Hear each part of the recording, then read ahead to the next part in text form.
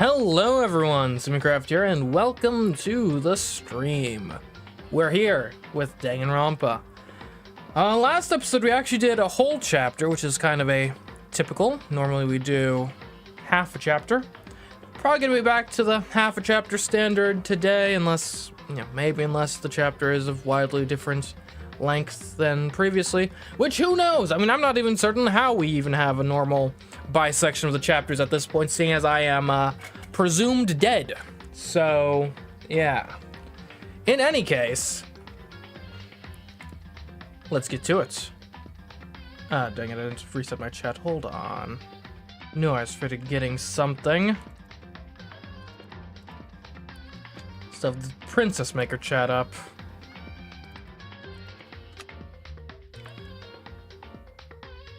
There we go. Okay. All right, well, onwards into Danganronpa. Hello, Jennifer. Hello, Hansel. Hello, all viewers. Let's have some fun.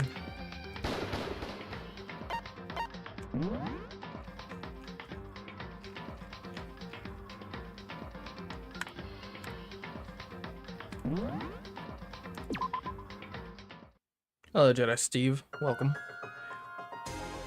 The ultimate despair. A group of people who caused the tragedy 1 year ago.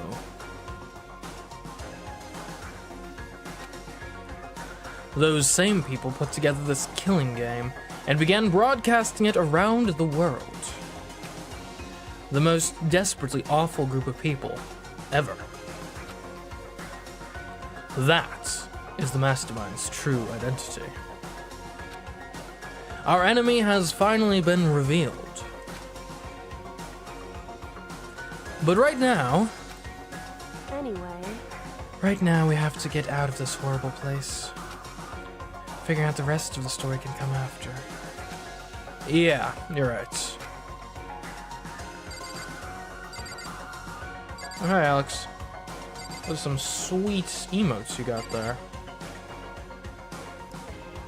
Alright. So we gotta get out of here. Obviously the door is probably the way to do that. So let's look at the hydrogen bomb, though. Well, that's a rocket and a tank. I'd better not think too much about what I'm seeing down here. I wonder, it sort of resembles the thing from that cinematic at the very start of the game. I don't think it's quite enough to say, yeah, it's that, but it's similar, I recall. There was like a rocket involved in the beginning, right? And I've kind of forgotten mostly, and it hasn't really come up.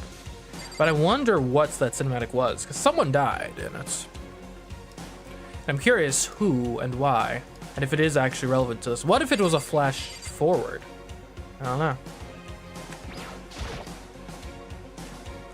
There's so much garbage here. I can't believe this place is even still inhabitable. I mean, it's not really still inhabitable, I'd say. Is that an airplane?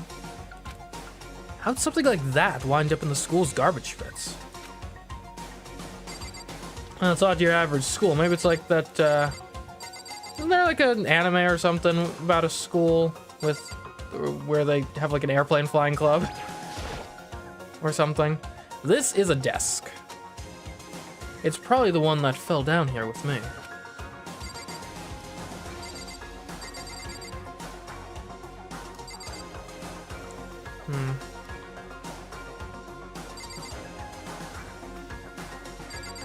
Okay, well, let's talk to Kyoko. Kyoko, do you still have that one thing? Monokuma's secret tool that you got from the headmaster's room? Okay, yeah, this is probably what we need. That's actually what I was expecting her to throw down here, as opposed to herself. Indeed. Of course I do. It's an absolutely vital part of ensnaring the Mastermind. I would never part with it. And it can open any door in the school, right? That's right. Then we should be able to use it on that door, right? I think I know who the person was in the rocket, but I'm not sure if it's spoilery. So it's okay, well, when in doubt, err on the side of not revealing spoilers, I'd say. Alright, let's get out of here. Hey, Kyoko, we can use that key of yours to open this door, right? Hopefully. It's true. Let's find out. Kyoko took out the key with the Monokuma design on it and slid it into the keyhole. And then... we're in. Yes! It opened. Indeed. And now we can get out of here. Let's go. Sounds good. We quickly opened the door and made our escape from the garbage pits. Finally. We were finally free. But there wasn't even time to take a breath of relief, because the real fight had just begun. Chapter 6, Ultimate Pain, Ultimate Suffering, Ultimate Despair, Ultimate Execution, Ultimate Death. Oh, we're already on Deadly Life. That's new. Like I said, I mean, depending on if this is structured from Deadly Life to the beginning, who knows, we might even just do the whole thing. I don't know. After leaving the garbage pit, we found ourselves in a tunnel extending straight up like a chimney. There was a metal ladder leading up into the tunnel. We started climbing the ladder, intent on reaching the surface. The ladder was impossibly long. I couldn't even see where it ended. We climbed into darkness. The passage was so dark and cramped, I couldn't even see my own feet beneath me. I had no idea we were so far down. Hey. Don't lose your footing. If you slip, we'll be able to catch you. Yeah, I'll be careful. But now that you said that, I'm getting kind of nervous.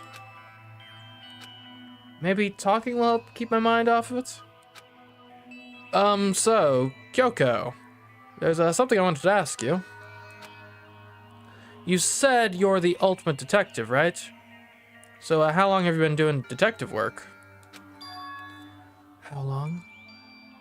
So... Ever since I can remember. I come from a long line of detectives. Detective work is in my blood. There was a time when being a detective was considered a sacred duty. My family's always seen it that way. Then, is your family famous? I think if you're a detective, you almost might want to not be famous. It'd make it easier to do the job. Wrong. Quite the opposite, actually. See? See? Even among actual detectives, many people haven't heard of us. Oh, wow. Huh, but how come? It's like your family tradition, right? So... Right. Because we take pride in it. Pride? Indeed. A detective is neither light nor shadow. We represent neither justice nor evil. It is how we can uncover the absolute truth. We stand neutral in all things, and to do that, we have to stand separate from the rest of society. Which is why we've made a conscious effort to conceal our existence. Almost reminds me of L from Death Note, kinda. A conscious effort? It's true. It's kind of old-fashioned, and I can't say it's entirely rational. But it's our family creed, and we do what we must to protect it. Because, like I said, it's our source of pride. So, by implication, that kind of means, like, if she's willing to tell us this, that must mean she kind of really trusts us, you know, to entrust us with this secret of her detective tradition. Pride. So that explains. Before I came here, when I was looking up info about the school online, I never saw anything about her. Because she hid herself on purpose to protect the pride of her family. However... And yet... Yeah, I did sacrifice herself, true. I'll be honest, in the moment I did kind of assume and hope she had some sort of ace up her sleeve that she was going to pull out at the last second to make me not die and get executed. And yet, I gave up some of that pride. Huh? In order to enter Hope's Peak, I had to reveal myself to the school. I did knowing it was something a true Kirigiri detective would never do. But the reason you gave up that pride, the reason you'd go so far to enter Hope's Peak, it was because that's how much you wanted to reconnect with your dad, right? And there's no shame in that. What? Reconnect? I had absolutely no desire to reconnect with my father. Oh, really? Huh? But you'd be reuniting after all those years, right? You would have had so much to talk about. Wrong. There's nothing I want to talk to my father about. Is it like a bad relationship or just like a cold one? However, There's something I wanted to say to him, though. Oh, come on, semantics! What? I... No matter what it takes, I have to find him and tell him face to face. What is it? So... I want to sever all ties with him. Because it's a bad relationship. Huh. Sever? Last time I saw him, I was still very young. So I don't remember myself, but apparently he was extremely intelligent. I could see it. I mean, if intelligence is a genetically inheritable trait, then you certainly got it. He was in line to become the next head of the Kirigiri family. He was talented. He had a promising future. However... But he had no interest in detective work. Ooh, that's an interesting twist. The daughter of holding the tradition that her father did not. That he shunned. So he cut himself off from the family. Not long after that, my mother died. He simply ran away. Went to my grandfather and they had a huge argument. And young as I was, he left me behind. I'm sure there was a reason for that. I'm sure your dad wanted to take you with him. Right. If that's true, then I need to thank him. Thank him for leaving me. Ooh, harsh. Because unlike him, I take pride in the work I do. I take pride in my family name. So every last part of me is happy he didn't take me with him. If I'd gone with him, I never would have had the chance to become a detective. Fair.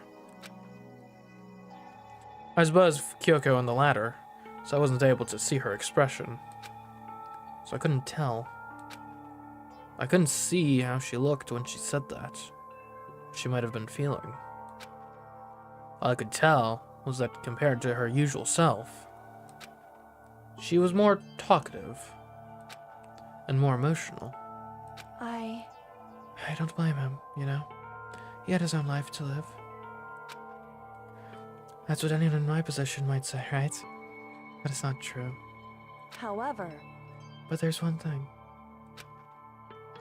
One thing that I can never forgive. Really? So... The way everyone else looked at me. When? I was never sad about being left behind. Like I said, I think it was a good thing. However... The rest of my family looked at me. They saw something different. They only saw me as the little girl that was abandoned by her father. Ooh. That's how they see me even to this day. His shadow's been following me my entire life. Think of it. I need him out of my life. I need to step out of his shadow. Correct. That's why I have to find him and tell him we're no longer family. In order to settle the past.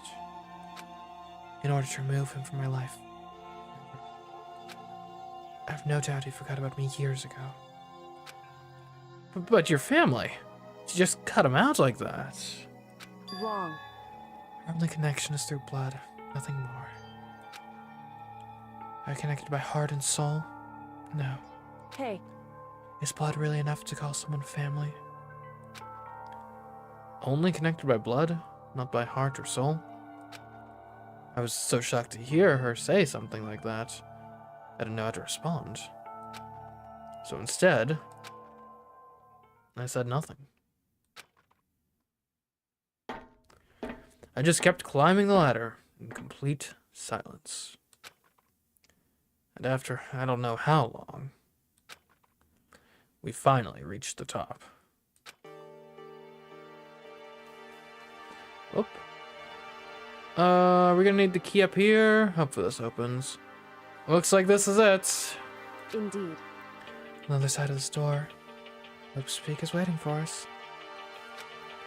We're back. We're so back, guys. That's right. Remember that hatch in the ground near the trash room?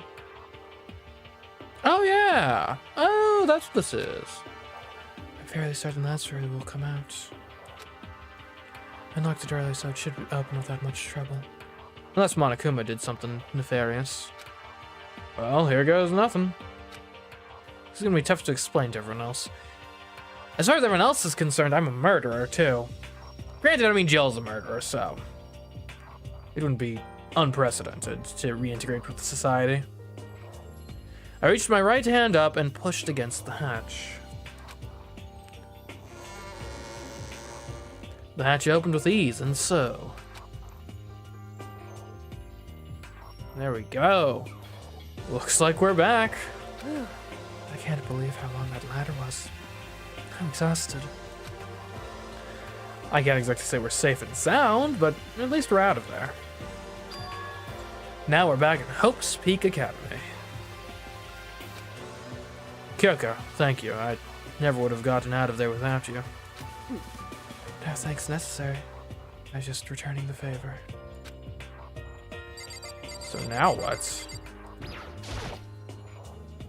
So now what do we do? I'm glad I didn't die, of course, but if the mastermind finds out... And I'm worried about you, too. You helped me, so they might... Well, I mean, though, there isn't an explicit rule against surviving execution or saving someone from the trash pits, right? And Monokuma is evil, but he's, like, lawful evil, typically, so... Listen. You're worried? Yeah, of course. So then... Let's just get a concrete answer. Huh? In other words... Let's ask Monokuma if there's a problem with you escaping. I mean, like, yeah, like I said, there's not a rule against avoiding execution. Wait, that's... However... If we try to hide, it's only a matter of time till we're found out. Yeah, it's not like we can run anyway. As she said that, she pointed at the nearby surveillance camera. I feel like this game is turning me into such a rules lawyer. Yeah, there's a rule about breaking locks. We have the key, so... So you're saying rather than stressing out over getting caught, we should just give up now? Don't worry. What do you think is going to happen isn't. Because the mastermind is the one that's ensnared. With some confidence. I'm not sure I quite share that confidence, but... I'm game. Oh, I almost forgot my lights. Sheesh. There we go. The mastermind is ensnared.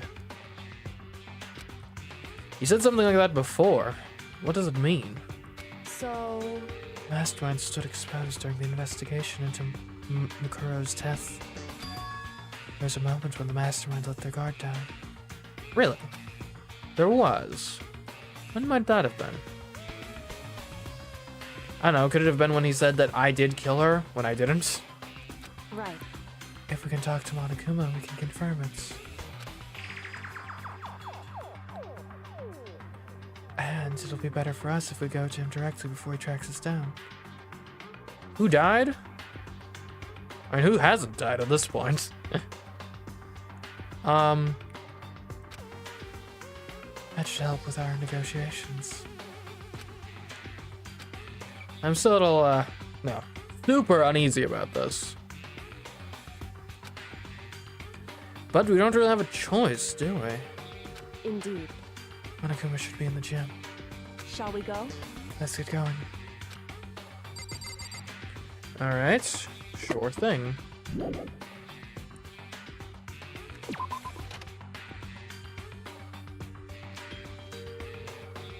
This is chapter 6. Oh, the rest of the chapter who died in chapter 5? Me. Technically. Well, not no, technically I didn't, but... De facto? De jure?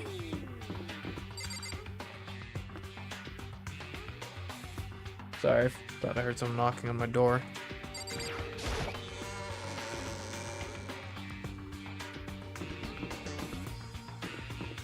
Are we going? Where are we going? Headmaster's office? Is that where Monokuma would be located? He is the headmaster of the school, is he not? Kinda? Well, if not de jure, at least de facto. Shall we go? I need to get to the gym. To Monokuma. Right, the gym. He's cool like that.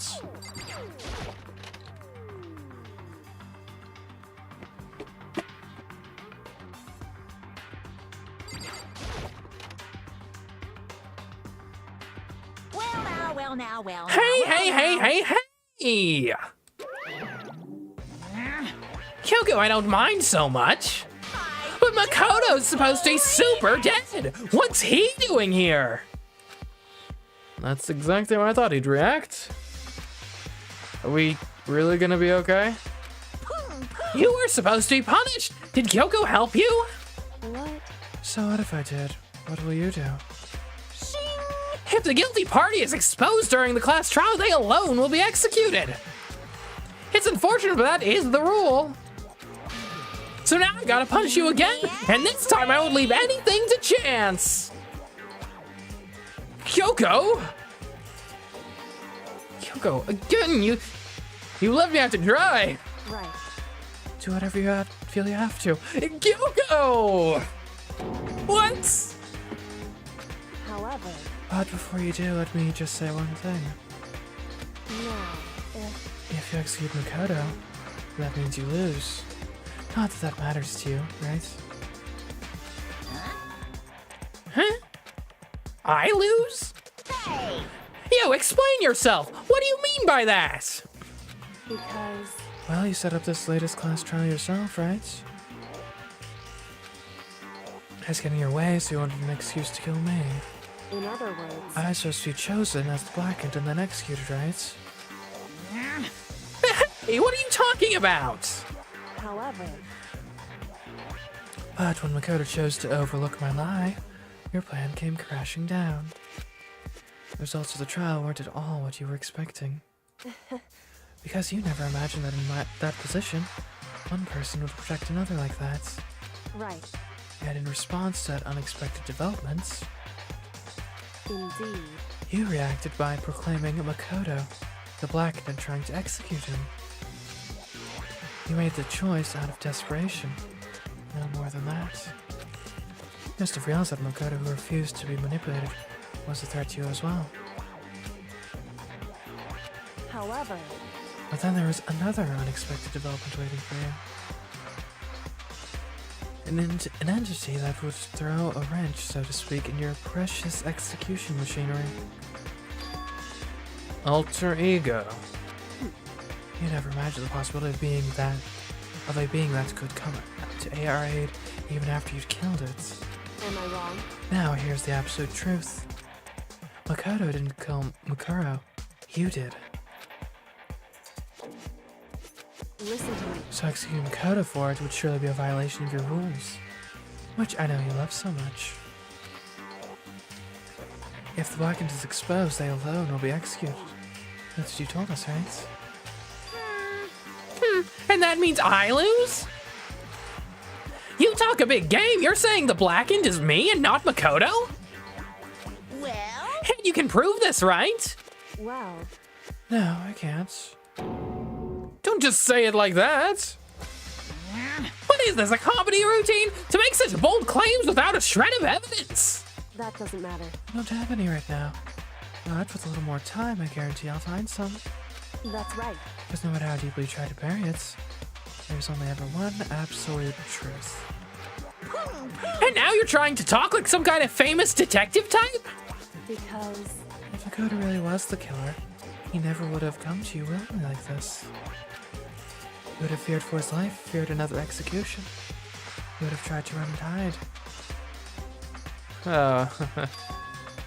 He would have been gripped by the despair he loves to inspire. however, But here we are, confronting you with nothing but hope in our hearts. What the heck? And that's supposed to be enough to convince me in the absence of evidence? indeed. It's not you I'm trying to convince. Hey, If you were to execute Makoto now, everyone out there watching this would be extremely displeased. I mean, yeah, imagine the storyline you could get out of this. Makoto, He escaped execution, and now he's back for revenge. Huh? Indeed. Imagine what everyone out there would think if you killed Makoto. They'd assume that you killed him because what we said is exactly right. Listen to me. Despair can never kill hope. Huh? Hey, Of course you can say we're just making this all up. You're welcome to prove us wrong. No, you have no choice but to prove it. Because if you kill Makoto without proving your own innocence, you'll be accepting your own defeat. If you want to earn our despair fair and square, that's what we have to do. then I suggest you take my advice. So what is this advice of yours? It's true. To do Makoto's trial over again. Only this time you follow the school regulations to ensure a fair trial. Yeah, retrial. We're going out. We're appealing it. It's time for one last showdown. One final battle between hope and despair. Oh wow. Is this is the last chapter of the game, is it? Hey, Wow, that would make for a proper climax, wouldn't you say? A fair trial. One last showdown. In other words, this would be our chance to expose the true identity of Makoto's killer, of the mastermind themselves. But what reason would the mastermind have to accept the challenge? They'll probably just execute me without another word.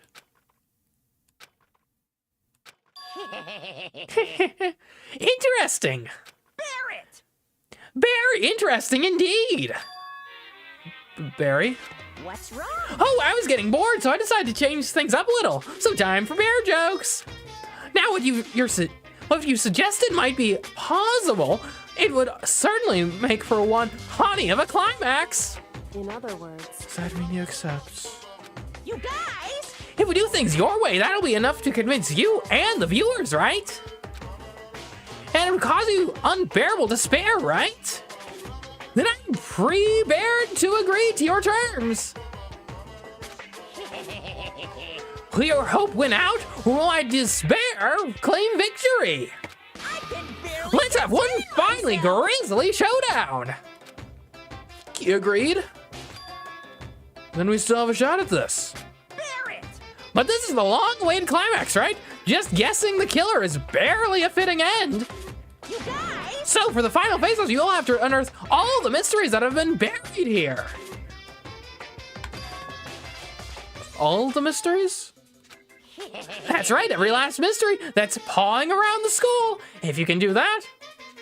Pawing? I don't even know what that's... What's the pun there? I can barely contain myself! That'll be enough to qualify as a victory for you. Koalas are marsupials. it's true. That's what we've been trying to do all along. Okay, well, good. Let's bear it all.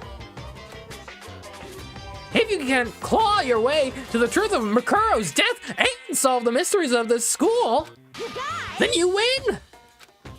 But if you can't do all that, well, I'll face execution, right? I can barely contain my excitement. When you learn the whole truth, what kind of despair will you show me? We're as excited as you are, I'm sure. Listen to me. When we've uncovered every last truth, how will the ultimate despair reveal their own despair? I honestly can't believe how this has all turned out. Hey, But before we get started, I want to clarify one more thing. Do you remember the rule? When one student kills another, that's when a class trial is held. What's wrong? I remember that for sure, so what? hey, I just want to confirm that is what you said, right? And it's a true statement? You don't have to be so suspicious. I've said it before, but it bears repeating. Everything is based on the school regulations. And having a trial for Makuro is no exception to that. So that means it was a student, one of the 16. Interesting. Huh. Mukuro's trial is no exception? Then it's part of the regulations. which would have to mean that whoever killed Mukuro. It's a very polarizing approach, I know, but okay, enough puns. Oh, polar.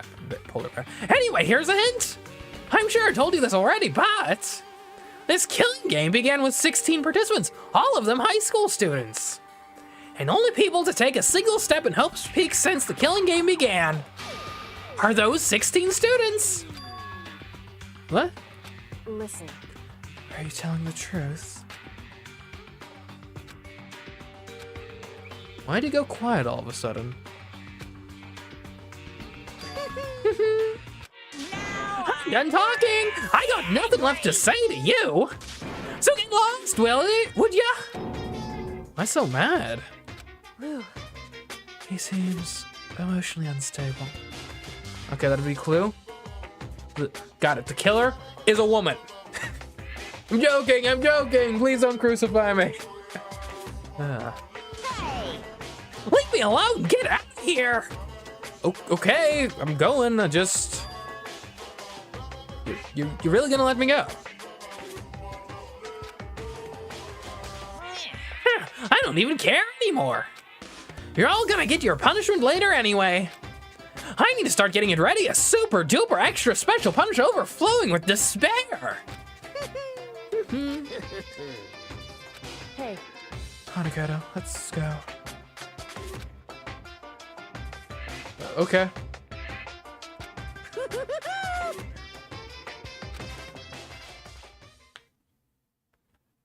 Monokuma's unstable laughter seemed to cling to us as we walked away. And just like that, we were out of the gym.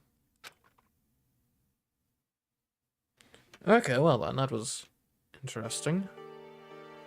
So we need to uncover all of the mysteries. But what qualifies as a mystery, specifically? I could hardly believe it, but somehow I ended up not getting executed? I saved my life, and we still had a chance. Overall, things started out way better than expected. Once again, I was in Kyoko's depths. Kyoko, thank you. Everything I have right now is because of you. however, Don't thank me just yet. The real battle is still ahead of us. Yeah, true. whew, Still, glad it worked out. Wait, so you weren't certain this would work? I wasn't sure if the enemy would accept my proposal. That's twice now you're willing to just let me die, potentially. Or at least risk it happening. But honestly, why would the Mastermind agree to that? I mean, they don't stand to gain anything from a final showdown, do they? Makoto, it's a TV show. Think about the ratings. Ain't that right, Twitch? so, I had no choice but to accept. Huh? because, It's all because of that one moment that the Mastermind let their guard down, like I said. So when was it that the Mastermind let their guard down? so, I wasn't there to hear it myself, but do you remember what the Mastermind said? They said they had hijacked the airwaves to broadcast our school life to the outside world, right? Yeah, they definitely said that. listen, And what did you think when you heard that? Pretty hard to believe, right? Well, I mean, the idea of actually taking over the airwaves seems so unbelievable. indeed. You don't exactly read about something like that happening very often. So it's hard to imagine. In other words, that kind of thing is extremely difficult to pull off. However, And yet, somehow the Mastermind was able to do it. in other words, But think of it another way. There must have been some reason they had to do something that difficult. Is it because no self-respecting network would willingly broadcast this? Did they get their pilots, like, rejected by all of the networks and they're like, you know what, screw you guys. I'm just hijacking the airwaves. I'm just going to broadcast it myself. A reason? so, To show the world something, no matter the cost. It's killing each other. They want to show the world? it would seem, Mastermind has been very adamant about not killing us directly, but forcing us to kill each other. Wait a minute, hold on. Is this a Dark Knight situation? Is Monokuma actually the Joker? It's not about, the actual outcome of what happens. It's about showing the tragedy of humanity along the way. It's about showing that when you put people in a couple of boats with bombs strapped to them and the trigger for the other boats, that with the words that you'll both blow up if you don't blow the other one up, that boom, the fireworks happen. Is that what's going on here? And all their rules and regulations were designed to encourage that. Yeah, that makes sense. If the stupid regulations didn't exist, nobody would have killed anybody. In other words, So the Mastermind's ultimate goal is to make us kill each other and show that off to the world. Monokuma's clearly just a misunderstood artistic genius. Could be. I mean, let's be honest, if this was on TV, I'd watch it. Granted, I'd watch it probably under the assumption that surely all the deaths are fake, right? But it would be entertaining. But why? correct. To prove a point, most likely. Prove a point? Hey, The outside world has a name for the students of Hope speak, right? A certain concept. You're talking about hope, right? that's right. And for those of us who represent hope, to kill each other and sink into despair. The Mastermind wants the world to see that, to try and prove that despair is better than hope. That's their goal, is the ultimate despair. It's like reality TV, but slightly more evil. Agreed. I will say, in terms of a reality TV show format, it'd be very entertaining. I'm not sure it would work super well, because you do have the risk that, in theory, after the first murder, like, they could just get it wrong, and then they just all get executed. And then your show's over. Which doesn't seem great. But, I mean, that sort of Damocles, though, gives you so much extra tension. Right? So I wouldn't really want to take it away. What? They want to prove that despair is better than hope?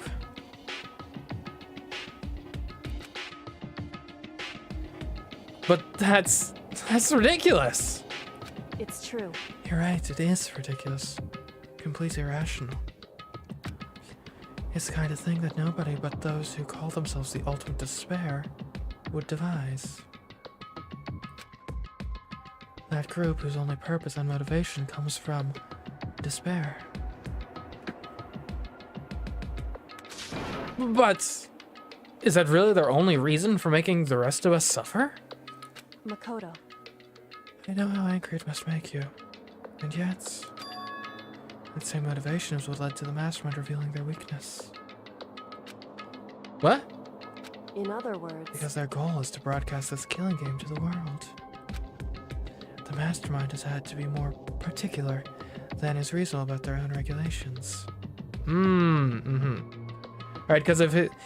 Just like in like reality TV, if it comes out that, oh, it's all rigged, then now the investment goes off a cliff. You know? If the Mastermind simply ignored their rules, this wouldn't have been a game, but a one-sided slaughter. at the very least, At least that's how those who are watching this would have seen it. And that's why the Mastermind couldn't kill any of us themselves.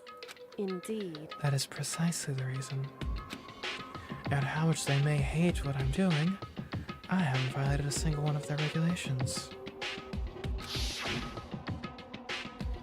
Junko broke the rules, so she was punished. But in my case, they couldn't lay a finger on me. Right.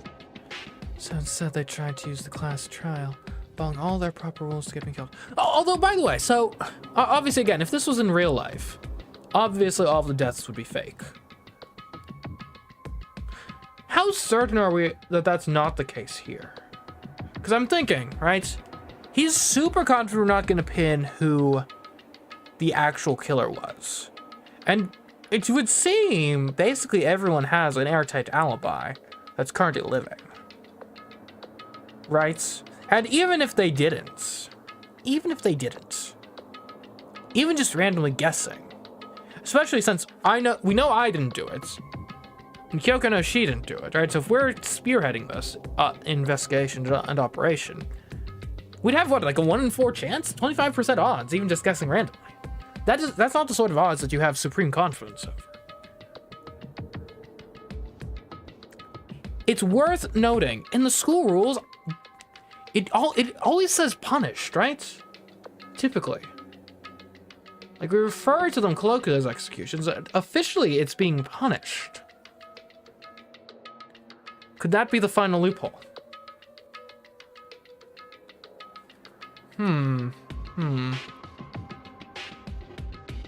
I don't know. And it's been alluding to that too, right? With the photos we've been finding at the various floors. So maybe. So instead they tried to use the class trial, following all their proper rules to get me killed. They began a trial that didn't have a right answer, then made me out to be the killer. But even that didn't work. It's true. Yes, thanks to you. And due to that failure, the mastermind took yet another risk. They attempted to kill you instead, who also is not the killer. And when that fact was exposed on live TV to the entire outside world, the mastermind had to accept your suggestion? Indeed. To prove to the world that despair is better than hope, they had to defeat us in perfect form. In other words, It would only do the mastermind harm to have it show that they'd violated their own regulations. But all of that was a hunch, right? And you were still able to get the mastermind to accept your challenge. however, Well, it's only thanks to you that we got that chance. Because you believed in me, another path opened up. Still, I can't believe how much of the mastermind's thoughts and plans you were able to figure out. I didn't have the slightest clue. wrong. And then, though, I couldn't prove any of it. It was just my reasoning. Essentially, I was making a bet. But it looks like I got it right. This time, at least, I won the bet. She let out a quick sigh. I took it as a small sign of relief. Or sign. Huh? Small sign of relief? Sigh of relief? I don't know. To be honest, I haven't been that nervous in a long time. I totally couldn't tell you were nervous at all. You seemed totally confident from the moment we decided to go talk to him. Well, presenting a strong demeanor is a fundamental part of negotiation and persuasion, wouldn't you say? Plus, if I'd showed my uneasiness, that would have just made you that much more uneasy. Yeah, you're probably right. How pathetic. However, Anyway, we can't relax just yet. All we've done is earn another chance to fight. We have to win this time, correct. or everything we've gone through will have been for nothing. You're right. If we can't defeat the mastermind, it'll cost us our lives. There's no option except to win. Hey, But before we begin the final battle, we have to tell the others what's going on. Yeah, they're, in for a bit of a surprise, aren't they? True, but now we know who our real enemy is. All we have to do is work together with everyone to destroy the mastermind. And although the person we need to find is a student. If they're someone who's currently alive, then it isn't necessarily going to be all kumbaya and whatnot. She's not being in bed soon. Maybe. Though, I mean, technically the rule is just that you can't sleep outside of your dorm. It's not that you have to be in bed by a certain time. Work together with everyone. however, Is that really possible? Huh? anyway, Anyway, right now we have to go find the others. shall we go? They're probably in the dorms somewhere. Shall we go? Alright.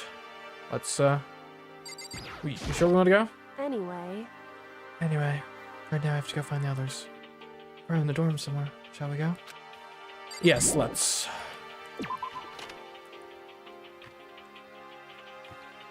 Oops. Alright, friends, acquaintances, people of all kinds. Although maybe we want to go shopping first. And we're in the area. I'm actually surprised they let us go in here right now. Alright, what is the status of the Mono machine? Alright, okay, we're going shopping. And we have 363. Got like about 10% odds of repeats. Okay, so, and maybe once it gets to the point where it's, because it takes like 100 to get a guarantee, right? Something about around there. Okay, so hold on. So there's 81 items, right? Or possibly 82.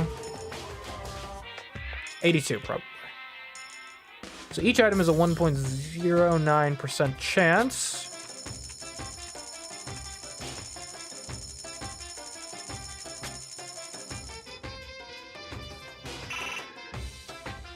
So yeah, there's probably about 10 items left. All right, let's get on it. Basically, we're going to hope for, because I would like to get all the non-repeats. If we can just get to the point where we have enough coins left to 100% the rest of the items, then we'll do it. Granted, we do need the odds to go our way in a slightly typical fashion. So we'll see.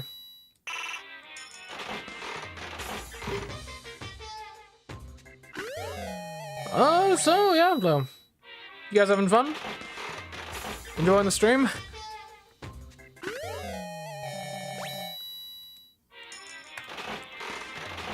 Yesterday's stream was fun. Went a lot longer than I expected. Like, for some reason in my head, Princess Maker is always like, Princess Maker 2 specifically is like a 3-hour experience. I ended up going on for like 6.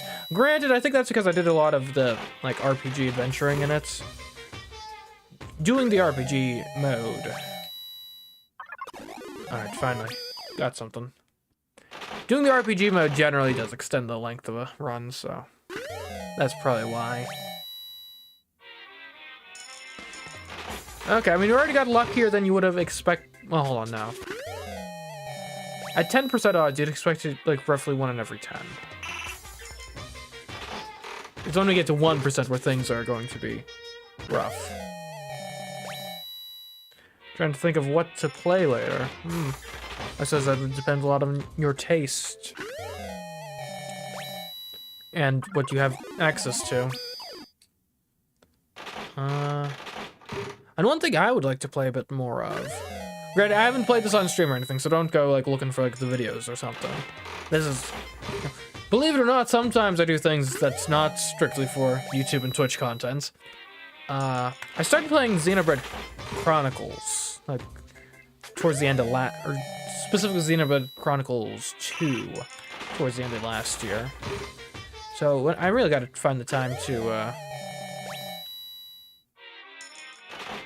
get back in there, because it's a fun game, good story. I really like a satisfying narrative in video games.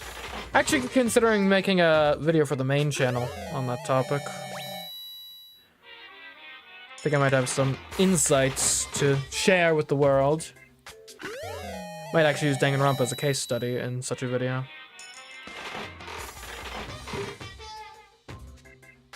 Ah yes, Red Dragon Inn.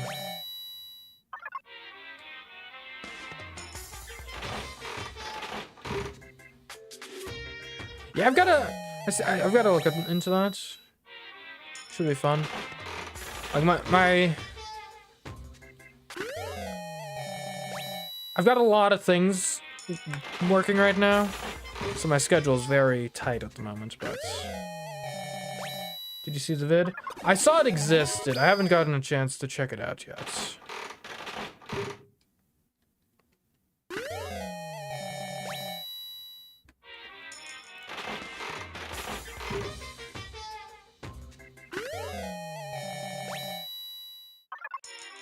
But I've got some large projects that have been taking up a lot of my time that are hopefully going to be coming to an end within the next month or so. So once I have that behind me, I should have more time to enjoy life. More time for some pure recreation. Although the issue is once I have time for pure recreation, it's like a coin toss chance that I might just come up with some other project that's like the new thing. So 91.56, that probably means what, 8 items left? It takes 82 to guarantee an item.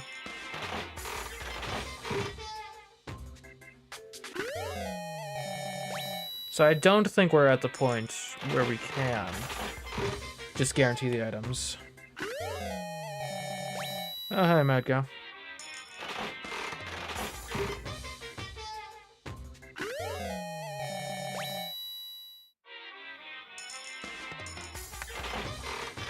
Oh, I'm glad you're happy with the top of the stream, Sadie.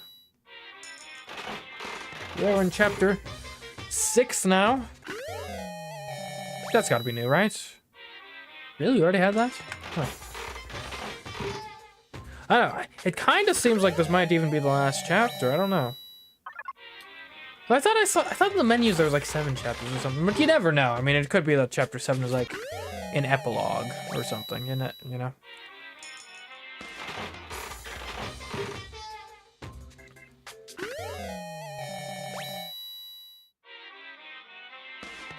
Jackbox and Splatoon, those are fun experiences. Too much gambling, it's hard to tell what you already have. Yeah. I'm just too successful at gambling. What can I say? I win so much, I can't even remember what I win. We have won so much that we are tired of winning, people. Many people are saying this. The winning, it is overflowed the whole stream. It has gotten to the point where we can't even remember our victories. They're so numerous. Numerous, I don't think, is a word that... Look, I mean, the man has like an Ivy League education, I think, so I'm sure he knows what numerous, but it's not just his style, is it? Mr. Professional Gambler here. Indeed, indeed.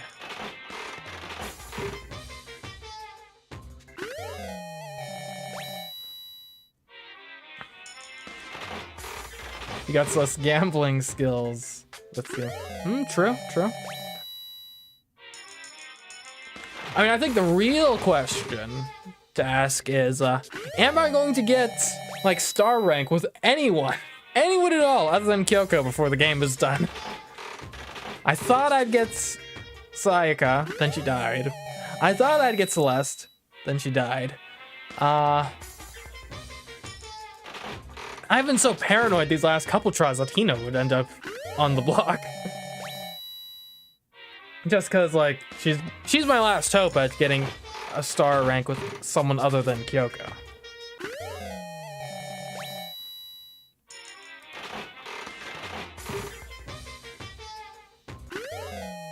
Done a lot of Hina events. Yeah, but I'm still not all the way through. So I'm hoping I'm going to get a chance to do the hopefully the last of them this time. I'm assuming it's still the last of them. Okay, so we're at... So it's like 1.9, right?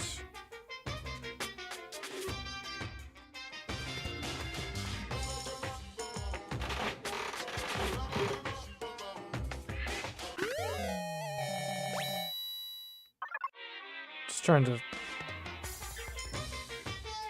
So it's gotta be 6 items left, right? I don't think that makes sense, Matt. It can't be 3, though. Yeah, it must be 6.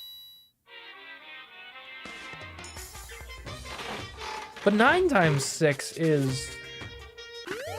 what?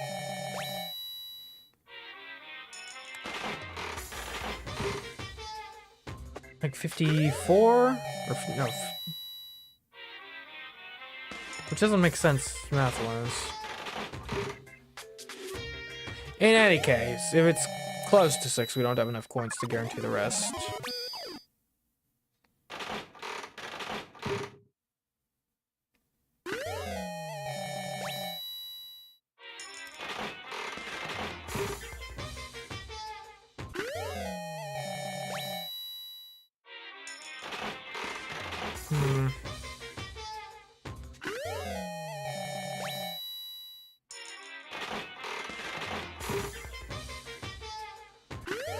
And the odds are going down and down every time we get something new at this point. And I guess it's always been, but going from like 10 to 5 is a significant change versus going from like 95 to 90.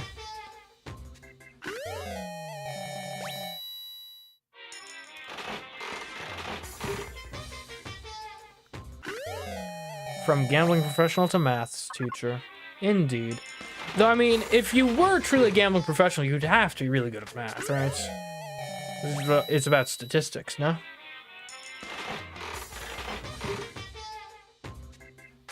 Wouldn't even blame you if you dumped a bunch of coins in at this point. Well, the issue is, and we established this last time we were here, it doesn't actually make sense, like, mathematically. Doing them one at a time actually gives us better odds than putting in a bunch of coins at once. Because as we've established previously, putting in 10 coins to increase our odds by like 10% is way worse than just getting the odds several times over. Now, there might be actually a point where it crosses over, right?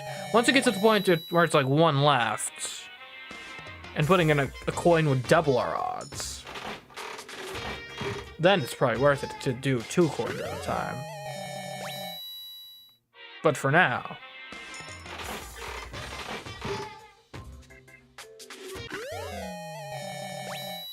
I'd say it makes sense if you were trying to complete the collection. It's a question of time versus coin cost. But like, I guess it would take less time, but I am trying to complete the collection. Because why not? But in terms of coin efficiency and statistics, it's better to do them one at a time.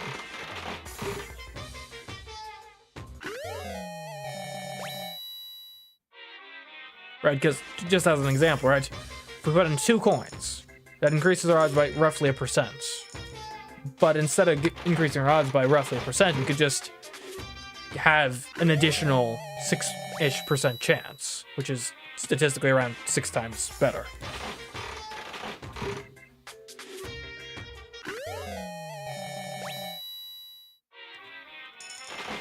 Alright, I may have accidentally used 2 coins there.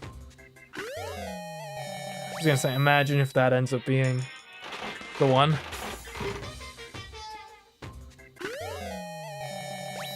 I do love how Danganronpa, I guess, was at the vanguard of gacha mechanics.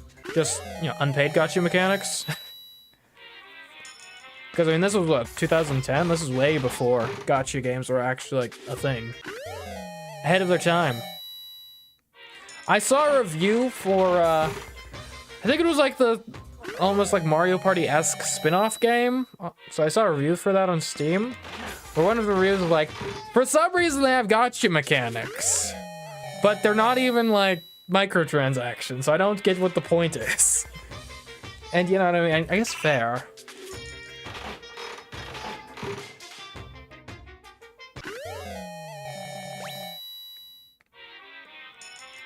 Decent at math, but bad luck in gambling. Well, the issue with gambling is, in theory, all... Didn't Link's Awakening have gacha mechanics? It had something like that. Maybe like a claw machine? I don't know. Look, I'm not saying Danganronpa was the first game to implement a system like this. That's definitely one of the more prominent examples.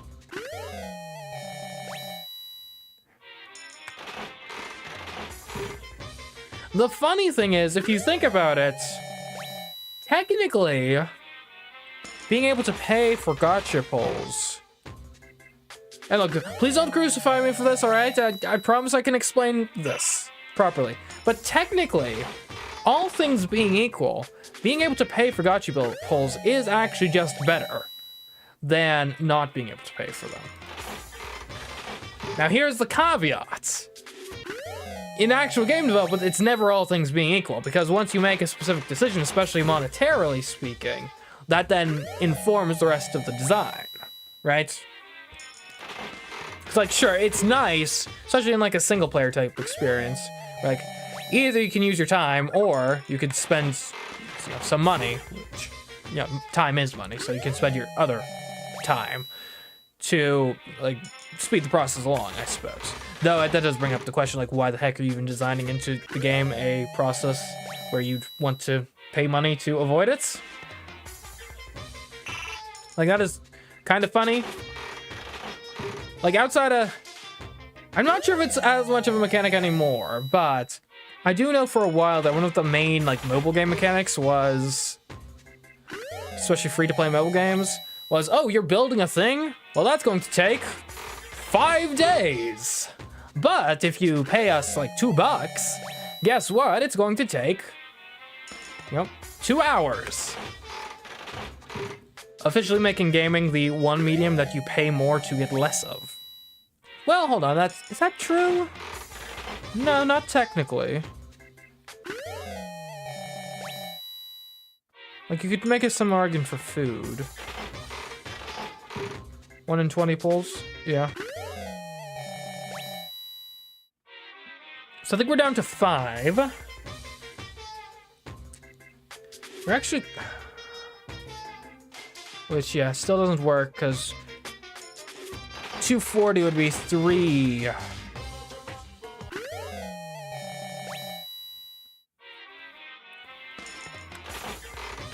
Would be 3 full pulls. Thereabouts.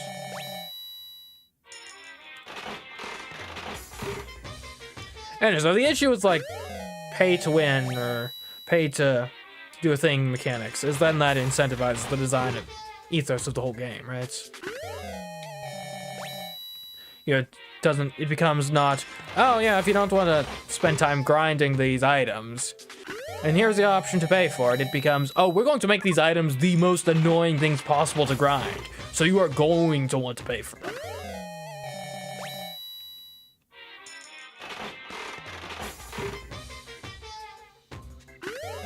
This reminds me of killing the same enemy in an RPG game over and over to get the 0.1% chance of an item drop.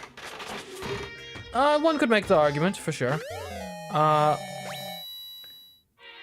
Also, we're on like 4 pulls now, I think.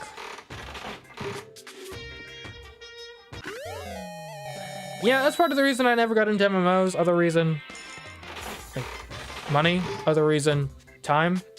Which, time is money. Oh man, I saw such a funny video the other day. It's about how Facebook is evil. Anyways, maybe I'll post it in the Discord. I don't know. Do we have a channel for just general, like, memes and funny stuff? Should we? I don't know. For someone who makes, a living based upon social media and whatnot, I'm actually kind of terrible at social media. I'm not a habitual poster, is the issue. Like, by my nature, I'm actually a fairly private and reserved person.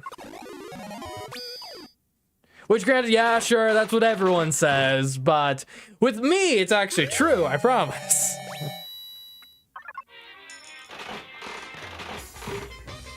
All the celebrities being out here like, actually, I really appreciate privacy. Yeah, sure you do, you narcissist.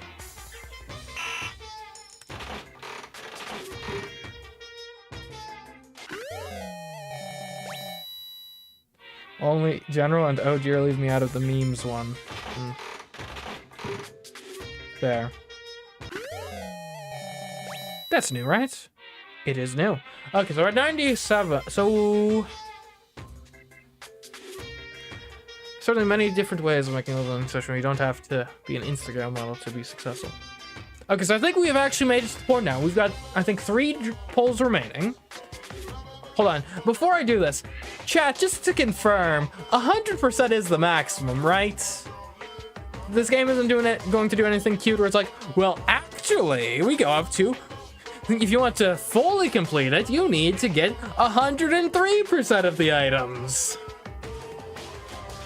Right? 100 is maximum. It has to, because it's a repeat percent chance, right? Otherwise, they'd just be lying, statistically speaking. Anyways, I'm going to, like, dump all my coins into this, unless someone stops me. Now, technically, I think we're going to be a couple coins short.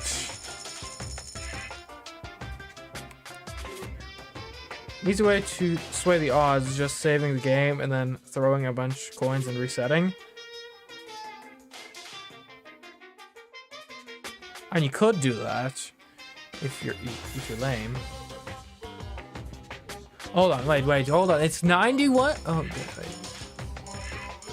Oh, right. Of course, the more things we get, the more coins it costs to guarantee. So now it's 90 coins to guarantee one. Do we have okay, hold on. We can't do it yet.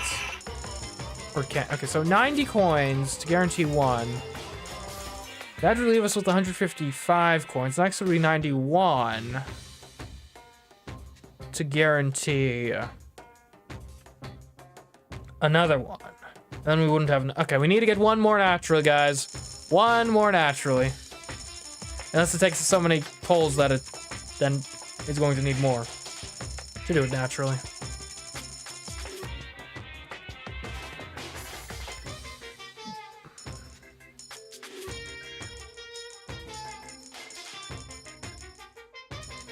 We're not quite at the point where 2 makes sense.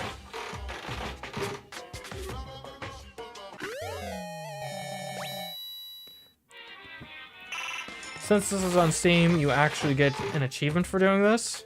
I don't have such bonuses on Switch. Yeah, that's always been a weird thing. That Nintendo never got on the bandwagon for, like, global console achievements. Kind of weird too, because then you look at a lot of their games and a lot of their games have basically like analogous things, right? You look at Super Mario Odyssey and they have like the Toadette quests, which are basically achievements, but then there's no actual framework for like showing it off or anything, which that's like half the point of getting a Steam achievement, just so then you can like display it proudly on your profile and look and be like, hey, I'm the guy who, I don't know, beats Danganronpa with a perfect score, or won 10,000 games of online chess. Oh, wait a minute, hold on. Odds went up. Or, okay, so we're actually ready. Because we have 2 remaining. It's time to spend money on the most expensive thing ever. Pay close attention to what these 91 coins are about to get us. This better be worth it.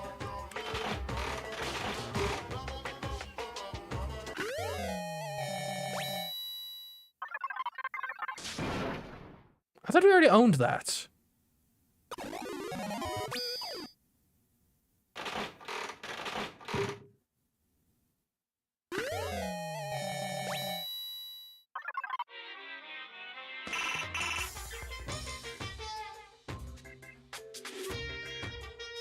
Am I insane? I thought we already owned that seat cushion.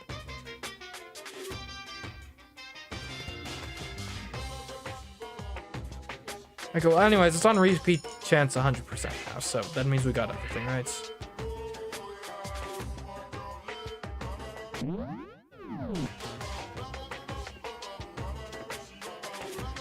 Maybe Monica was just screwing with us. I should probably get going. It was like so anticlimactic. Okay, hold on. Let me look at my. Maybe it's one of those things where like there's another thing that's like almost exactly the same. Mineral water. Like last thing we got was. Also, I swear we had 2 things left, not 1.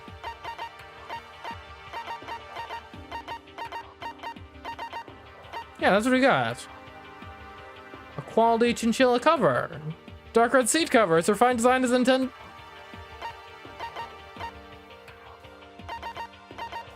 I'm so confused.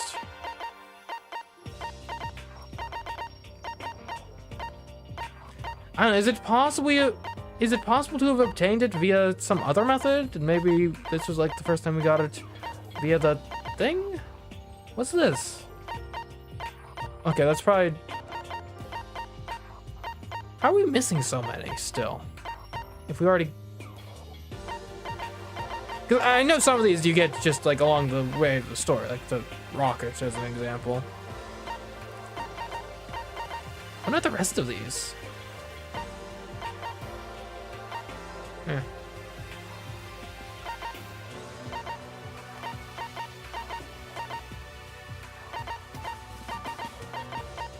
Really? Like, that's a lot. I can't imagine those are all things you get from, like, story progression.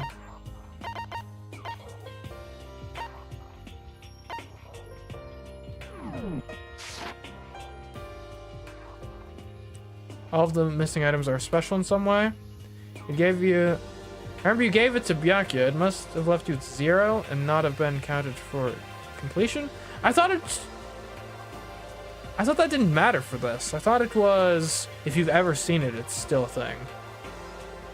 It's still technically a repeat.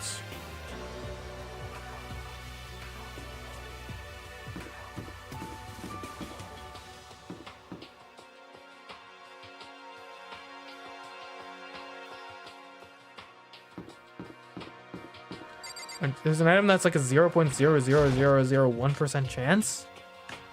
What? That's absurd. Alright, well, if that's what's required for completion, then call me not a completionist. Alright, let's visit Kyoko. Just a second. For some reason you need to search my room. Come on, we need to keep looking. Alright, what about my room? This is my room, I can't head back yet. Byakuya!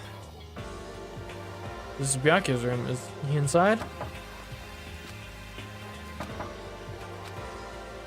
Hey. I don't think he's here. Come on, we need to keep looking.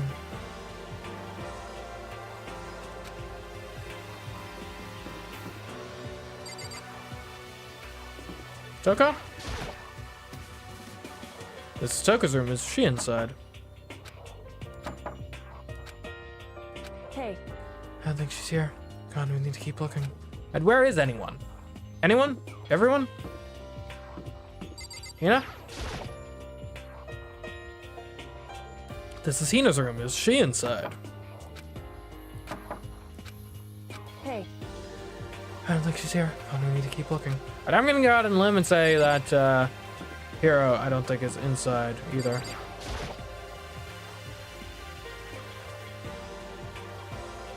This is Hiro's room. Is he inside? Hey. I don't think he's here. Come on, we need to keep looking. Where could we look? We checked everyone's room. I don't know, maybe they're in the dining area? Well, it's technically nighttime, isn't it?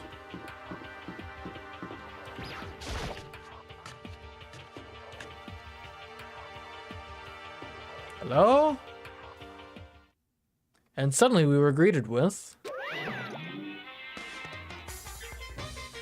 Oh, come on! Screw garage, yeah, and backslash semicolon, yeah, checkmate. Square brackets. Hey. You again? Hersk's that yes, trailer 3.2.1255. Are you leaking my IP address now? Is he broken? I suppose his emotional instability reached its limits.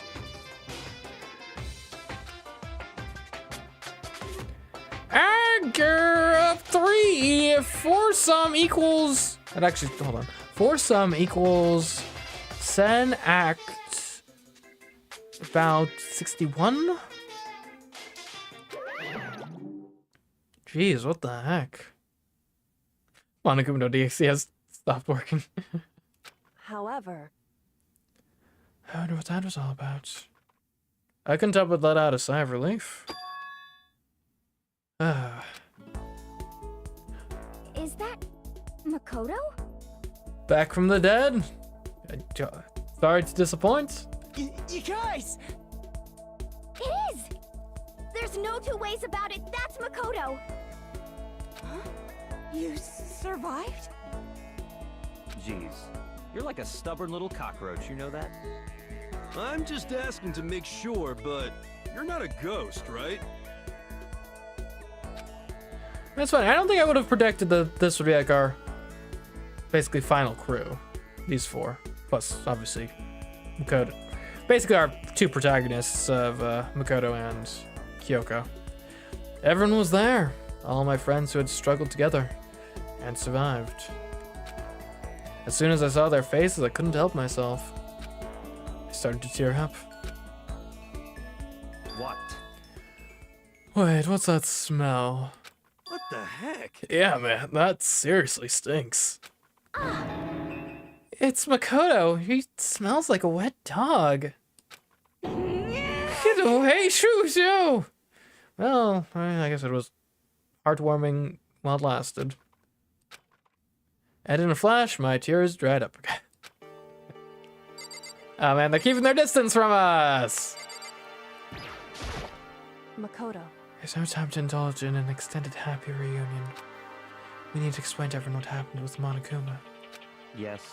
Explain? Explain what? But is it okay that you're here? What if the mastermind catches you? it's true. It's ready to what I have to tell you all.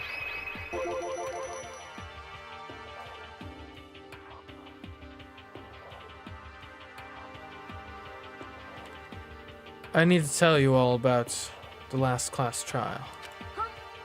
Last class trial? In other words, We're going to redo Mukuro's trial. Huh? Wait, seriously? How about that? What's the point of redoing it? Makoto killed her, right? No, I didn't do it. Like I keep telling you. wrong. Makoto isn't the killer. And of course it's not me or any of you. Then who is it? I see.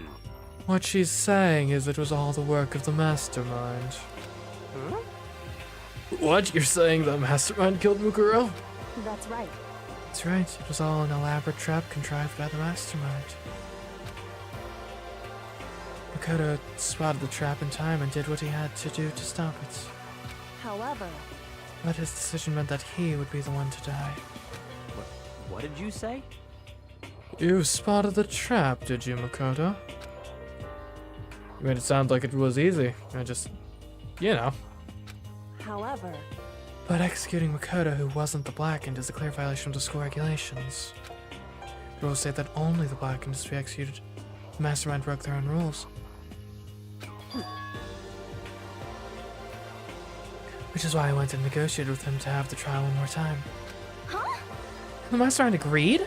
Does that mean they really did break the rules? Well, they had no choice but to agree. You used the TV broadcast to gain leverage you needed, didn't you? correct. Very observant of you. Naturally. I recalled you said at the end of the last trial. When you said now it's the mastermind that's ensnared. Well, that's what you were referring to. Don't be mean. Hey, I'm totally in the dark here. It's only because you're dumb and unobservant, man. For anyone who doesn't understand, you can ask Kyoko to explain it again later. So knowing all this, what do we do now? About that. It's about who killed Mukuro, right? So our job is to expose the mastermind? But there's more to it than that, correct? Yeah. For us to win this time, we have to solve every last mystery surrounding the school. Every last mystery? But But we've been looking all around all this time, and we still don't know anything, right? Anyway, You've probably guessed already, but if we lose this time, everyone dies. Everyone? Hey, who said you could agree to those terms without talking to the rest of us? I'm fine with things the way they are. I'm fine living here forever with Master. I, meanwhile, want to get out of here as soon as humanly possible. Anyway, At this point, the only way for us to survive is to unravel the truth. Interesting. In other words, one decisive final battle. A rather interesting development, I'd say. But To figure out who the mastermind is, and how they killed Mukuro, and all the school's mysteries? It's a pretty tall freaking order. Maybe, but this time the trial is different. We know our enemy, who our enemy is now. So if we work together and search as hard as we can, I'm sure we'll solve all those mysteries. I'm not so sure about that. Kyoko, quit being such a wet blanket! Huh? I Can't agree with the idea of working together with everyone. What do you mean? What do you mean you can't agree? You can't agree? Why not? I mean, working together with everyone seems like the most obvious way to solve all the mysteries. indeed. That's what I thought too. At first. Until Monokuma gave us that little hint of his. Hint? It's a very polarizing approach, I know, but okay, enough puns here. Anyway, here's a hint. I'm sure I told you this already, but this killing game began with 16 participants, all of them high school students. And the only people to take a single step in Hope's Peak since the killing game began are those 16 students. I see.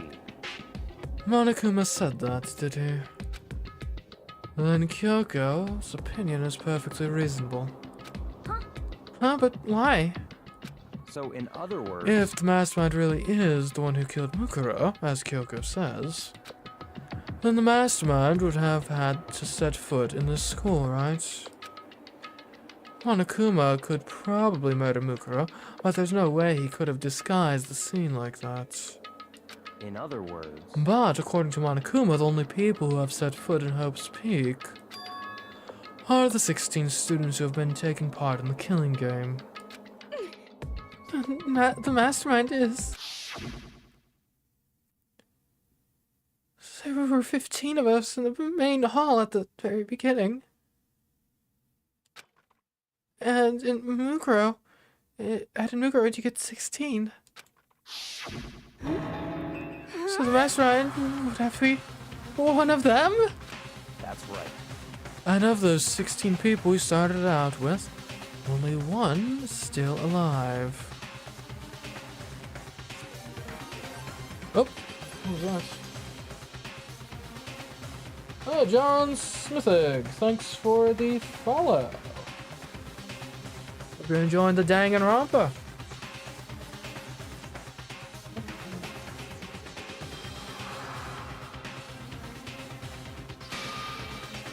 Are those people standing right here? Need I continue, or do you get it now?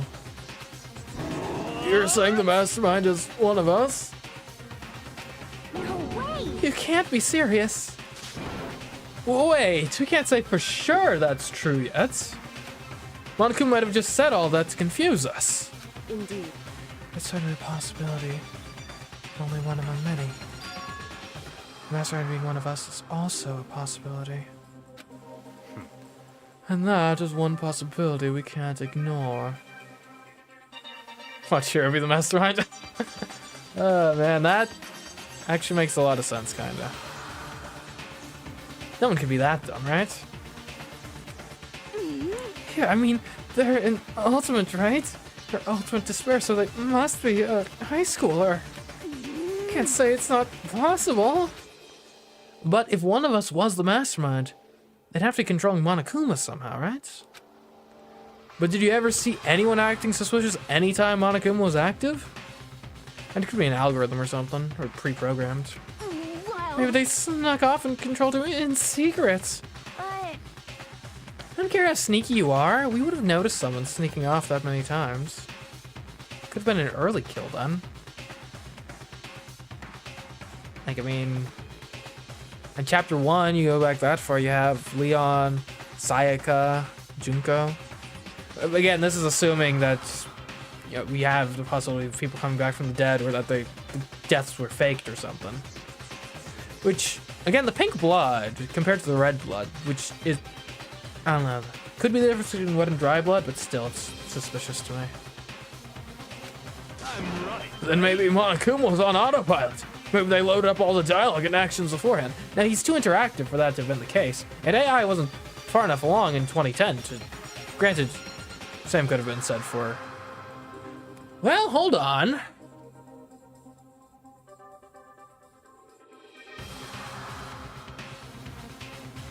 Chihiro would have had the technical know-how to make a Monokuma, almost certainly.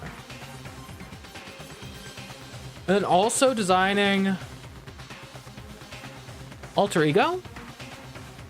Especially if this is all a TV show.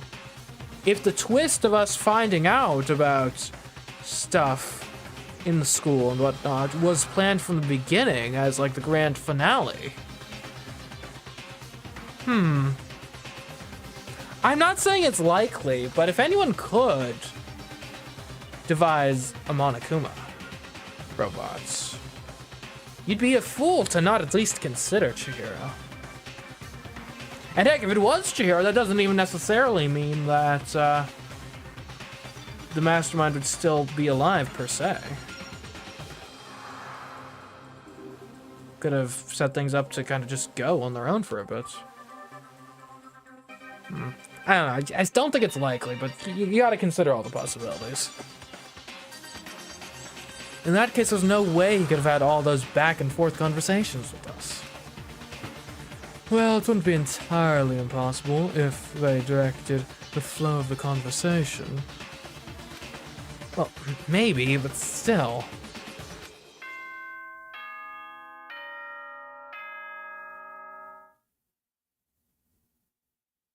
Directed the flow of the conversation. Who are you getting at there? I feel like Kyoko often directs the flow of a conversation she's in. Nah, it can't be Kyoko.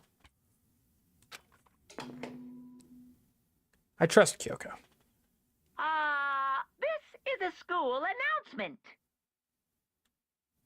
This is new. You've all probably figured this out by now, but at this point, the killing game has now entered true ending mode. Okay. So, in the name of fairness, I will unlock every room in the school. Oh, well, thank you. Look wherever you want. Solve the mystery in whatever way you see fit. Then we can all meet up at the class trial, okay?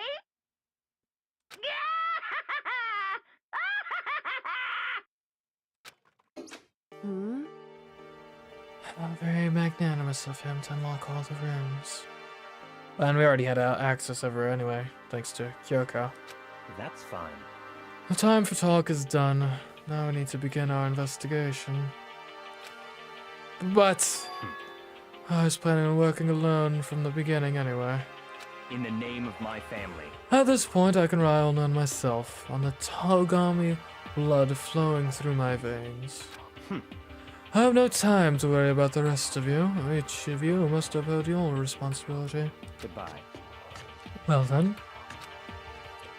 After making his final statement, Byakuya left the dining hall. Master? He didn't take me with him. Hey. Do you blame him? Without Master, the rest of you are like coffee with cream without the cream or coffee. It's like a mug. You're totally useless. So bye. Well, that Toko trudged out of the dining hall. And that's four can work, right? And now she's gone. And you're gonna go off by yourself, right, Kyoko? Indeed. That's right. Okay, three of us, three musketeers, power trio. Which just leaves Makoto, Hina, and me. You know? In that case, I'm gonna go by myself too. What, just me and Hina? That's it? Okay, I mean, I guess if it was just gonna be me and someone else, I guess Me and Hina's probably better than me and Hero. We might actually be able to solve something. Just a second. Wait, how come? How about that? Just wait and see. I'm gonna use my totally awesome spirit power to figure out the mastermind's identity. It'd be nice if that actually came useful at some point. Laughing loudly, Hera left the dining hall. Everyone's really gonna go off by themselves. And we could stick together, you know? I trust you, mostly. He's right 30% of the time. What about you, Hina? I guess I'll do the same thing. But, It's not that I don't trust everyone, you know? cause, I But mean, up till now, I haven't really been all that useful. I just depend on Sakura and everyone else. You're not useless. If you hadn't been here, I would have died. Makoto. It's really nice of you to say. But still, I know I've mostly been totally useless. okay. So I figure at least here at the end, maybe I can find something that'll help us all get out of here. So I'm gonna go off and do it all on my own. Okay, see you later. Hina was in surprisingly high spirits as she dashed out of the dining hall. And once again, it's just us two. Indeed. Okay, well, if I'm with Kyoko, then that could work. That's probably best case scenario, actually. Alright, Kyoko, best girl, what are we doing? So, you're gonna go off on your own too, right, Kyoko? However, Oh, don't misunderstand. Just because we're going to do our searches separately doesn't mean we can't still work together. so That goes for all of us. I think I see what you mean. Doing our own investigating doesn't mean we can't work together in the end. I should just see it as us splitting up to cover more ground. And then we can get back together and share what we found. Yeah, that's right. so then, Well, I'd better get going. I have an endless list of things I need to check. correct. Monicum said all the doors in the school had been locked, right? Or unlocked, actually. So she'd be able to investigate every nook and cranny in the school. We can visit all the places we couldn't go before. Makoto. Okay, no matter what it takes, we have to uncover the truth. By any means necessary. With that, Kyoko was gone, leaving only me. I don't have time to waste either. I have to begin my search. I still can't believe the mastermind might be one of us. So that's what I have to prove. I'll prove that the mastermind isn't one of us.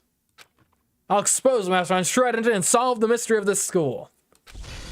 And then we can all escape together. It's investigate time, huh? I guess I'll start by taking another look at Mukuro's Monokuma file. Due to the explosion, the victim's identity is unknown. They were, however, dead before the blast. The victim had been stabbed a single time with a knife which went completely through the body. They had also been struck in the head with an object about as thick as a metal pipe. Oh, see you, there, Steve. The body was covered with other wounds, but these were at least several days old.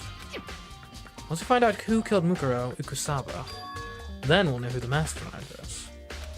So where should I start my investigation to figure out who killed her? I guess I should start with the rooms that were locked up until now. The headmaster's room, the biolab, and the door in the data center with Monokuma's face on it. Oh, and the second floor of the dorms where the gate was down before. That should be up now, right? After that, I'll have to double check the areas that are connected to the murder, which means the garden and the dojo. Okay, time to get started. Places to check have been added to the Truth World section of your handbook. Not quite, I could have remembered all that by my own, surely. Let's start with the second floor of the dorms because it's closest. Well, this staircase is different from the other staircases. It's more homey. The gate's open. We can finally check out the second floor of the dorms. Which means I have to do it. Oh. This is the second floor of the dorms? Looks like some ancient ruins. Or no, it's more like a battlefield. Like a bomb blew up here or something. Again, red blood. Red blood. Keep that in mind. Red blood versus pink blood. It could be real. relevant. Ah, jeez. Is this part of what happened with the tragedy? Hmm.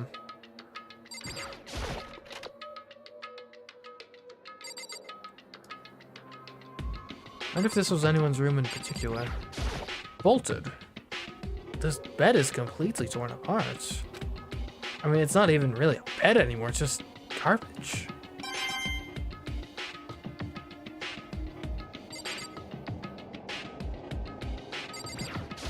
Anything in here? I opened the door just a crack, glanced inside, and immediately closed it again. There wasn't even a hint of a bathroom, just a big pile of rubble. What could cause this but leave so much of the rest of the school pristine? Like, it almost does look like a war zone.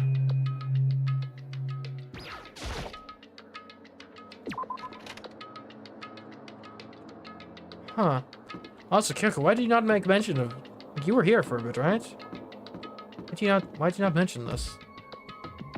Is that literally the Illuminati?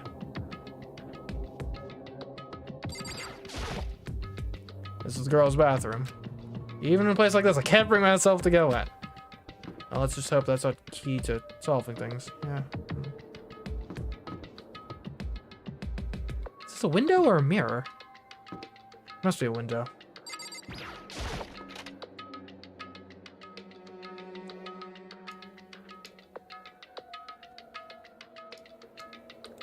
And this bathroom actually looks kind of nice. It's one of the nicer bathrooms in the school. Huh. So the bathroom wasn't affected. Interesting. A giraffe coming out of a locker. I wonder if that's...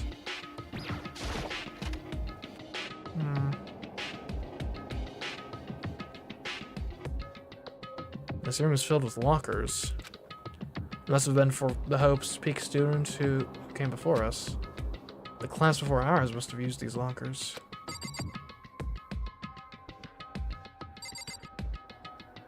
What were Monokuma's exact words again? Were his specific words that only students have entered the school since the death game began? I wonder, could that statement be inclusive of alumni?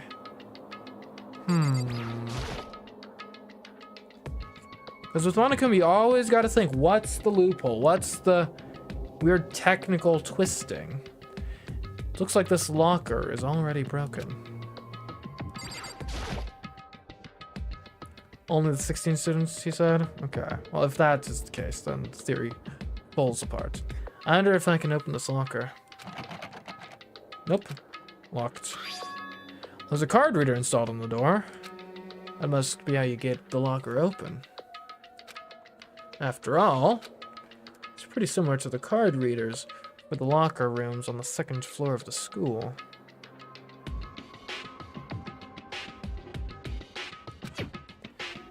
You have to use your e-handbook to open those up. So does that mean... Let's just give it a try. I took out my handbook and ran it across the card reader. And then... Did it work? No luck. Maybe only the locker's owner can open it, which means none of us can do it. Well... We could try all of the deceased's handbooks. Okay, I'm gonna assume that I don't get anything from... Oh, no, I should probably check all the lockers. What if I can open this locker? Nope, locked. Okay. Alright, I'm going to assume I don't get anything from trying all of the lockers. There's a metal plate mounted to the locker. There's no way to get it open.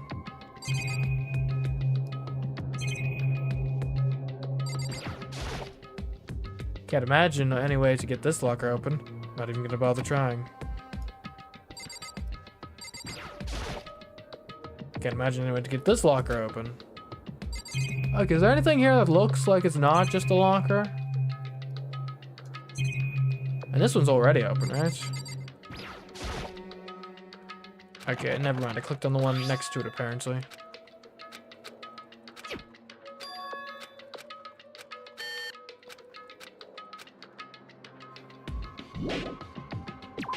Okay. Interesting.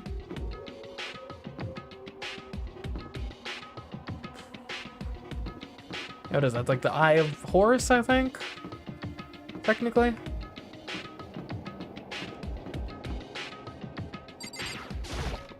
Why would that be painted here? Oh. This room doesn't really feel like a student's room. It has a more adult atmosphere. Right, it wasn't second floor for faculty. Correct. It's the headmaster's private room. Oh, hey, Kyoko. Kyoko! Indeed. I've been through this room several times already, but I still have one little regret. So I decided to check it out one more time. Huh, regrets?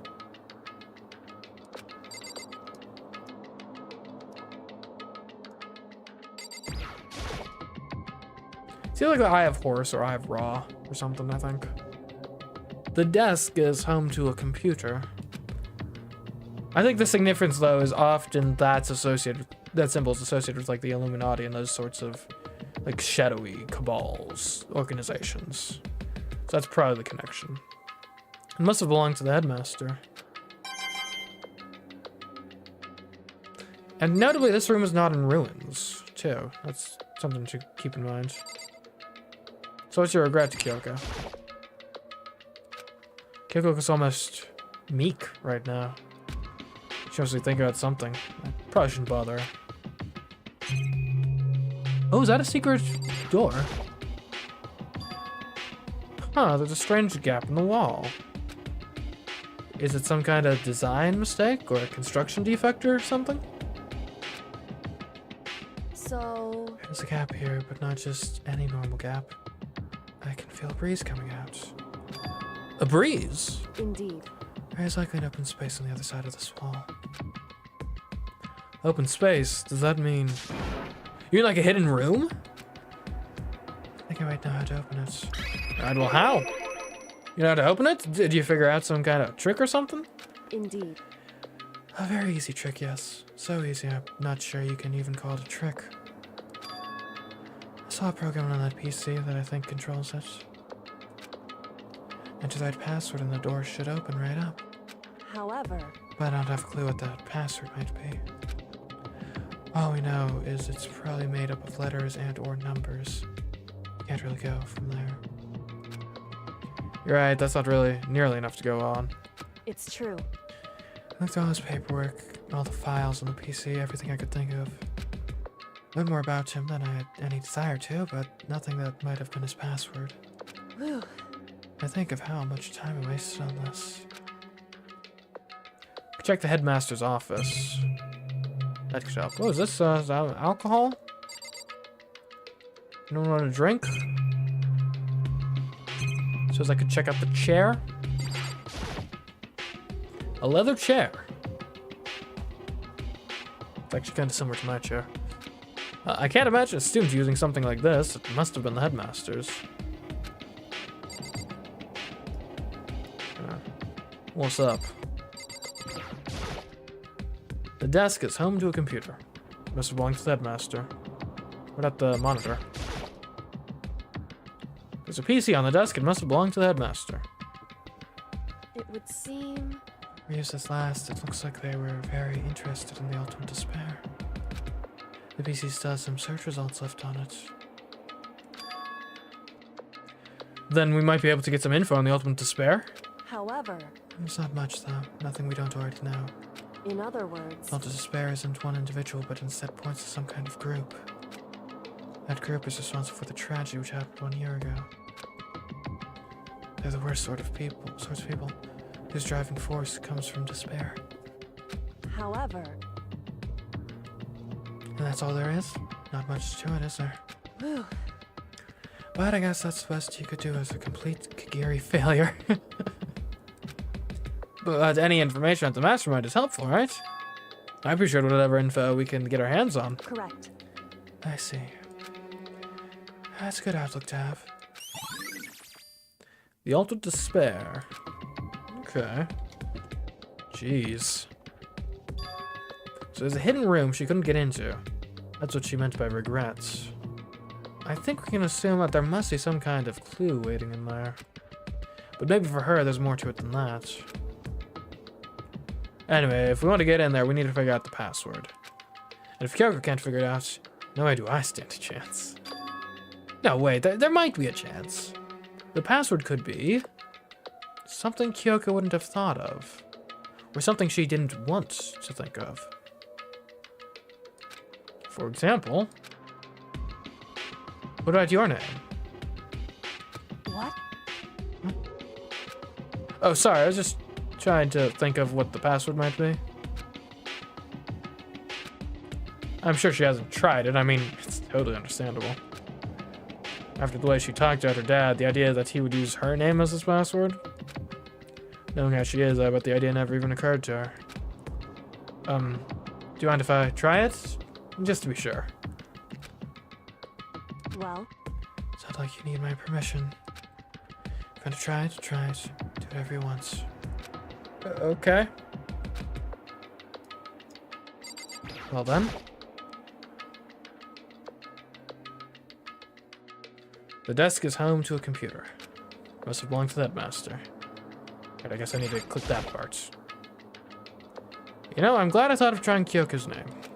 But if that's not it, that might just hurt Kyoko even more. hey, If you're worried about me, Makoto, don't be. I already know that your guess is wrong.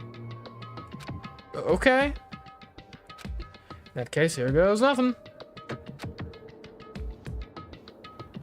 I collected myself, then turned to face the computer monitor. Let me just type the password here. I typed in her full name, Kyoko Kirigiri. My hands are tense, slightly trembling, and as I finish typing it in,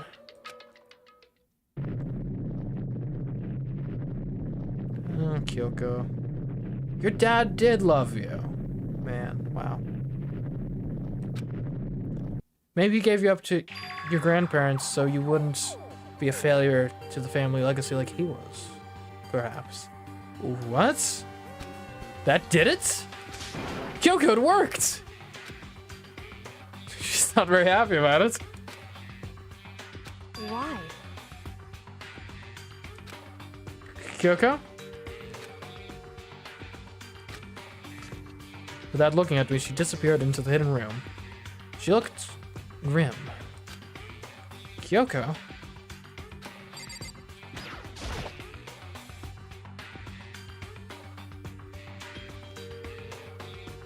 Oh, wow.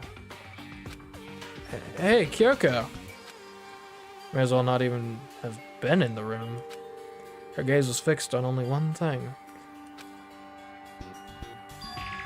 A presence. Wrapped and covered with such joy. That's what made it so unusual.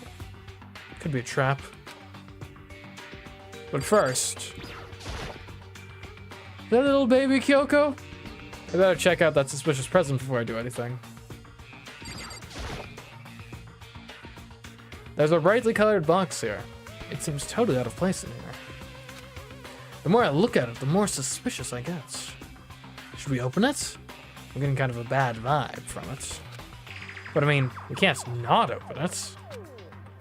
Okay. Makoto. Be careful, Makoto. Why, you think it's dangerous? No, not dangerous. But surprising, probably. Huh? It would seem... If it is what I think it is.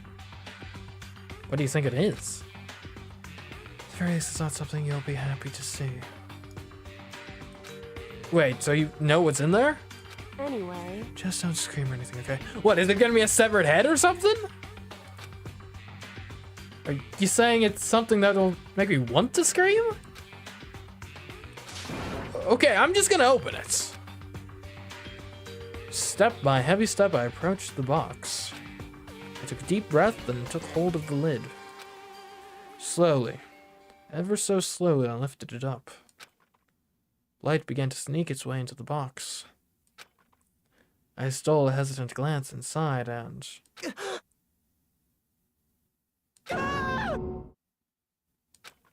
Kyoko's advice was no use. I let out a trembling cry. What was in the box? Oh no. It was bones.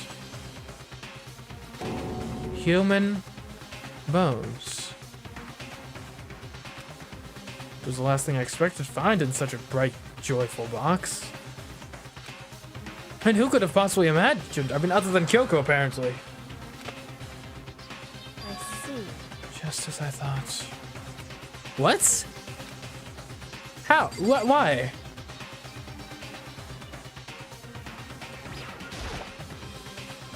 What was in the box? Okay. What do you mean you expected this? Just as you thought, how could you have known that? I mean, there were bones in there! Human bones, Kyoko! Wrong. Well, it's not that I was thinking of the bones specifically. I just had a feeling it would be his body. That's pretty much the same thing! A dead guy in a box! A dead guy in a box, Kyoko! My father. Huh? What about him? Correct. What you found in the box? Those bones. That body. That's my father. Or at least, what's left of him. If I recall, the murder, or the killing at the very beginning of the game resulted in bones, right? So is that what that was? Did we witness the killing of Kyoko's dad at the very start of the game? Must be, right? Are you serious? This is Kyoko's dad? Same man she's been searching for? But hold on, how can you know that for sure? How do you know that's him? So, Given all the information we have already, that's the only possible answer. So that same person may very well be the mastermind who planned all this out. And according to the files, the headmaster is a man in his late 30s.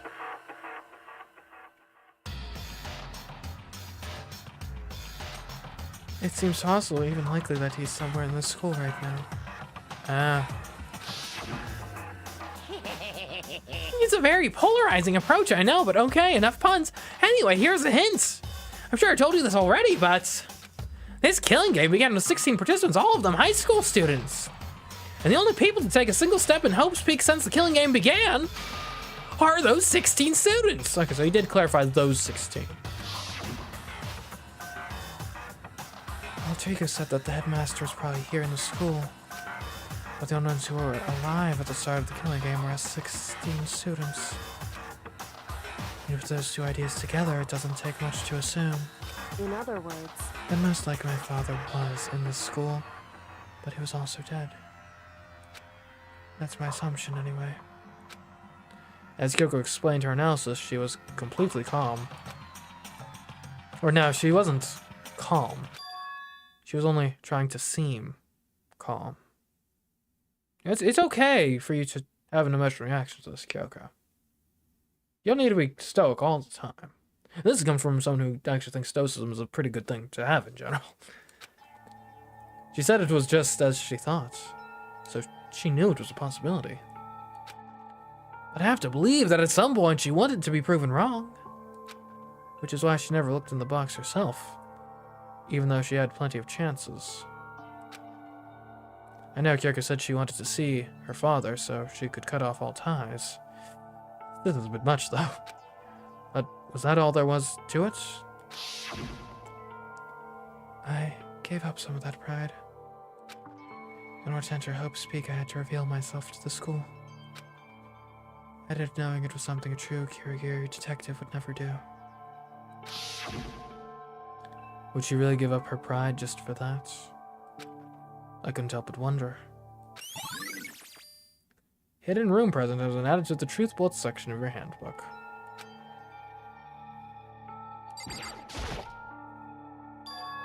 Huh, this picture. Oh, look, it's little girl Kyoko. She was so cute back in the day. It's all faded. It must be pretty old. Wait, is this a picture of... Hey, Kyoko. Hey, it's not going great. We did just discover a dead guy. But I mean, it's Danganronpa. What else is new? Hey, Kyoko. Of all the things to get a react, like this is one of the strongest reactions we've had from her all game. It's like, oh no, baby pictures, no! Why would you? This is annoying. I came here to cut myself free of the past. And yet... did I find something like this? So what are you expecting to do now? And then I was right. The picture of Kyoko when she was a little girl. Not baby pictures. I mean, not technically. It's I was getting at the spirit of it, not the literal truth. Obviously, I know that depicted here is not an infant. I'm not stupid. At least not in that respect. Knowing the headmaster had this picture all this time. He must have really cared about her. Why? Why? What? I had to face him and tell him myself. To cut him out of my life for abandoning me. That's the whole reason I came here. Now he's abandoned me again. This time he even stole the only opportunity I had to move on. Has there ever been a worse father? Kyoko. Photo of Kyoko and Headmaster has been added to the Truth Bullet section of your handbook. And what else do we have here? Ooh, are those documents? The Headmaster's desk. It's probably hiding some kind of clue, so I really want to check it out. But... I really don't want to touch Kyoko's dad's desk without her permission. Hey. Don't worry about me. Feel free to look around as much as you like. Are you sure? Because... never let anything get in the way of the investigation. I don't. Okay, then, if you don't mind. Starting from the top, I opened all the desk drawers and looked inside. I rummaged through each one, finding nothing but unrelated documents. But in the last drawer... Huh, is this? It's an e-handbook, right? It has a label on it that says, in case of emergency. I'd found some kind of emergency handbook in the headmaster's desk. in other words... A handbook with no limitations, given to the school's ultimate authority, the headmaster. I'm assuming that's what it is. I think you're probably right. It would seem... Might be useful as we continue our investigation. Anyone else thinking what I'm thinking? Lockers, that's right. Why don't you hold on to it? Oh, but Kyoko. I don't need it. If you don't want it, go ahead and leave it here. Then I guess I'll take it. Is it really okay? Alright. Hey. Listen, Makoto. Huh? Can I ask you a favor? What, exactly? A favor? What is it? So... I know it's completely unreasonable to ask you this. And I know it'll only inconvenience you that much more, but... Hey. Could you leave? What? I mean, I could, I guess. Sorry? Huh? Correct. Just for a little while, I'd like to be alone for a bit. Kyoko. Don't worry, I'm fine. Just need to calm down a little. Just a second. Get my emotions in order. You know, Kyoko, you told me before about the relationship you had with your dad. How you're only connected by blood and not by heart and soul. But maybe that picture motivated him? Maybe he had hope to see me again someday? Is that what you're going to say? Well, I mean, if so, it's just a theory. This isn't an issue that can be settled with theories. That picture doesn't change the facts of what happened, what I went through. The problem can't be solved so easily. You're right, I'm sorry. Anyway, Once I got myself under control, I'll return to the investigation immediately. So please, just give me some time to myself. Okay, I understand. Then I'll, see you later.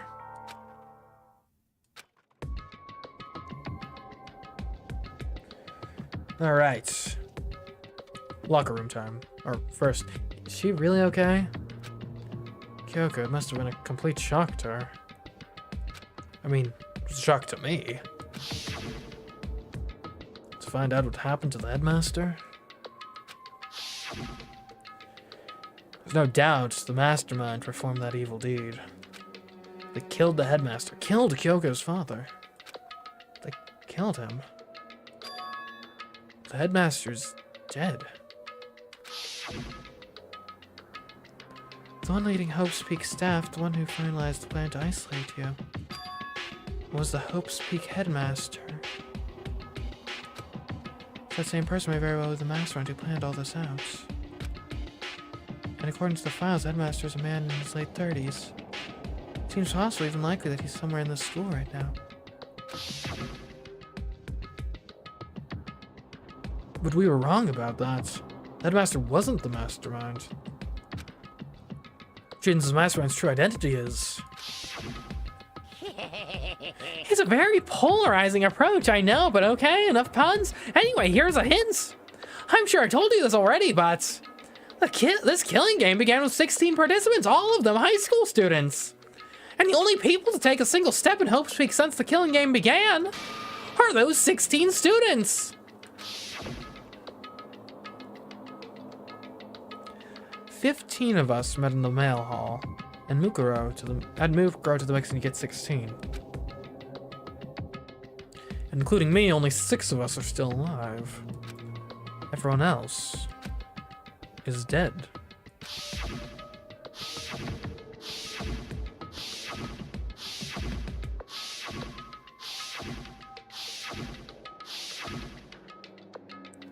Even Mukuro. Even she's undeniably dead. So the ones still left alive are... me. Rare that I get to see my spread like this. Byakuya. Hiro. Toko. Hina. And Kyoko. Only those 6 people are still alive. Then there's no question. Wait, no, that can't be! I refuse to believe it. There has to be some other way. It just has to be. There's all kinds of stuff I want to talk to her about, but I'd better give her some more time. Okay. To the lockers we go.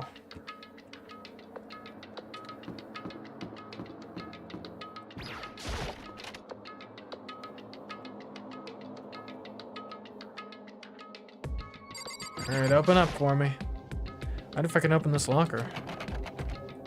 Nope, locked. Card reader. That's how you get it open. After all, it's pretty similar to the lockers on the 2nd floor of the school. And you have to use an e-handbook, so does that mean... Well, let's give it a try. Took out my handbook and ran it across the card reader. And then... no luck.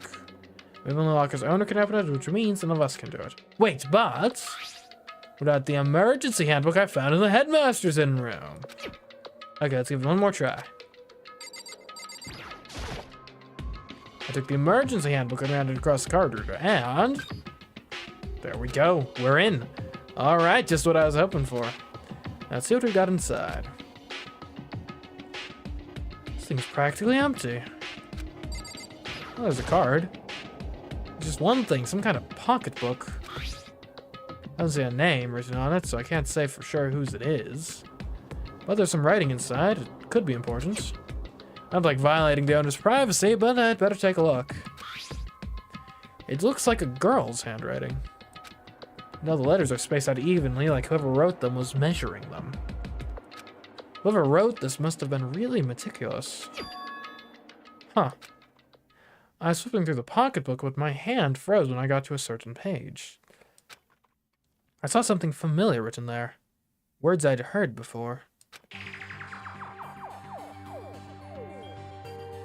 There's a plan to turn Hope's Peak into a shelter and isolate the students here in a communal life. I decided to talk to the one who came up with the plan directly. It just so happens to be the headmaster and my father. Kyoko! Unless Kyoko has a sister. He was willing to give me some more details regarding the plan. Here's what he said. The point is to keep our student prodigies safe, to keep them as our hope for the future. Only their genius can overcome disaster, and only their hope can overcome despair. For the future of our country, our world, it's not an exaggeration to call this our final hope. We must isolate our superior youth from the corrupted world to serve as the foundation of a new era. This is the only hope we have. I hope you'll be willing to go along with this plan. So that's what my father had to say to me. As usual, he made a selfish decision without consulting anyone else. Can't imagine a worse father. This can't be true, can it? But I knew it was. I know exactly who the pocketbook belonged to. Kyoko. It couldn't have been anyone else. But if this belongs to Kyoko, what was it doing in this locker? And what she wrote here completely contradicts what she already told me. She said she hasn't seen her dad since he left when she was little. I decided to talk to the one who came up with the plan directly. Just happens to be the headmaster and my father. What does this all mean? I quickly scanned the remaining pages of the notebook. I must have been looking for something that would prove me wrong about this whole thing. But when I reached the last page, the question mark spinning through my mind just started spinning that much faster. When I looked at it, unlike the rest of the pocketbook, the writing here was messy, disorganized, scrawled.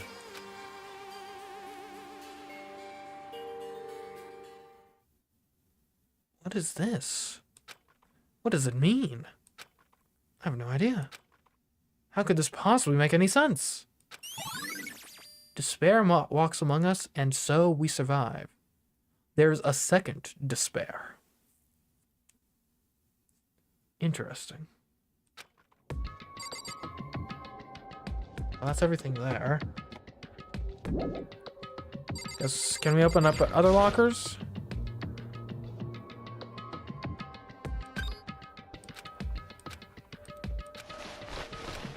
Nothing in here. Okay. These ones are just broken. I already did one of these. Did I do this one? Nothing there. Tab is really useful for sure.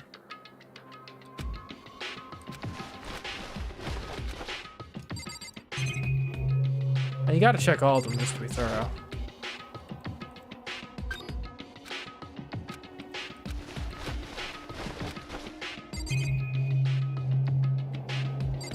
All the ones that aren't broken, at least. Oh, okay. Oh, interesting. This locker is totally disorganized.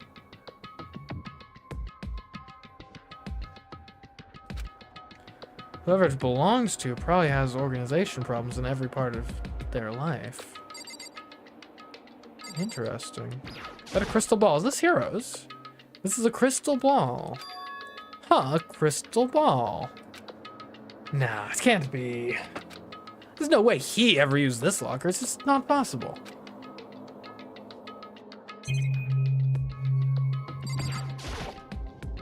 There's all kinds of textbooks and notebooks stacked up in no particular order. And dust everywhere.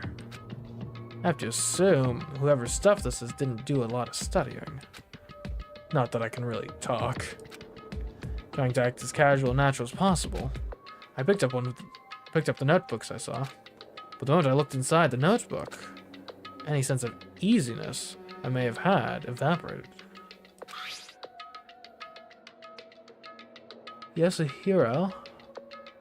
Oh, okay. What?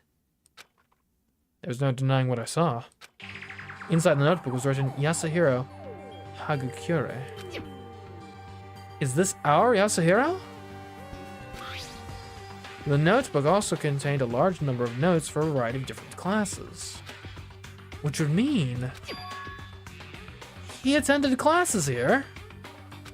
No, that can't be possible. I mean, Hiro came to this school at the same time as the rest of us. And we were all sucked into this evil world. We never had the chance to take any classes. I mean, maybe Kyoko wasn't the only one with amnesia. Maybe the rest of us just didn't notice because our amnesia only stretched for, like, the amount of time we were attending school here normally.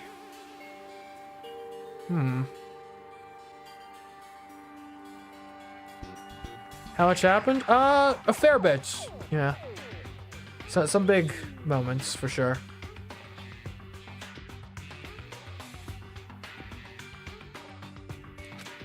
So what is this notebook? Locker notebook has been added to the truth bullets section of your handbook. Oh, is there a YouTube chat? Yes, there is. We are streaming to YouTube and Twitch simultaneously. Watch where you like, though we are trying to get to 250 followers on Twitch.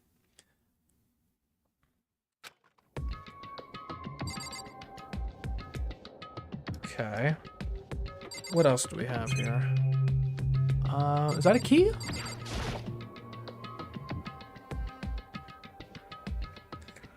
Is this a deck of playing cards? No, the tarot cards. But wait. Aren't those used for telling fortunes? It's just a coincidence, right? Interesting. The more I see, the less sense it makes. Because these lockers...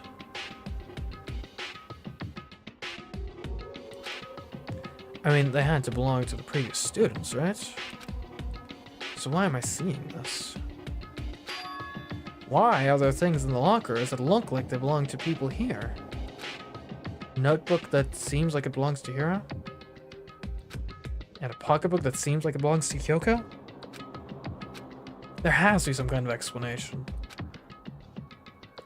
But if I want to find that out, I have to keep moving the investigation forward. I have to believe in everyone. Okay, so here's what I'm thinking. We got accepted to school. It was a normal school year. World War III breaks out. It's at that point decided by the headmaster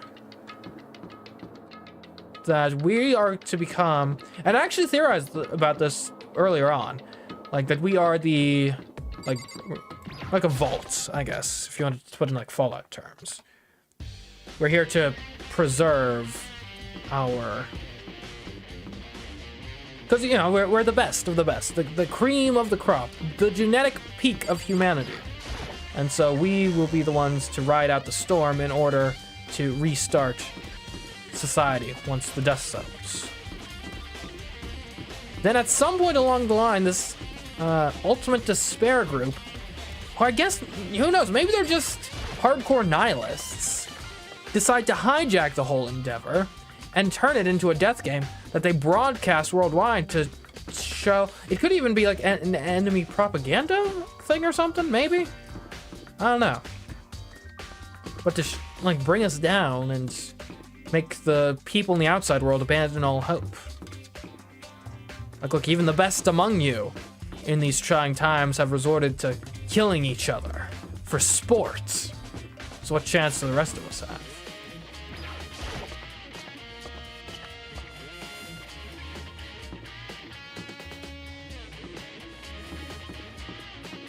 Is there more for your theory crafting? Just see what you get right and wrong. I mean, if you ever want to go back, I mean, the VODs are on YouTube, so.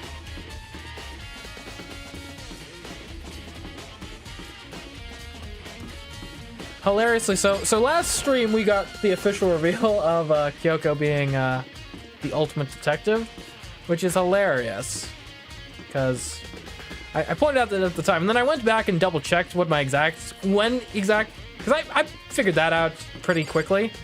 I forgot how quickly I figured it out. Literally the first conversation I had with her, I was like, oh, she's ultimate detective for sure.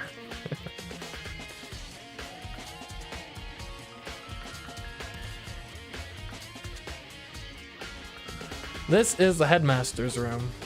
Oh, almost looks like the old. Kinda. So I guess that's any, like, bigwig's office. I've heard an awful lot about it, but this will be my first time seeing it for myself. Oh, Makoto, it's you. Oh, Byakuya. So, have you found anything of note here, Byakuya? Well, you came to the right place this time. Would you like to see something interesting? Is it like the secrets of the world powers or something again? What do you mean something interesting? Take a look at this. Class number 78, student roster. It was on top of that pathetically ostentatious desk. Class number 78, student registry. It contains profiles for all of us at Mukuro. So, in other words... Apparently, class number 78 refers to us. Wait, when we found Mukuro's profile in Kyoko's room. I see. That's right, it also mentioned class number 78. This must be where Kyoko got that page. And since the rest of our profiles are listed in there along with hers, In other words... there can be no doubt Mukuro was a student here at Hope Speak Academy, just like the rest of us. Mukuro Ikusawa, the 16th student. That must be how Kyoko learned about it. But it seems that Kyoko was in a hurry. Huh? What do you mean? I'm talking when she stole it. Not even tearing the way the paper had been crumpled, she must have been in a hurry. Well, since she snuck in to get it, I'm sure she wants to get out as fast as possible. But what's your point? She was in so much of a hurry that she only got the first page. The first page? Correct, Mukuro's profile actually contains 2 pages. What? So, in other words... In other words, when it comes to this profile, there was more information about Mukuro that we still didn't have. Alright, what is it then? What kind of information is it? Why do you ask me to explain every little thing? You can read, can't you? It seems to be some sort of detailed report put together by the headmaster himself.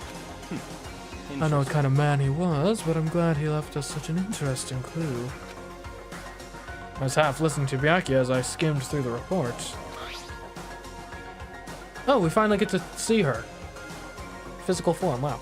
Mukuro reappeared suddenly, and in the background, an entity floats close, but just out of reach. The entity known as the Ultimate Despair. Right now, I can't be sure if this is a single person or some kind of group. Whatever it is, Mukuro definitely has some sort of connection to it. I have a bad feeling about all this. I need to push forward with my research into the Ultimate Despair. And I need to pay attention to Mukuro's behavior too. This is just my gut feeling, but I think she's dangerous. Despite the countless battles, she must have gone through as a member of Fenrir. When she entered Hope's Peak, she didn't display any signs of battle wounds or scars.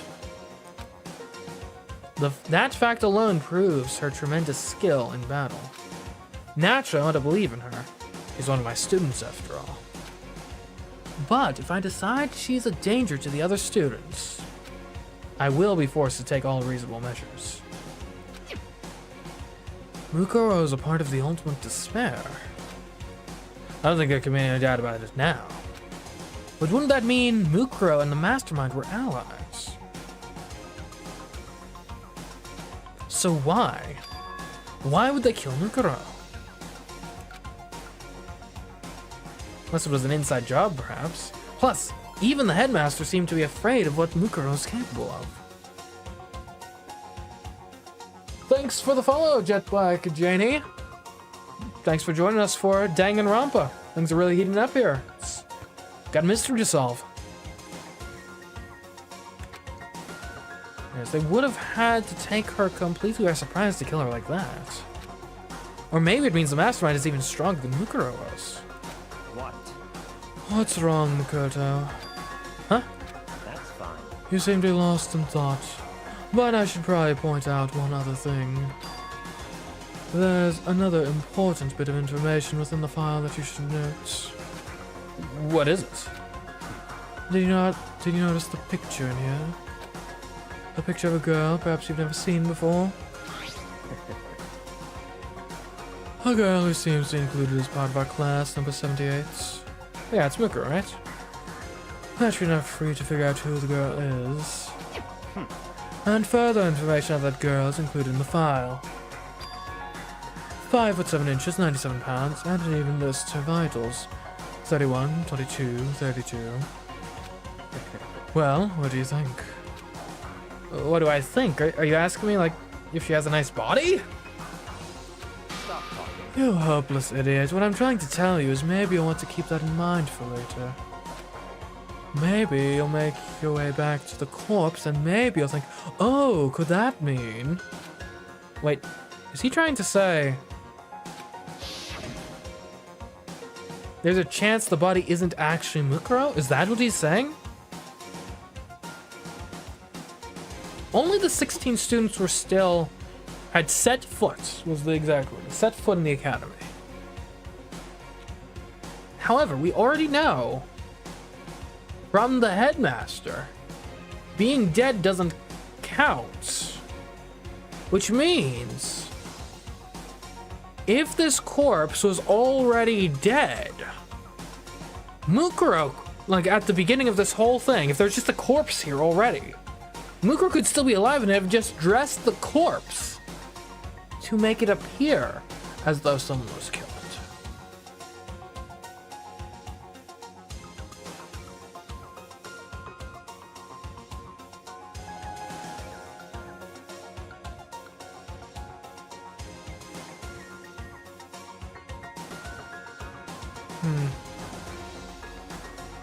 Yeah.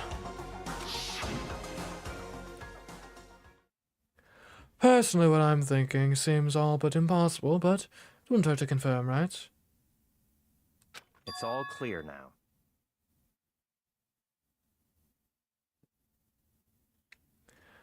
That's all I was trying to say. What you do with that information is your business. So I'm back doing Byakuya's errand, boy. Oh, I hope you enjoyed the Princess Waker stuff, too. By that you mean what I did yesterday? What I did, like, what, 6-7 years ago? oh, and one last thing.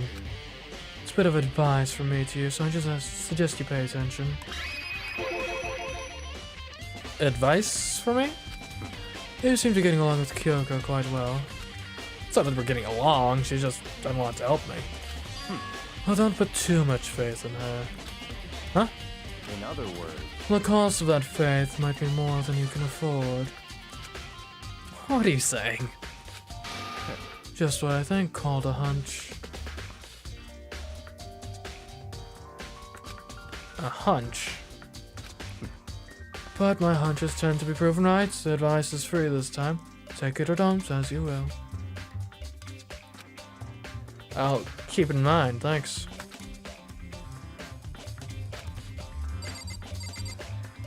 Wow, 7 years ago. Wow. It's crazy. It's like when someone, like on a radio show, is like, first time caller, long time listener, or whatever. Or normally it's the other way, long time listener, first time caller. Yeah, sometimes I wonder what percentage of people from back then still are with us, just due to all the wild shifts and where the channel's gone since then. It's cool though that I guess they do exist. The fans from back in the Princess Maker days, they are real. Okay, there are trophies and even a shield in the display case. Still trophies and shields in the display case.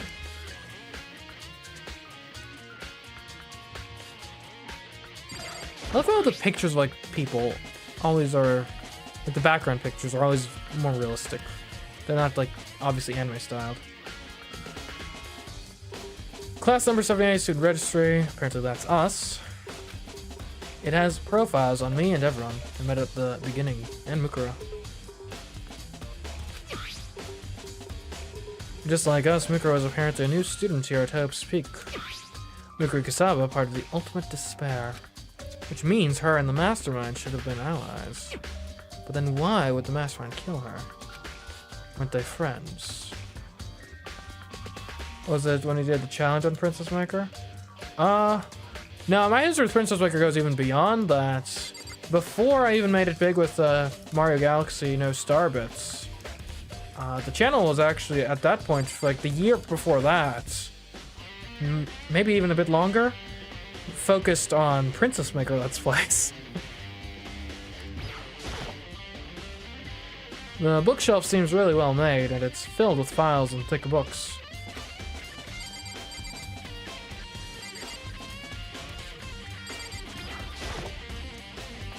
Even in the headmaster's room, there was a surveillance camera. Yeah, now Princess Maker Days was like 2017, 2018, thereabouts.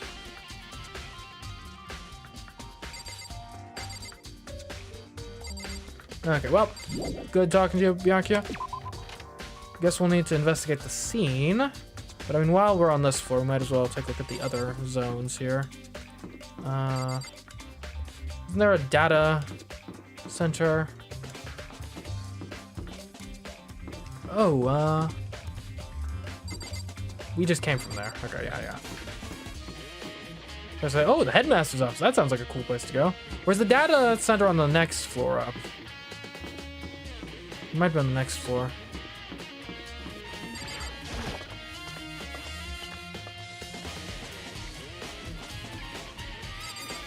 It's not on the next floor. Hold on.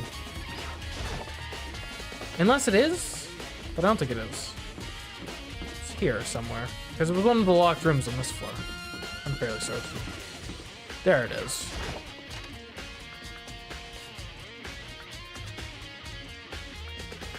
Oh, hey, Hina. Hey, Makoto. Oh, Makoto, are you here to look around too? Is that what you're doing here? Yeah, I can't help but wonder about that Monokuma door. Yeah. So I figured, if all the doors in the school had been unlocked, that one should be open too, right? But, Although I couldn't bring myself to open it. I mean, Because it might explode, right? And that'd really suck, so you open it. Wouldn't it suck if I exploded? I'm sure she didn't mean it, but she made it sound like she was okay with me getting blown up. Well, although, I mean, I guess, you know, it's good to be in pairs. That way, if someone does get injured, we can, like, treat them. Get them down to the nurses. Okay, so I guess I'll open it. Oh, wait. Let me take cover first. I don't want to get exploded. Hina raced over to a nearby desk and hid underneath it. What is this, the Cold War? Okay, go ahead. Everything will be okay, right? Alright, here goes nothing. I threw all my weight into it, but the door opened much easier than I expected. What the heck is this, a spaceship? No, this is where you pilot Monokuma. There was no explosion, thankfully. My first impression was, whoa, place is totally sci-fi. Yeah, I was kind of thinking the same thing. What do you make of this? What the heck? I mean, every part of the school leaves a bad taste in my mouth, but Just a second. this place is like #1 gross. It's in a whole different league of creepy. What is this device? It looks like some kind of control panel. It's really over the top, though, like some kind of military installation or something. Yeah, it kind of looks like a mech cockpit, right? Fumi'd probably freak out if he saw it. Cockpits. So the Monokuma room has a control panel that looks like some kind of cockpit. Then could that mean... Okay. Alright, let's start poking around at it or whatever. I'm gonna start pushing buttons. Oh, hold on, you can't just or whatever something like this. But it was too late. He was already jabbing away at the control panel. Huh? Did you hear that? Yeah, I think it came from the other room. Hina, what did you push? I'm not totally sure, but I think it was that one, the button that says Data Center. Oh, does that summon a Monokuma to the data? Or is there a different Monokuma for each room, and that's how he gets around so quick? Data Center. I took a good look at the control panel, and I saw a bunch of buttons, each with the name of a room next to it. And just like Hina said, there was one labeled Data Center. That must be the one she pushed. But the Data Center, that's right next door. The room we were just in. That's where the strange noise came from. We probably better go check it out. Yeah. Yes, please, I'm kind of scared to go. Scared of my mind right now, so I'll just cheer you on from over here. Girl. Where's the Monokuma? Did I just hear what I think I heard? Is that Monokuma?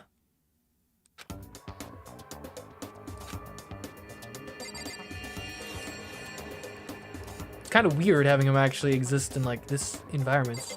Normally he's just in like visual novel style text box land. Hey! Arr, give me all your donuts! Is that you, Hina? Did you find the present? Yeah, we found the present. What? Wow, man, busted! How did you know? Say what? Anyway, what is this? Some kind of remote control camera kind of setup? You don't even know what you're controlling?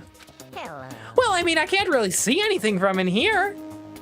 Found it. Huh? Guess what I found? A self-destruct button. No, don't press the self-destruct button. Whatever you do, don't push it.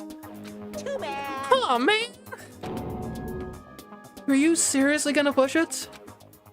Anyway, I guess that settles it. The room with the Monokuma drawing on it, and the control panel inside. So it's where you control Monokumas from. Hey, now you want to see what you were controlling in there?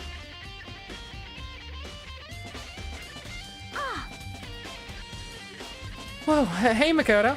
What the heck was that just now? Monokuma. Huh? What do you mean? What you were controlling just now, it was Monokuma. Huh? Monokuma? Wait, for real? Yep, looks like that panel definitely controls Monokuma. Which means the mastermind has been controlling Monokuma from this room.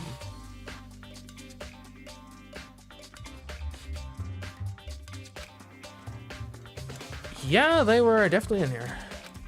The mastermind has been controlling Monokuma from this room. And this control room is totally separate from the data center area, with all the monitors. In other words, Hey, maybe the mastermind can't monitor us and control Monokuma at the same time. Was actually accurate. Kyoko's theory was right. But What if the mastermind's been controlling Monokuma from here? That means they've been inside the school this whole time, right? I guess that would have to be true. Unless there's another place that they're controlled from. But if that is true... It's a very polarizing approach, I know. But okay, enough puns. Anyway, here's a hint. I'm sure I told you this already, but... This killing game began with 16 participants, all of them high school students. I'm trying to think now, because we know from Hina controlling him that she can't, that's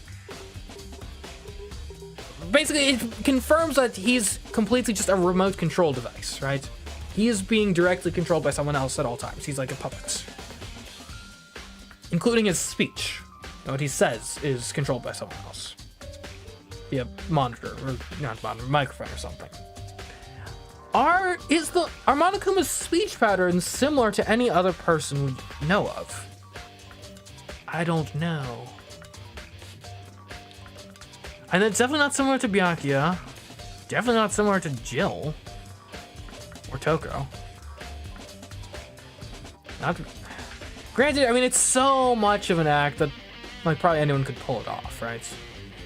Right? It's easy to, when you're acting or pretending, to go to the extreme and be like, I'm Monokuma, the craziest guy in the world, whereas it's the subtle of just like a slight change in tone, inflection, wording that can actually be harder to maintain because you can fade back into your normal speech pattern. So that actually probably isn't that much of a clue. Maybe Monokuma is controlling Monokuma, an infinite regress of Monokumas. Interesting theory.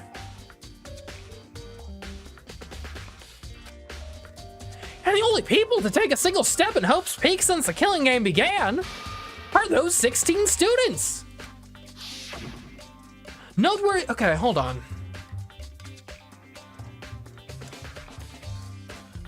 The other thing this confirms, though, is Monokuma can't be operating without someone in here, presumably, unless there's an autopilot function, which there could be. Doesn't seem to be the case. At least that's not what's being implied here. You'd think that would hard clear basically anyone who has been around, like that has been in the same place as an operating Monokuma. The issue though is everyone has been in the same place as an operating Monokuma. There is the note we got from the locker that implies there are 2 ultimate despairs. Although I guess technically, Mukuro we haven't seen actually ever with an operating Monokuma. If we assume she's still alive, then okay. Not to mention if there's 2 despairs that could like trade off. So anyone who disappears frequently for large periods of time. Well, I mean the only one that really fits that bill's Kyoko.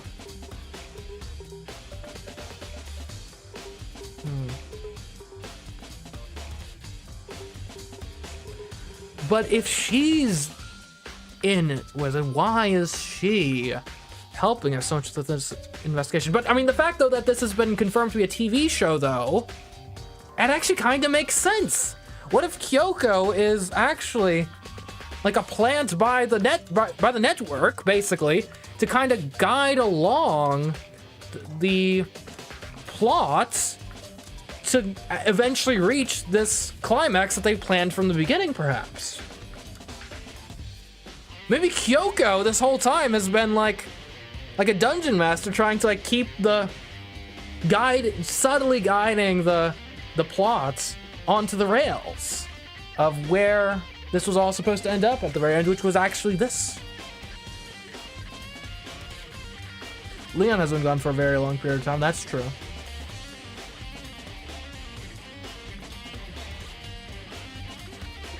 And as in the mastermind, Monokuma's puppeteer really is the 16th student. No, it can't be. There's no way, right?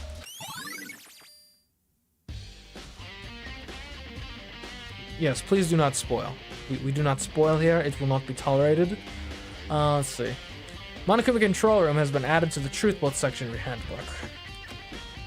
The other big theory is if people who are dying didn't actually die, it could easily be one of them. What's wrong, Makoto? I don't like that face you're making. Oh, no, it's nothing. Oh, okay. What about you? Is everything okay? Oh, well, it's just... This is where the mastermind's been hiding, right? Who knows if they set up traps or something? And personally, I wouldn't set up traps in the place where I am doing most of my work. I can't say it isn't possible, but I really hope it's not true. So, like, wanna leave soon? There's still lots of other places to check out. Yeah, good points. Can't waste all our time standing around here. Okay, you wanna get going? Yeah. Right, well, hold on, we didn't have to actually examine the room. Ooh, is that a hatch? What's wrong, Makoto? Let's hurry up and get out of here. But the hatch. Okay, fine. We'll get out of here.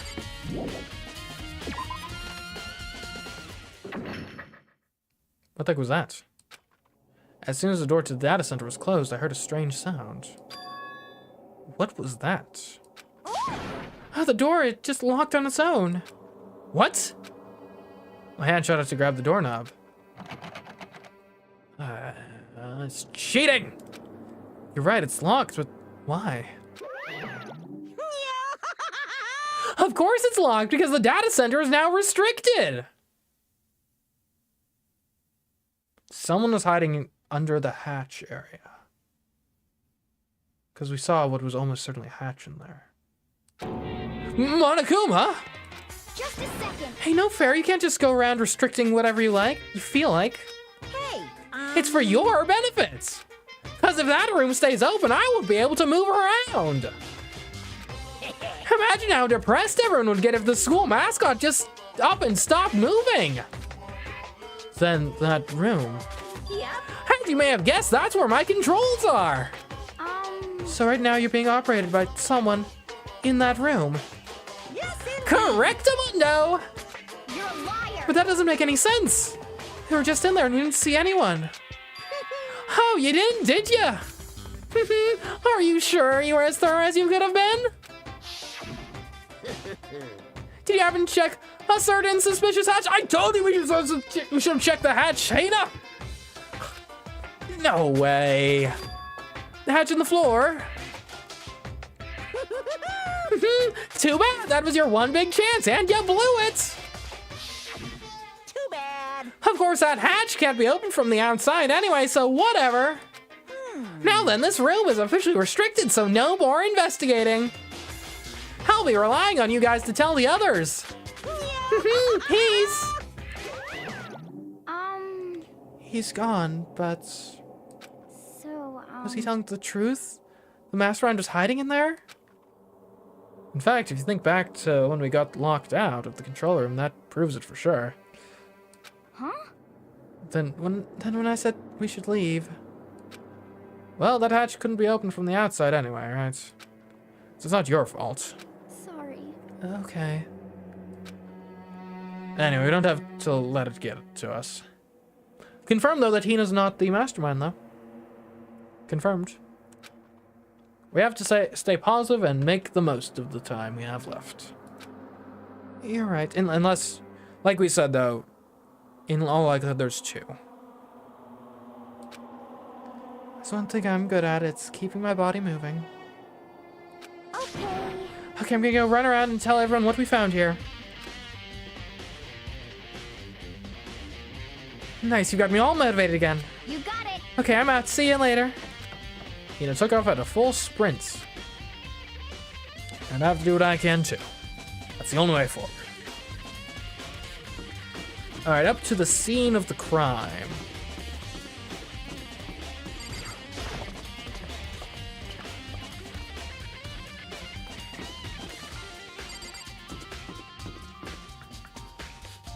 Yeah, let's go to the garden first.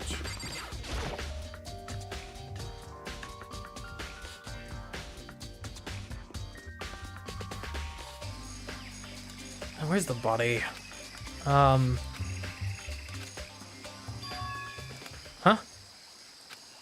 It's gone. Mukura's body. It's not here.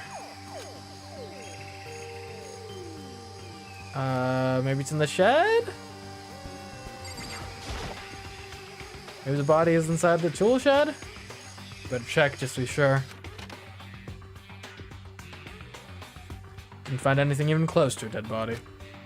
If it's not here either, then it must be... I have no idea where. Corpses aren't the only thing I need to check in here. There's one other thing. That's tarp. A tarp played a key role in another case, so... I better look into it. The killer used the tarp to keep the sprinklers from getting the body wet. Which means the killer might have left some clue behind here. Huh. I didn't notice this before, but there's a small stamp on one corner of the tarp. Biolab, right! We weren't allowed in there before. It says Biolab? And this originally came from the Biolab. Interesting. So the killer had access to the Biolab. None of us had access to the Biolab. That's all I really need to check here. Where could her body have gone? I better start looking for it. If only there was like a morgue. Alright, I mean the dojo's right here, so we'll go here.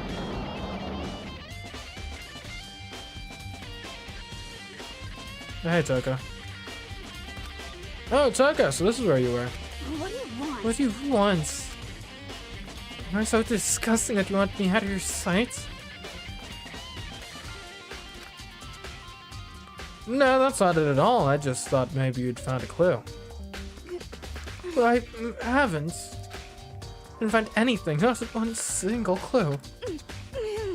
Figured since this place was related to the case, it wouldn't have to find something, right?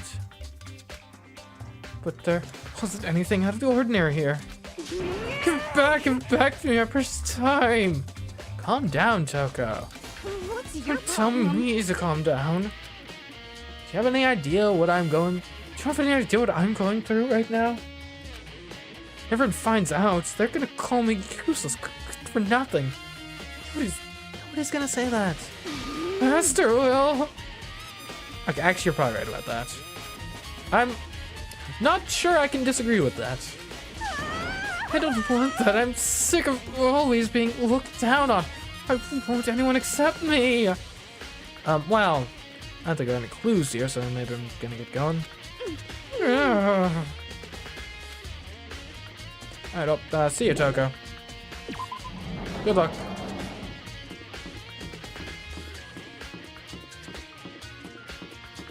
I have such a mixed feeling on Toko. That's fair.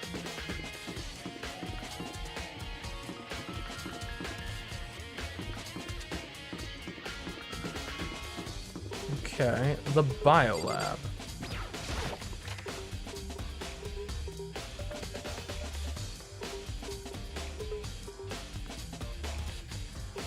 Well, here I am in the Biolab. It's so cold. It's like abnormally cold. Perfect place to preserve a body to utilize as a cadaver for a murder later, no? I feel like I'm a giant refrigerator. Seriously, why is it so cold? Well, there's the tarps. There's a stack of tarps here. I've been seeing a lot of those things lately. Ugh, so cold. Why is it so cold in here? It's the first thing I need to figure out. Some kind of weird machine or something built into the wall? On the left side, there's a bunch of glowing blue lights. And on the other side,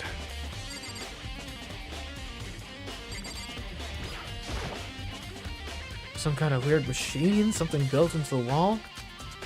I've seen something like this before. And that's it, I've seen this kind of thing in horror movies and stuff. It's a fridge for storing dead bodies. Does that mean this biolab is actually a morgue?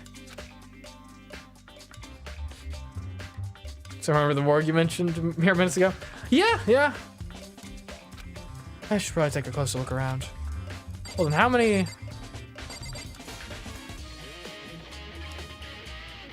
1, 2, 3, 4, 5, 6, 7, 8, 9, 10, 11, 12, 13, 14, 15, 16? 16? Oh my goodness, of which... 9, no. Yeah, 9 are occupied.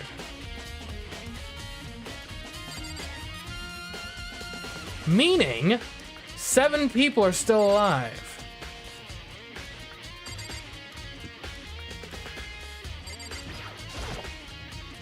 There are icicles hanging from the monitor. What else can we look at here?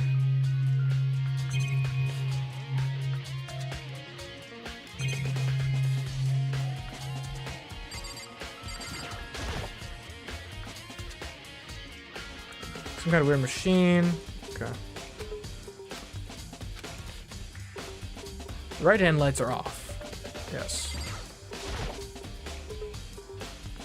There's some kind of booklet here.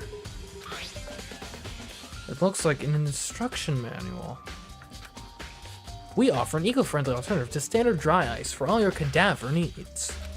In addition to the germicidal lamps, we also provide an ozone generator for the removal of ethylene gas. Simply insert the cadaver and the blue light will let you know the automated systems have activated. Temperature and humidity levels will be adjusted automatically for optimum settings. With our system, anyone can keep a body fresh as a daisy for as long as you need. In the unlikely event of a problem, the red light will activate and an alarm will sound immediately. The exterior is stainless steel and we do offer an optional leather upholstery upgrade to package. This is the instruction manual for the fridge. Well, looking around, I think I get it. Seems clear to me now. It's some kind of makeshift morgue. Biolab secret has been added to the truth bolt section. And about those lights by each slot, it looks like it's set up so that when a slot is occupied, the blue light comes on. Which would mean inside each slot lit up in blue, another one of the victims is. The lights have been added. Can we open these though? Not that I want to look at a bunch of corpses, but it might help with the mysteries. I can't let my emotions take control right now. There's only one thing I can do for everyone who's died.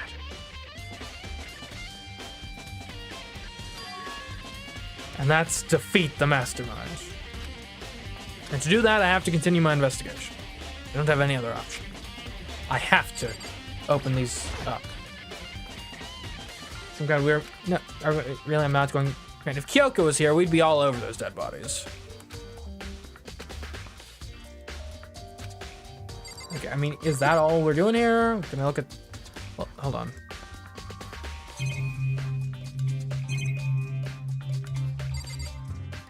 And I guess that's it. We got a truth bullets.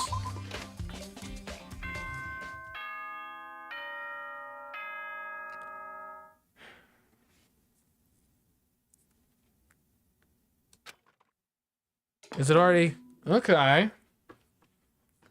It's already trial time. This is a school announcement. Is it just me, or is his tone shifted? I don't think he used to go, this is a school announcement. He used to be more confident. It was, this is a school announcement! Is everyone working hard? Is your investigation coming along nicely? Well then, since you're all giving it your best, your it's just a different generous voice line, headmaster will give I guess. you a little hint.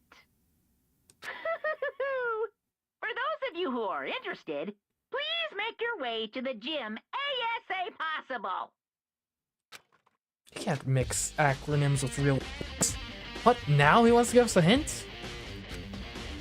It's suspicious, there's no doubt about that. This could be a trap. But even knowing that, You said to go to the gym, right?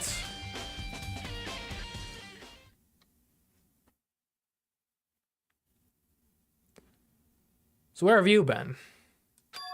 Oh, hey, Hero. Makoto.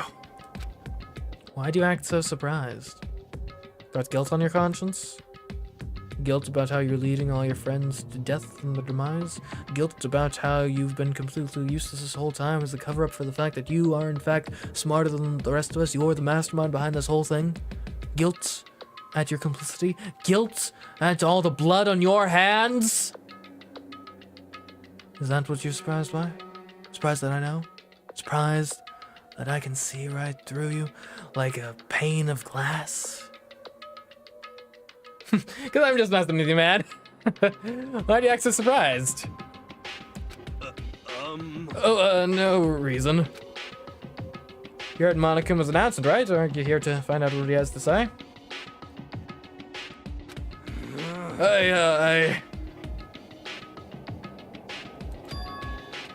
I just did, actually. I'm on my way out. You already talked to him. What'd he say? Listen, sorry, but I gotta go.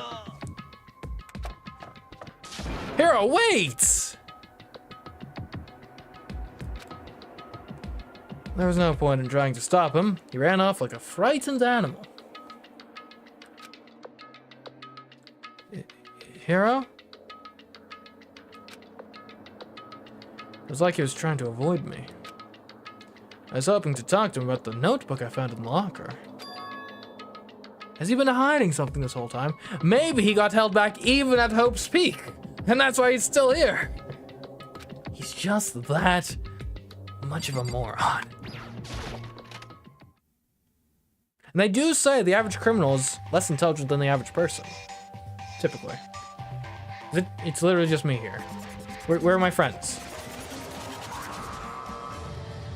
Or acquaintances, or schoolmates?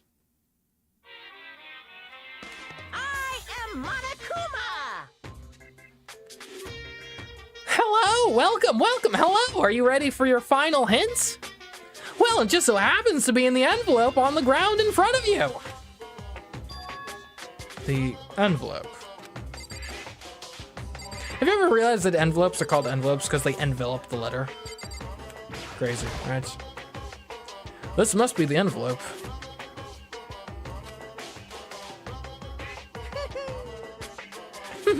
And just so you know, I won't be answering any questions on what you find inside. Well, actually, I think the real reason why you have the statistic of criminals are less intelligent than the general population is because the criminals that get caught were dumb enough to get caught, and the criminals who don't get caught obviously don't appear in the statistics. So it's more so that any smart criminals you wouldn't know about. And just so you know, I won't be answering any questions on what you find inside. What? As if I'd ask you anyway. Don't worry, just get on with it. Monokuma's cryptic words didn't make me feel any better, but I picked up the envelope and opened it. What I found was a single photograph.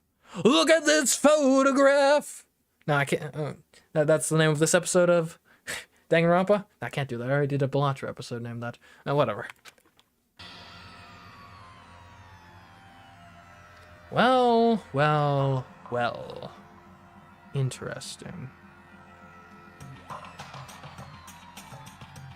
It featured a bunch of faces I recognized extremely well. Am I not in this picture? Why am I not in this picture? Everyone's here but me.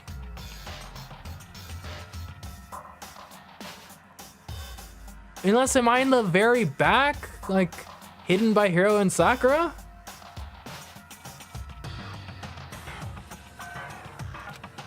It was everyone who had come to Hope's Peak at the same time as me. Wait, but there's someone behind Sayaka. She's the one I don't recognize. Wait, that's not true. I do recognize her. That's right, when Byakuya and I were in the headmaster's room and we looked at that file. Mukuro Ikusaba. Then this girl is... What? Why? Why is Mukuro here with everyone else? And even more than that. Just having everyone here pose like this is weird enough by itself. They're all wearing matching uniforms. I don't remember anything like this. And now that I'm looking at it, it's not even everyone. I'm not in the picture. I'm the only one not there. I don't belong here. Never have. Never will. The picture has all 15 other students, but not me. I guess that makes sense. After all, I don't remember ever taking a picture like this. I went to junior high with Sayaka, but the first time I met everyone else was when I arrived here at Hope's Peak Academy. So it's natural for me to not be in this picture, but what's definitely unnatural is that everyone else is in the picture. I thought everyone was like me and didn't know each other till they got here. But if this picture is real,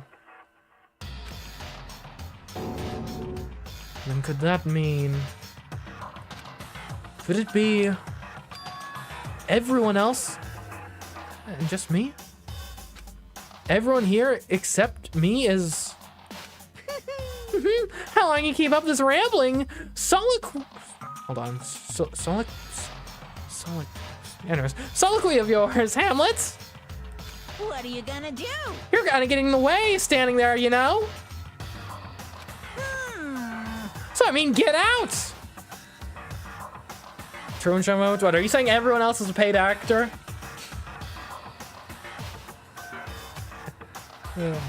But... I told you I'm not fielding any questions! What kind of mystery would this be if I gave you all the answers? That'd be totally out of left field!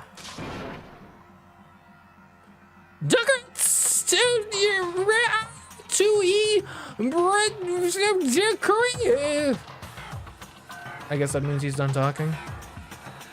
I don't know. I guess whoever is controlling Monokuma must have recently gotten a cat that's just going to town on the keyboard on occasion. Damn it! Group photos and added to the Truth Bolt section of your handbook.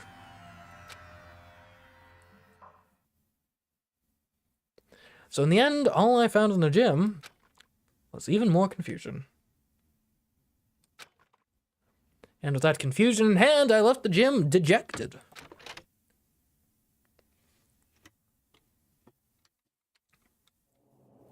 How does that count as a hint? It just made me even more confused. Is that what Monokuma was going for? Did he put together a fake photo just to confuse me? But it looks so real. So full of life. How could anyone fake that?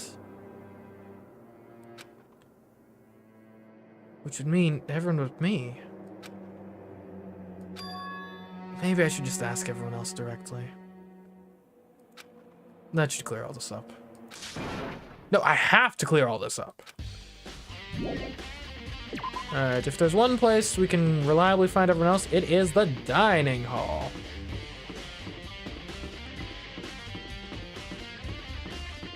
That's not the dining hall.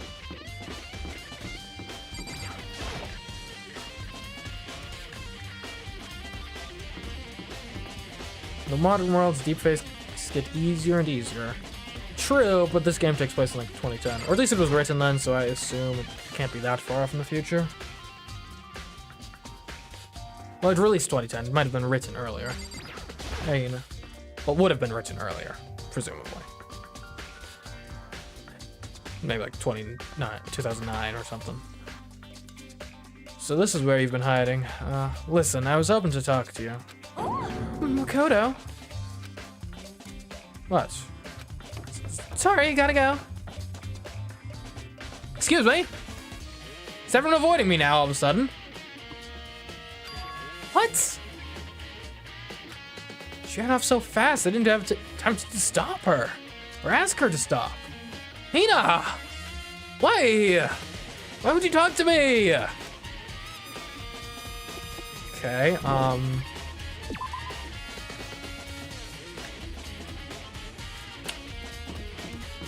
don't know, anyone? Hey, Kyoko! My girl. This is Kyoko's room. I think she'd be very unhappy if we just barged in without permission.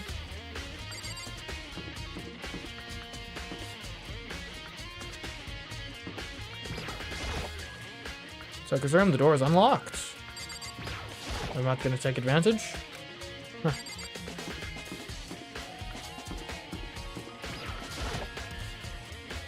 This is Nina's room. I don't want to imagine what she'd do if I went in without telling her.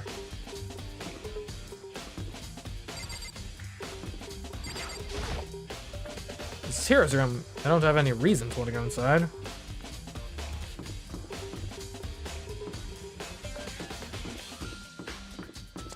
Okay. Alright, now what? Where have we looked? Where have we not looked? If you look at our,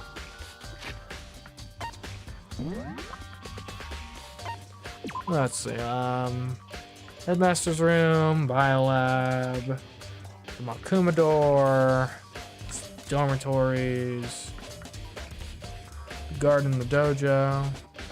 They've been everywhere. I guess we could look for other students specifically via map mode. It says exclamation mark in the dining hall. Maybe oh, try again.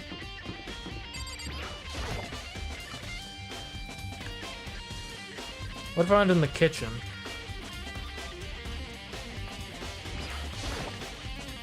Hello, anyone here?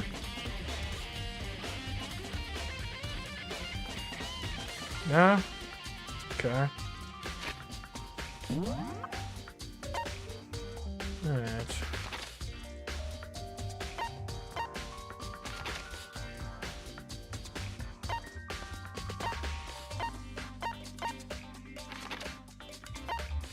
What's this? The archive! Okay, Byakuya's in the archive. Interesting. Oh, right, I need to report back to Byakuya. About what well, no, I didn't find anything to do with the body because I didn't see the body. Because I was too much of a coward to actually open up and look at those cadavers.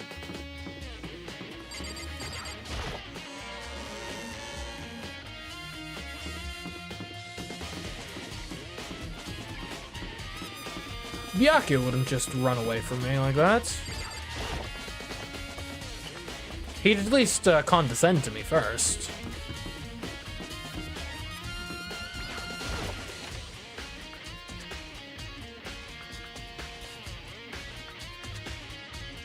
Hey, Byakuya, my man!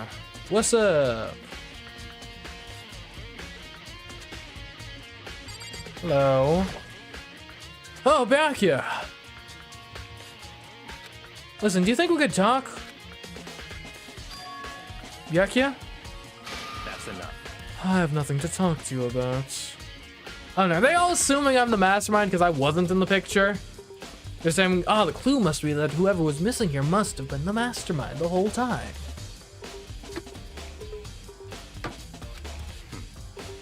Don't talk to me as if we're friends. Hey, Byakuya, wait! But of course he didn't. He just walked away. What the? Why was he acting like that? He was purposely trying to avoid me.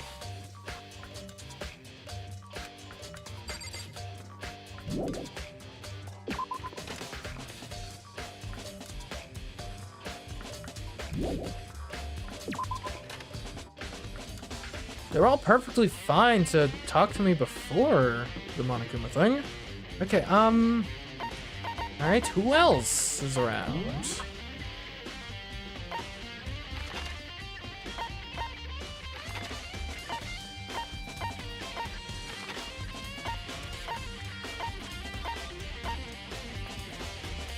Biolab for Toko. garden for Hero. Okay. No one's in the gym. Anyone in the pool? No. Where's Kyoko? She sort of disappeared. Suspiciously.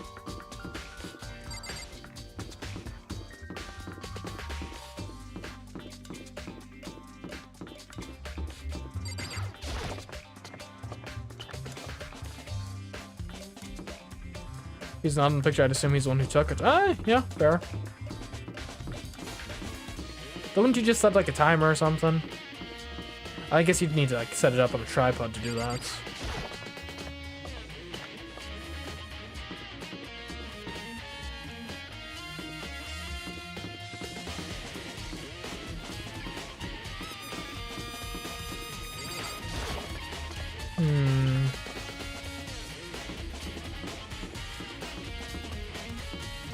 Hero, talk to me.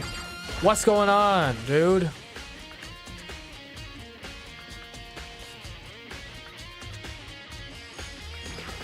There you are. Hey, Hero! Makoto! What's going on with you? Every time I see you, you freak out like that. No, Oh! Sorry, but I'm in a big hurry. To where? Once again, he ran off like a terrified rabbit. Hero, what is wrong? I still wasn't able to talk to him about the notebook I'd found. It was like he was avoiding me. Like he was afraid of me. Why?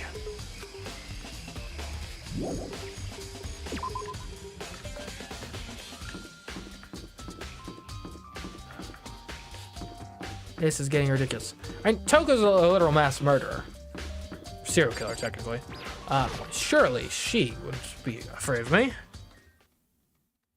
I decided to visit the biolab one more time. The first thing I saw when I got there was her passed out again. Toko! Oh, she was investigating a cadaver. Let's see if she's safe first. Toko, are you okay? No. She's not dead, is she? Oh, thank goodness. It's cold. It's super cold. It's so cold. I think I might catch colds. If you keep taking naps in places like this, I'm sure you will.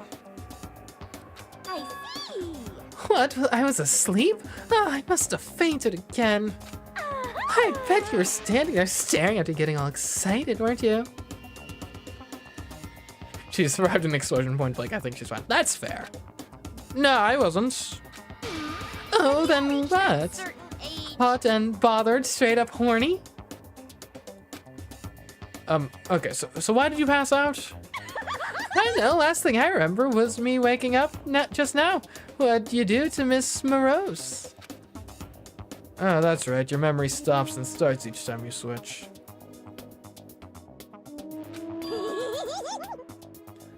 Bingo bazinga! We share some basic knowledge, but our memories are very much separate. And don't you say it like it's a bad thing. It's a blessing as far as I'm concerned. Because even if she forgets something, I totally remember.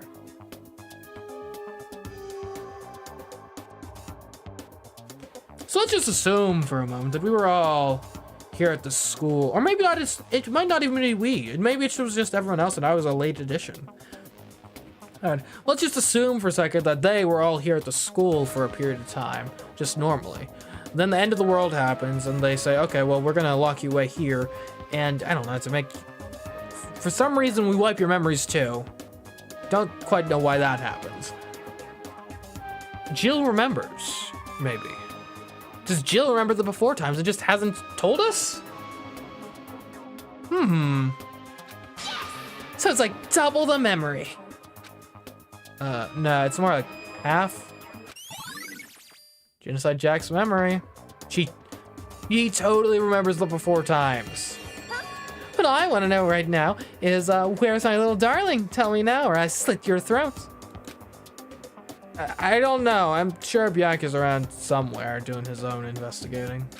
Yes. By himself? I assume so. I knew it. I totally knew it. I'm a total pro when it comes to all things master.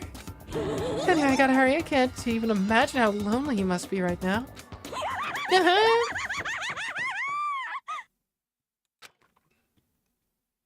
Joker shot off, her eerie laughter echoing behind her. I totally forgot to ask her about the picture. Well, there's no point in asking Genocide Jack. No, she is exactly who you need to ask. Think, Makoto, think! Besides, I have more important things to do right now. Why did Toko faint? There's gotta be some reason for it. Oh, look, a cadaver. Wow. The fridge, it's open. But I'm pretty sure we're all shut tight they were all shut tight last time I was here. That must be why she passed out. Right. You know, it's always such a great feeling when you predict the question mark before they actually show up. She faints so easily. Kyoko! Makoto. It's getting late, isn't it? Are you okay? Thank goodness you're not running away from me. Indeed. I'm sorry if I made you worry. No, you don't have to apologize. Listen. About this room. Oh yeah, oh, do we have Kyoko here so we can actually look at the dead bodies? Good. It would seem... It's a morgue. Yeah. I knew it. I suspected as much. And Toka must have looked inside the fridge, seen what was in there. And well, there you have it. You knew she'd fainted? Indeed. I was on my way here when Genocide Jack came running past me. I assumed she must have sneezed, but once I got inside, the real reason became clear. It would seem... I imagine she came here to investigate, and when she opened the slot there... That's when she saw the body inside and dropped like a bag of rocks. Why's everything gotta be so difficult with her? Anyway, we should close it up. Don't want to leave it hanging open like that. Yeah, good idea. Makoto. Let me handle this. You don't want to examine it first. Kyoko approached the fridge, hands outstretched. But suddenly she stopped. What's wrong? Listen. Maybe we should wait a second before closing it. Huh? How come? Because Mukuro's body is in here. Exactly. Mukuro's corpse? Mukuro's body's inside the fridge?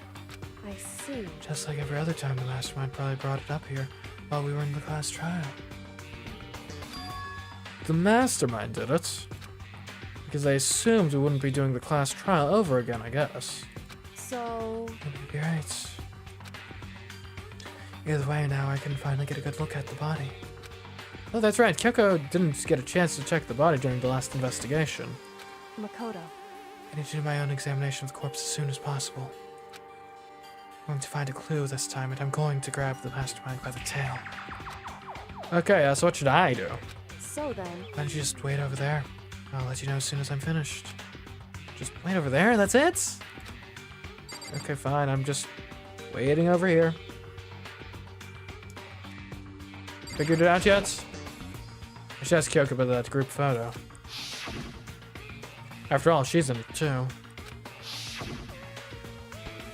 Don't let me interrupt your investigation, but I want to talk to you about something. What is it? It's about that announcement Monokuma made earlier. You mean the one about the hints or something? I didn't take him up on the offer. Huh? Why not? Because... The only reason he'd give us a hint at this point would be to confuse us, to cloud our judgment. It's fair. I can solve this mystery on my own without whatever hints he may have to offer. That's a good point. Still, if you going into it knowing he's trying to misdirect could help you, actually, if you then realize, okay, he's doing this, trying to get us to think this, which then actually means this, because the only reason he'd do this is because he's trying to hide that. Right. I wish I could go back and do the same thing. But what's done is done, I guess. Standing here, looking at her. I don't think she's hiding anything from me. Is she right? Did the mastermind forge that picture as a trap to confuse us? That's gotta be it. There's no other explanation. How's the body going? It's a fridge meant for storing dead bodies. I can't do it. I can't look inside. Have you done the body yet? Or examined it yet? I already asked her at the group photo, apparently. Anything else I should look at while she's doing this? Because...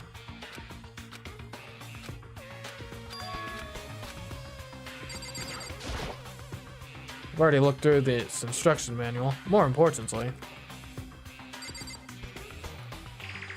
Should I just leave the room? On the left side of the refrigerator, a bunch of blue lights are on. But these ones aren't. It would seem... It would seem the blue light comes on when a slot is occupied. So when someone's in there, the blue light comes on. Looking around the number of lights that are on, including Mukuro's, there's 9 in all. 9? 9 lights? The lights have been updated. There we go. Finished yet? Okay, apparently not.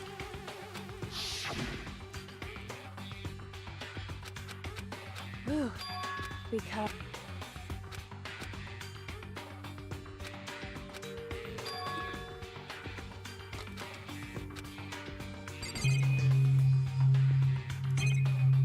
Guess I could look at the tarps again. Man, these tarps are really made of tarp, aren't they? You know, I think I've seen a tarp like this somewhere before. Ah, it's the same one I found in the garden tool shed. If you remember that tarp, it had a stamp on it that said Biolab. And that's the tarp that was used to help camouflage the murder in the garden. At some point, someone got it from the Biolab and took it over there. Tarp has been updated. Okay, Makoto, I'm done. Already? Jeez, that was fast. Indeed. Anyone can do good work if they go slow. In that spirit, I'll make my report brief. So, did you find anything? Indeed. I paid careful attention to the wounds and the traces of blood. It seems highly likely that the stomach wound and the blow to the back of the head were inflicted after death. Both? Interesting. Really? Her tissue made things a little difficult, but I'm completely confident in my findings. So that means neither of those were the fatal injury, right? Then what was the fatal injury? Due to the explosion, the victim's identity is unknown.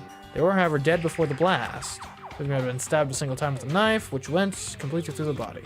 They had also been struck in the head with an object about as thick as a metal pipe. The body was covered with other wounds, but these were at least several days old. Oh, it was the other wounds. Several wounds.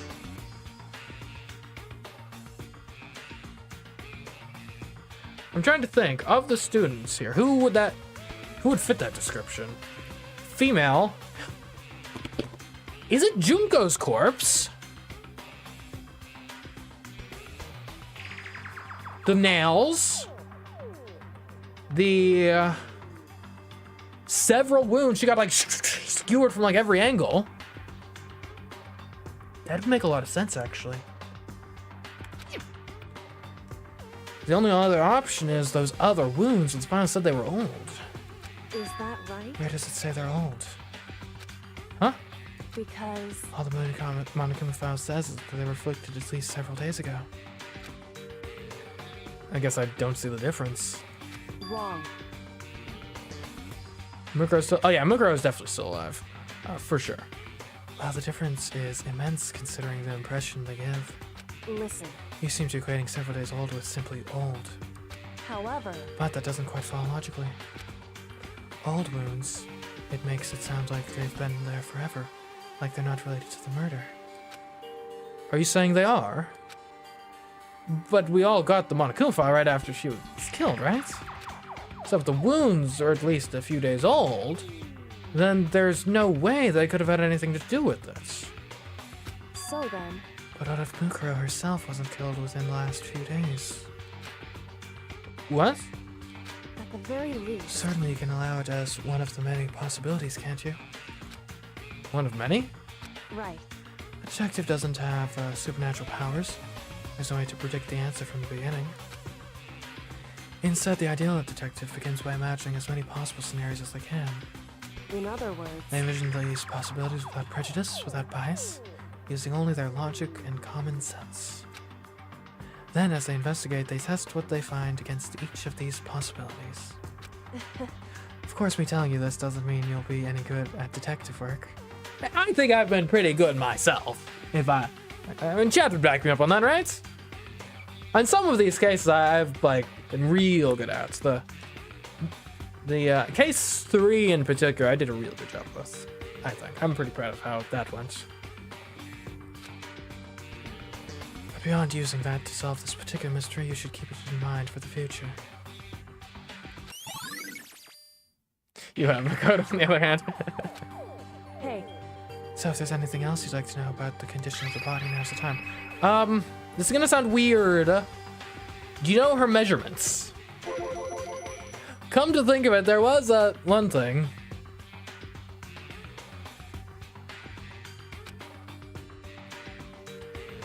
Earlier, when I was looking at Mukuro's profile, it listed her height and weight. so 5 foot 7 inches, 97 pounds. Vitals are 31, 22, 32. Did I get all that right? I need to double check the documents. You remembered all that? They're indeed consistent with the corpse. Is there anyone else who has the same measurements? So then, indeed. and don't forget about the Fenrir tattoo. It's absolutely no mistake. Right, the tattoo does throw a wrench into this. Unless someone else was associated with them. Which actually, if there are multiple despairs, if Mukuro was associated with the Despair organization and Fenrir, it's not a huge stretch to think other people associated with Despair could also be associated with Fenrir. It was on her hand, right? Hold on.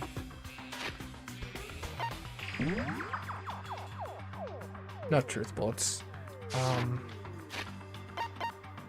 Port card. Does anyone else wear gloves? Consistently. I don't really think so. I obviously can't tell from these pictures. I mean, it could be like a faked tattoo in theory. I'm not sure how easily we could tell the difference. Or, I mean, there's no reason, if you're artistic enough, there's no reason you can't tattoo a corpse. And if... So that isn't conclusive necessarily.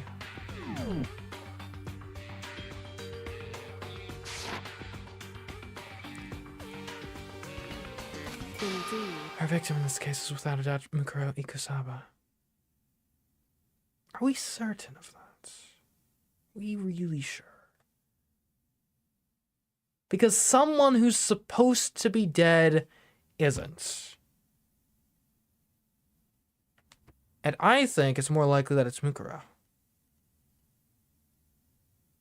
Though it could be the other way around. It could be that someone who we thought was dead previously is still alive and actually legitimately used Mukuro's body. That's possible too.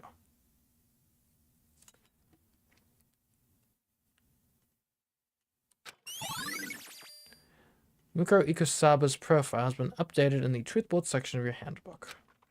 And? Is that all you wanted to ask? Yeah, I think so. The nails, though, don't really strike. Granted, we never knew Mukuro, so who knows? Maybe she was really grown when it came to her fingernails. But just based on her bio, that seems odd. That seems like an odd detail. The fingernails. So then... And it looks like we have no further business with Mukuro's body. Now, the issue with the idea of, like, maybe tattoo the corpse is where the heck would you get the resources to do that? There's not a tattoo parlor here. And maybe you could fashion something out of, like, the art room, maybe. But even then, I don't know. As he's going, it's kind of chilly in here. Oh, wait, are we not gonna put the body back. I do think it's kind of sad leaving it out like this. Why? Sad. Do you forget she was our enemy once? Part of the ultimate despair. But she still got killed. She's still a victim. Hey, You ever heard the phrase, you reap what you sow?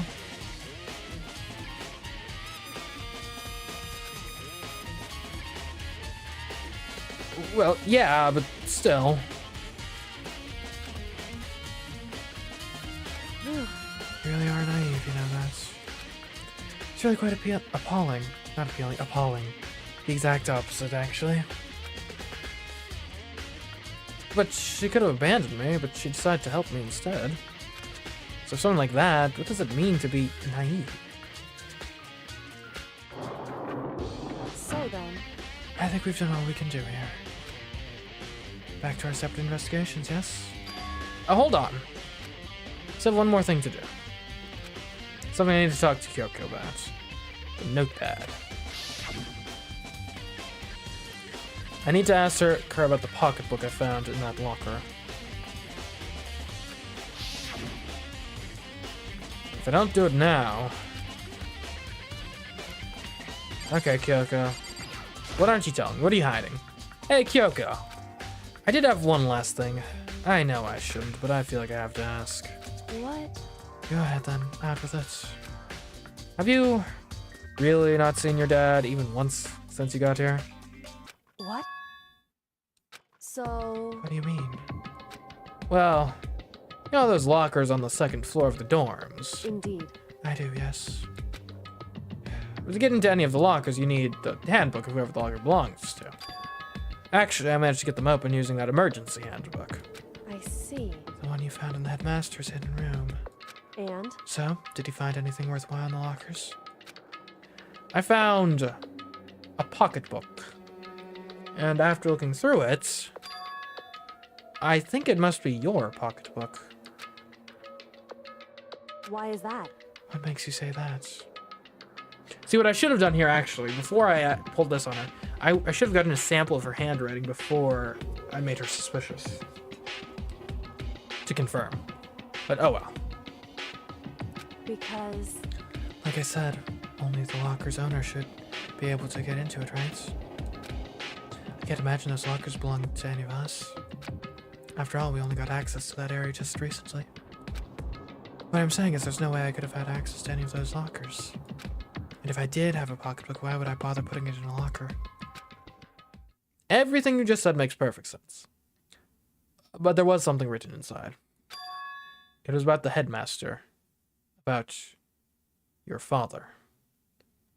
what? If that's true, Could that mean that video is real too? Video? What video are you talking of?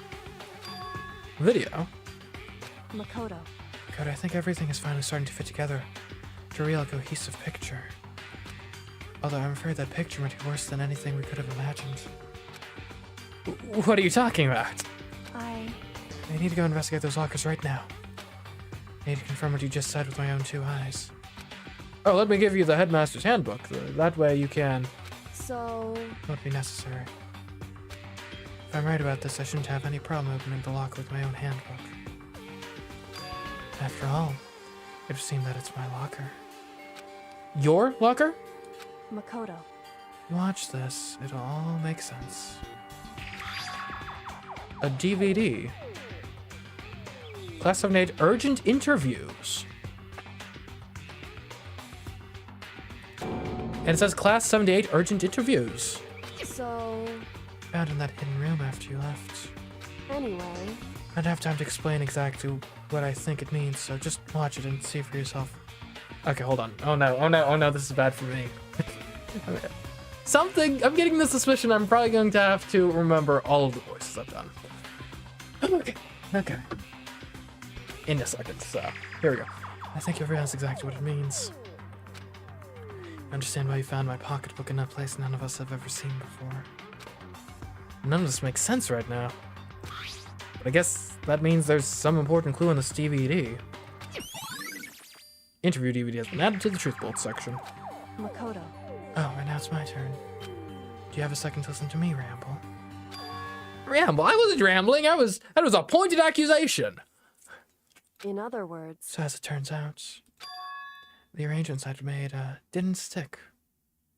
What? What I mean is I'm less and less sure of everything, even my own feelings. Like about your father? Talking about your dad, right? I can never find the answers to the questions I wanted to ask for the rest of my life. And all because of the mastermind. however, But there's one thing I am sure of. When it comes to the mastermind, there is no room in my heart for forgiveness.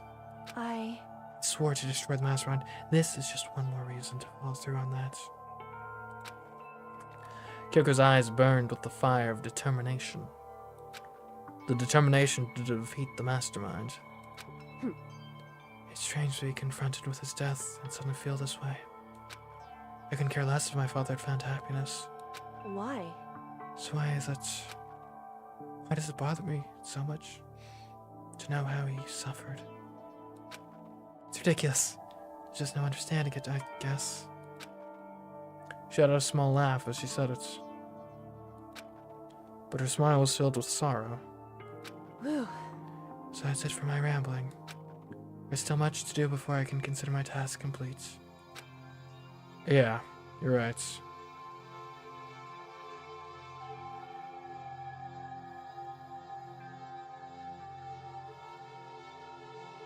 Hey, But keep this in mind. There's only ever one absolute truth. Whether that truth serves justice or suffering. Whether it's the greatest truth or the worst. What do you mean? Makoto. Even if the truth you uncover is filled with hopelessness, you still can't give up hope. Absolutely not, because all I can do is keep moving forward. That's pretty much all I'm good at, you know? Indeed. Sorry if that was strange. So then, Anyway, I need to get going. I'll see you at the class trial. Leaving behind that final farewell, Kyoko was gone. I'd better get going myself. I got that DVD from Kyoko.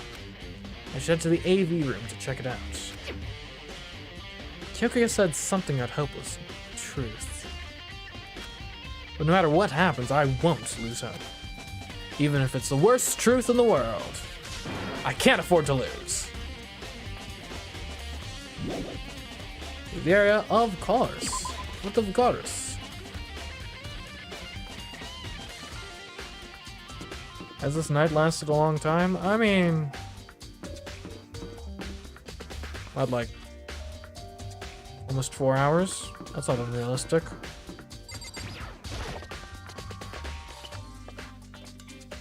Or I guess it would include the, no, well, I'm saying the in-game night just lasted, like, when did the in-game night start? Because Mukuro was killed, we found Mukuro in the afternoon. So most of that chapter took place during the day, I think. So it's really just this chapter, for the most part, which has gone on for like 4 hours.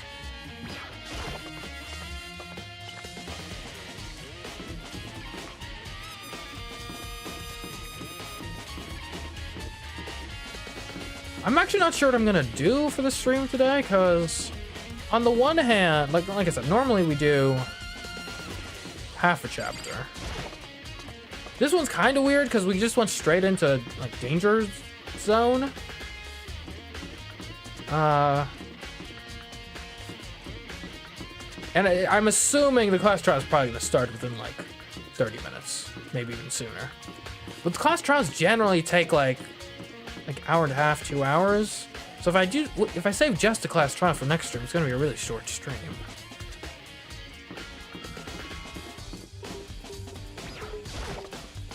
Just my judgments. Trial's like 2 hours, yeah. So no. Hold on, did I go? There it is, AV room.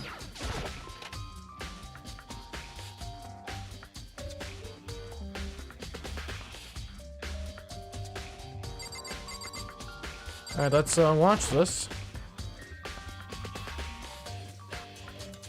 This should be able to play DVDs just fine. Well then, I'd better take a look. I took the DVD Kyoka gave me and put it in the player. It said that it was playing, but nothing appeared on screen. Additionally, I guess there is also the gameplay concern of if I wait a week between doing the investigation and doing the trial, I'm going to forget a lot of the intricacies of the case. That's also worth considering. Because normally it's split of like, we do just, the slice of life stuff, and then investigation trial. Not sure investigation trial is actually a good idea for me actually being successful here. I stared into the black of the monitor.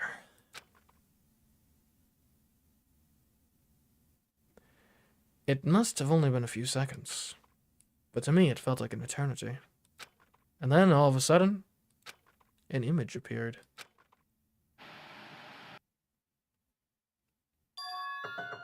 Sayaka? It took me by total surprise. I hadn't seen Sayaka in who knows how long. And there she was. Okay then, are you ready to begin? The voice I heard was of the man positioned on one side of the screen. It was the voice of a middle-aged man. I do apologize, but I hope you don't mind if I record our conversation. I'm a little slow, you know. I never really got the hang of taking notes while having a conversation.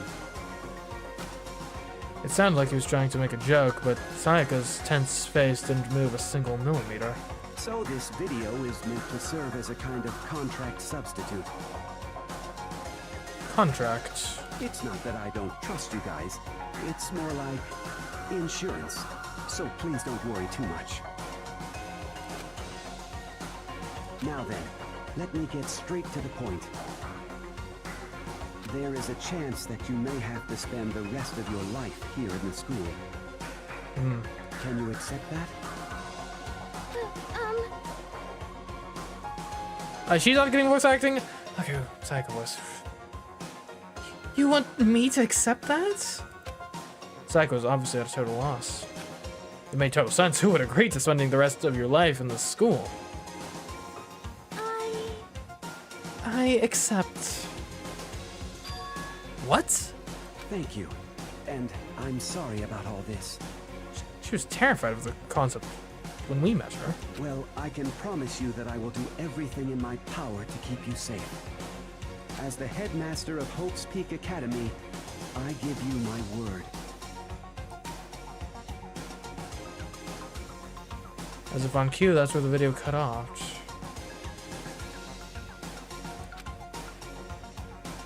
Monto's voice actor, really.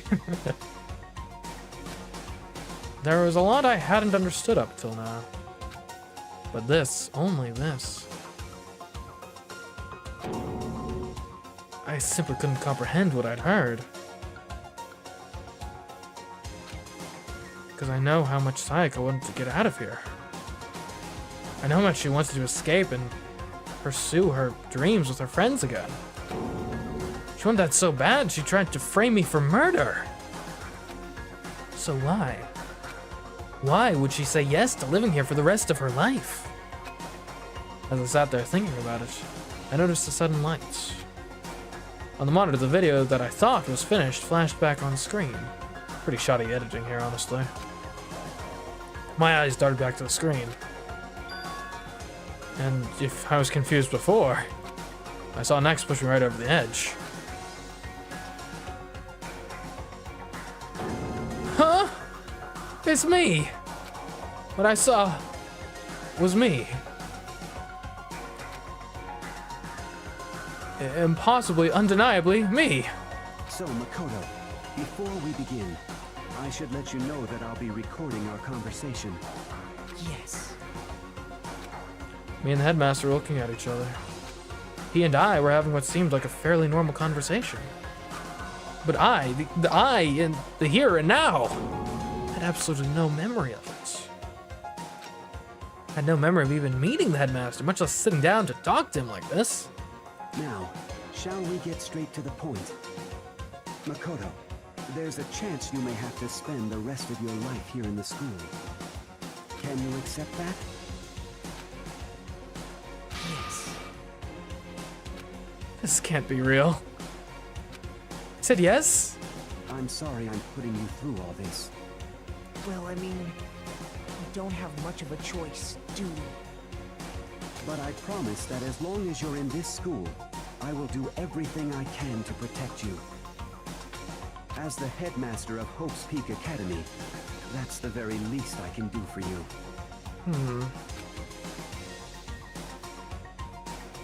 Once again, the video cut out. From there, the video repeated the same scene again and again with the others.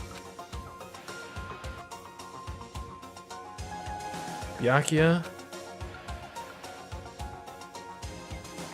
Toko.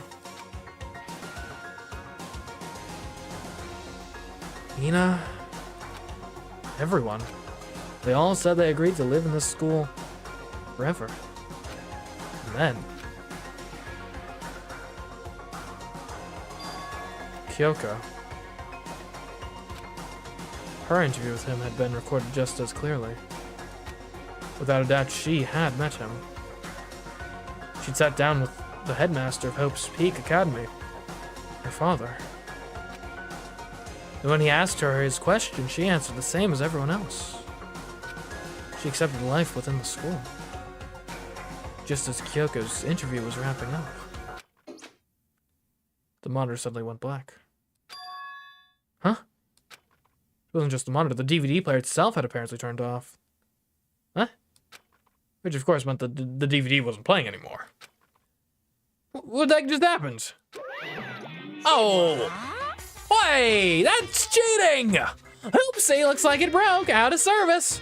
Well, at least surely Kyoko saw the whole thing, right? We can ask her what it was. What? It just so happened to break just now. Really? Really? You expect me to believe that? You bear out of hell. Too bad. Now then, when doesn't matter. Failure can strike anywhere, anytime. That's what failure is, right? Failure my ass. You cut the power on purpose. Oh, whatever. Even if I watched the whole thing, it'd just be more of the same. He'd ask them the question, they'd just all say yes. I couldn't help myself. I let out a huge, exasperated sigh. But as I did, I remembered something. That's right. I fainted too. And when I woke up, I noticed a strange feeling of separation within myself. A disconnect. It would seem... Thinking back on it now, at that point, my memory was gone. At that time, I'd forgotten. I couldn't remember why I'd come to this school, yet I couldn't remember what my ultimate ability was. But what would make you forget all that? Hey, Strange, isn't it? It's hard to imagine it happened by chance. It seems much too convenient. A convenient outcome. Something that seemed to obviously work in favor of the mastermind. You know, it's as they say, the purpose of a system is what it does, is it not? So does that mean I've lost my memory too? What about the others? Have we all forgotten? Or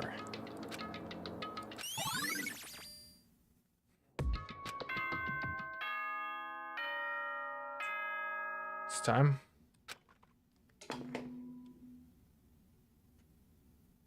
For anything that has a start, there has to be an end. And if the end comes, then that means it's time for a fresh start.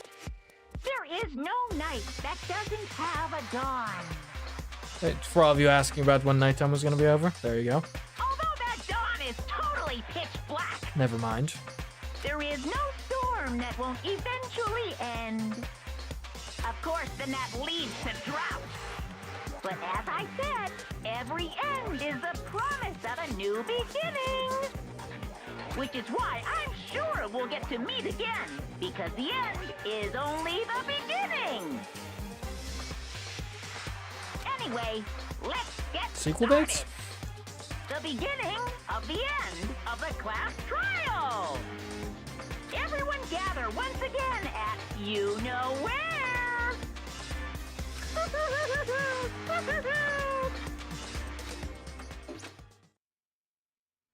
It's about to begin again. The class trial is going to start. The final class trial. The last time all our lives will be on the line. The last time hope and despair are on the line. I don't have a choice. I have to do this. Okay then. This is the end.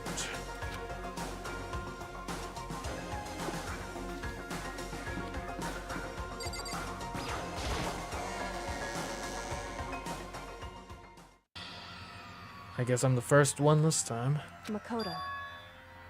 Oh, really, Makoto? Well, I mean, I was in the AV room. It is, like, right next door. Listen. Does that mean you feel prepared? Yeah, for now, at least. But where's everyone else? Why aren't they here yet? However, Don't worry, I'm sure they'll be here soon. And just like she said... Hey, you willing to talk to me yet? Byakuya! Why does everyone hate me all of a sudden? Byakuya? They arrived one after another. But they were all in the same state of shock. What did I do? Hina! Look, guys, let me just... Can we clarify one thing real quick? We are having... Like, the last trial was declared a mistrial because I didn't do it, right? Like, did we all forget this fact?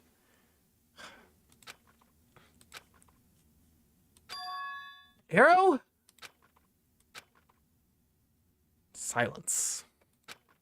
And it wasn't any normal silence. It was a deafening silence of fear and suspicion. It was like the first class trial. You called for me, and so I appeared. Jill, thank goodness. My one friend in the... Well, second friend after Kyoko in this world. I'm late!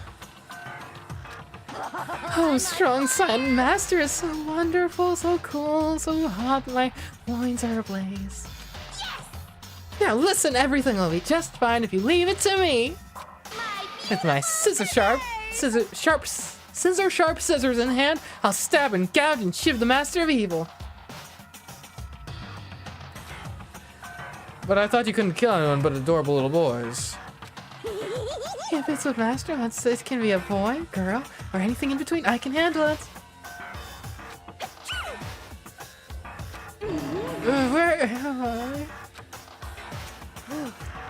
No human language can describe the disappointment I'm feeling right now.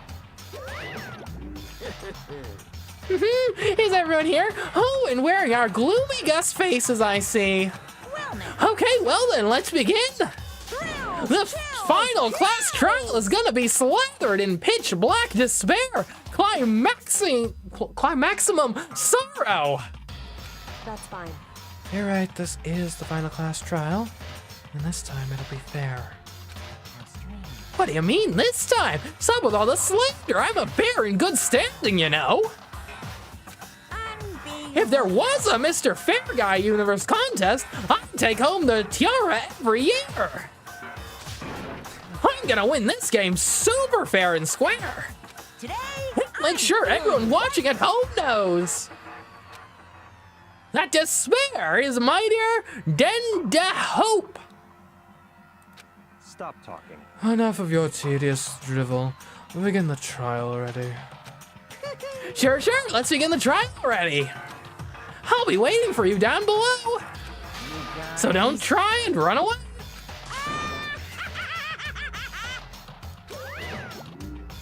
Laughing as loud as ever, Monokuma disappeared. Whatever. In the name of my family. This will be over in no time. With an inexplicable confidence, Byakuya was the first into the elevator. One by one, the others followed.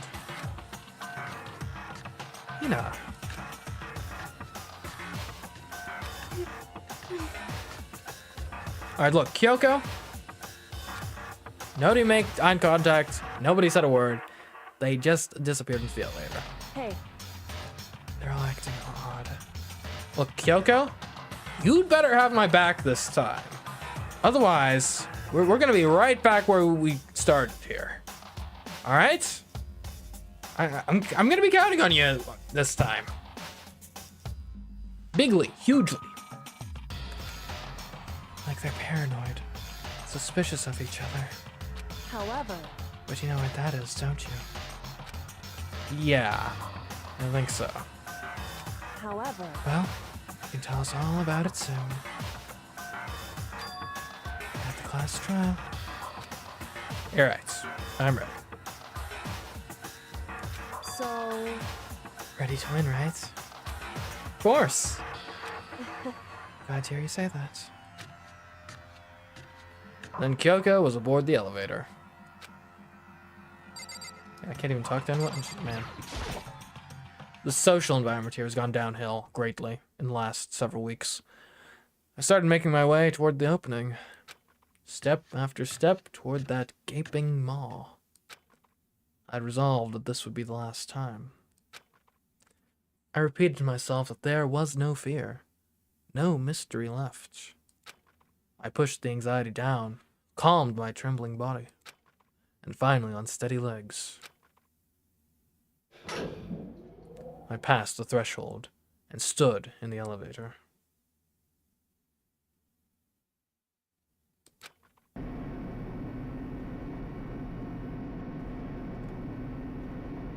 Without warning, it began to descend. Deeper and deeper. Deeper, deeper, deeper still. Deeper and deeper and deeper, deeper and deeper.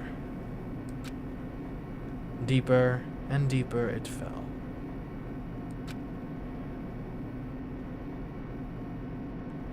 I closed my eyes, and sight fell away, as is the nature of closing one's eyes.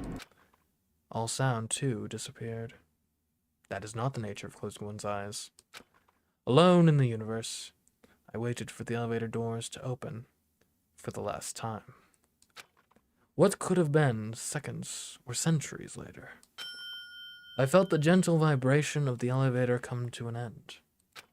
I slowly opened my eyes. This is interesting. This is the final trial site? Yeah, I only just now realized these are all different floors in this complex, aren't they? He's not just redecorating between each trial. These are different floors we're going to. Oh. Yeah. For all my braggadociousness of like, oh, I nailed Kyoko as ultimate detective. Like, the moment I laid eyes on her. Took me till trial 6 to rouse. Oh, wait. These are just different floors, aren't they? Oh well. An unimportant detail. Except for the fact that it implies a really deep complex. Are all of the windows bolted because we're underground? In a bunker, perhaps? Well, you'd think they wouldn't be bolted, they just wouldn't exist in that case. What do you think? Isn't it just the perfect background for deciding a person's fate? It's the long-awaited last stage, the always exciting final boss battle! And I'm gonna sit in on this one. I'll just sit right here in the vacant 16th seat! Well then, let's begin! Wait, he's here? We'll save, I suppose. Okay, well, it's trial time. I will be right back. Do not turn away. And then we're gonna figure this out. We're gonna end this all today.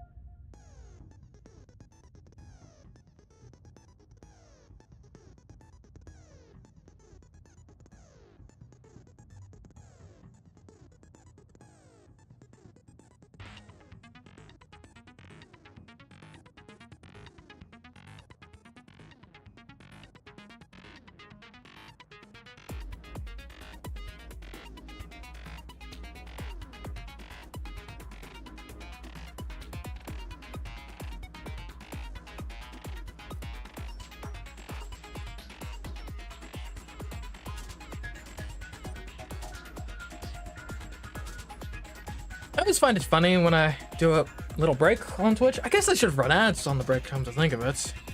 Yeah, next time. Anyways, I always find it funny when then I come back and I actually have more viewers than when I left. Like, who knows, maybe this is the new Twitch meta. Just put up your "will be live soon" thing 24/7 and people will tune in.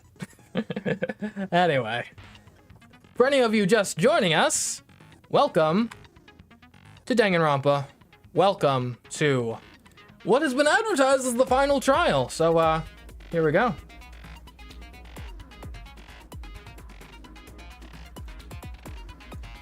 Hate it when action happens. All right, let's. I don't think we haven't gotten any new skills since last time, so there's no real reason to be in this menu. But I like being in this menu. It's out of habit.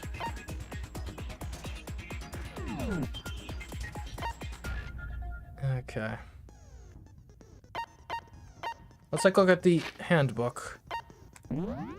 Alright, so this is an interesting trial. Firstly, we only have 17 pieces of evidence. That's actually not that much. We need to figure out who killed Mukuro, and apparently also all the secrets of the school. So that's a bit of a high bar. So Monokuma file is exactly the same as last time. So nothing really worth looking into there. This is just our checklist of all the rooms to look. So again, that's completely irrelevant. Okay, so this Monokuma room in the data center opened to reveal a small room used to command Monokuma. This is where the mastermind had been issuing commands to the Ursine robot. Out of curiosity, because there's a hash that leads there, what room is directly beneath this? I can't check the map here. Okay, that's something to look into at the trial. What room is directly underneath that room? That could tell us something. Oh, never mind, hold on. I can't look at the map right now. Why not? Why not? Okay.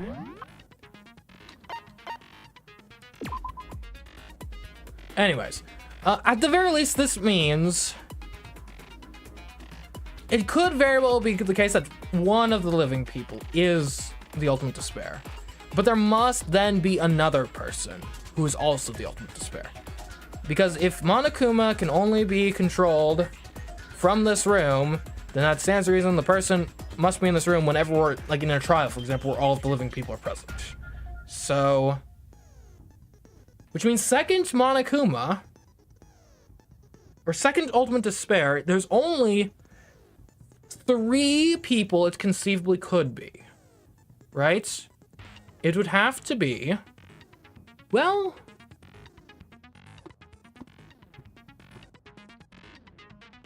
I was gonna basically, I'm thinking at bare minimum, it would have to be someone who wasn't present by the time we got to the first class trial, which would be Mukuro, Sayaka, or Junko. Those are the only people who were not present in the first class trial. So if we're operating on the assumption that the person who's controlling Monokuma has to be one of the 16 students, at bare minimum, one of those 3 has to be one of the people who is part of the Ultimate Despair. That has to be the case. There's no other way it isn't that unless the person is not one of the 16 students. Or if Monokuma has some sort of like remote control function, but every evidence we've seen up to this point says that that's not the case. Such as the fact that he locked the door, right? If Monokuma had a way to be controlled without locking that, why do you lock that? It just makes things more suspicious. Unless you're specifically locking the area to make us think that that's it, to then throw us off. Which isn't impossible, but I'm not sure they go that far. Alright, the tarp came from the biolab, meaning that whoever was doing that had access to the biolab at the time. Interesting, I guess. It implies something, I don't know what though. So this is Mukuro. She didn't have a single scar or wound when she came to Hope's Peak, meaning any wounds she got were not old battlefield wounds. That's important, actually. 5'7", 97 pounds, 31, 22, 32. corpse matches these characteristics. I would have loved to see the other people's files, to see if anyone else matches those characteristics. But oh well. The ultimate despair doesn't refer to a single individual, but a group of like-minded people. 1 year ago, that group brought about the single worst event in human history. They are motivated only by despair, making them some of the most despicable people to ever live. There was a brightly colored box sitting in the headmaster's room. His bones are in there. So he was killed before all this even started. Presumably, unless they're fake bones, which I don't think would be the case. We literally saw this guy die in the opening cutscene, so probably just that. So Kyoko, I don't know how this is relevant to this case, but Kyoko has a dad who loves her very much. It implies, I guess at the very least, it implies the headmaster was not directly involved with creating the death game. Because we know he was involved with enrolling her in the school, and even involved, thanks to that disc, the DVD, with enrolling her, with making her part of this whole like isolation from the rest of the world thing. He wouldn't have done that to his daughter, which he loves, if he knew it would end up being this ridiculous, torturous death game. So I think that's what this proves, basically. An emergency handbook was found in the headmaster's room, so you can just, go anywhere you want with that. Don't think it proves much. The notebook was found in the locker, so this is evidence that Yasuhiro actually went to school here for a bit properly. This is basically the same thing.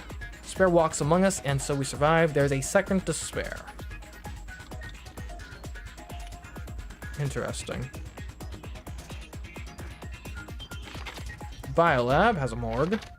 Corpse hasn't been installed. The number of blue lights is 9. There should be 10, so someone who we thought was dead is actually alive. Yeah.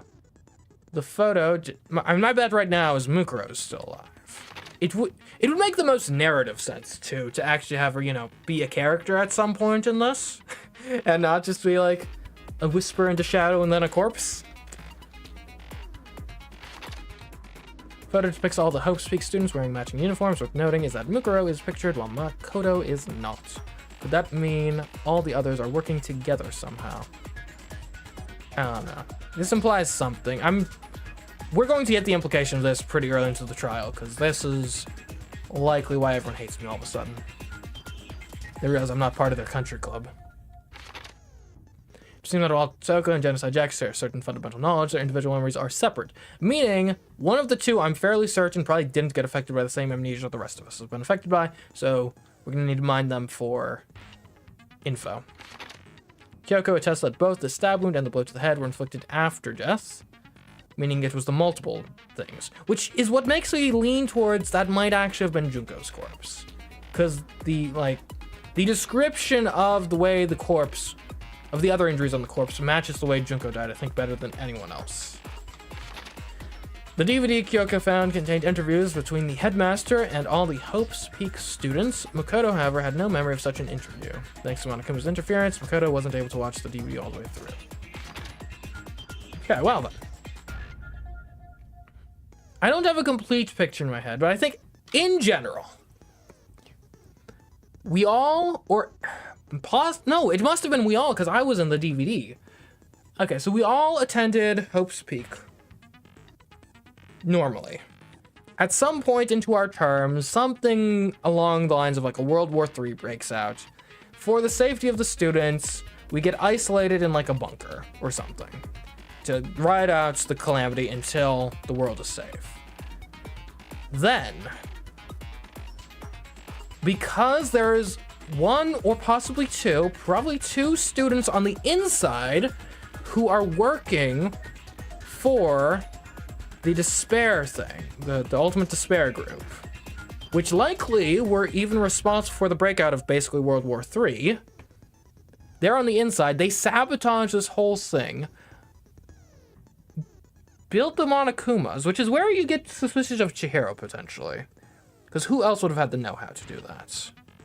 But, anyways, build the Monokumas, and kill the principal wipe the rest of our memories, set up this whole death game, and broadcast it to the world.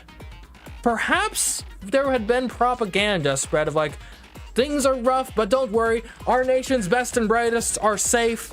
They're pulling through, and we'll all make it through just like they will. And then boom, broadcast to the whole world. Actually, no, they're stuck in this terrible death game. They are literally killing each other, lose all hope, and then hopefully then Japan gets annexed by, I don't know, Russia or something. China, more likely, I suppose. And yeah, that's basically it. At some point, things get spicy. We know you don't break the rules, right? They didn't want to directly kill Kyoko, so instead they kill the corpse, which we assumed was the soldier girl. It's not the soldier girl, though. It's actually Junko's corpse, which was just used to make a crime scene. Soldier girl is still out there somewhere, controlling Monokuma right now. And that's how it all went down. There we go. We solved it. We solved it. Here we go. Here I come, Monokuma. Watch out. Now, it's plausible it could be the other way around. It could be Soldier Girl is actually dead, and someone else we thought was dead is not. That's another possibility. Special rule. What? So listen up. If you can figure out Mukuro's killer and go on to solve the mystery of this school, you guys win. Okay. But if you can't, then I win. Okay. And of course, waiting for the loser is the super exciting, super heart-pounding punishment! Are you saying that if you lose, you'll execute yourself? Yep, sure will. Huh. And that's final? No loopholes? No wiggling out of it later? Hold on, there's a couple things I want to check real quick. Do we have access to the map yet? Can I not? Did I do something wrong? Like, there we go. I'm gonna look at the rules real quick, because I think the particulars of the rules are important in this case. Students may reside only within the school. Leaving campus is unacceptable use of time. So whoever it is must be in the school, because we've established they're following the rules too, in theory. Night time is from 10 p.m. to 7 a.m. Some areas are off limits at night, so please exercise caution. Sleeping anywhere other than the dormitory will be seen as sleeping in class and punished accordingly. That's an odd one. In theory, they could have been sleeping on the second floor of the dormitory. Would be tough, though. With minimal restrictions, you are free to explore Hope Peak Academy at your discretion. Violence against Headmaster Monokuma is strictly prohibited, and as is destruction of surveillance cameras. Anyone who kills a fellow student becomes blackened and will graduate unless they are discovered.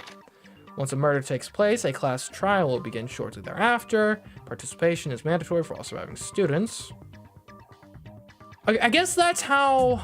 Okay, Mukuro must then have been controlling Monokuma during all of the class trials.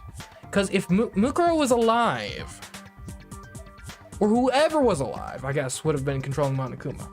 I guess that could count as participation. Participating as the judge. Guilty party is exposed, they alone will be executed. Guilty party was not exposed, they alone will graduate, and all remaining students will be executed. Loaning your e-handbook to another student is strictly prohibited. Guilty party may only kill a maximum of 2 people during any single killing game. Attempting to break into locked rooms is prohibited. Okay. Of course not. Bears never go back on their word. Never mind all that. I just have one question for you. Okay. Oh, you're taking this serious, huh? Are you feeling okay? Is the mastermind only one person? Ooh. Yeah, that's important. Hmm? Don't bother. I already know the answer. You're all the mastermind, aren't you? You're all out to get me! Oh, did we all receive a different letter, each with a different person missing? Is that what happened? I'm right, aren't I? I knew it!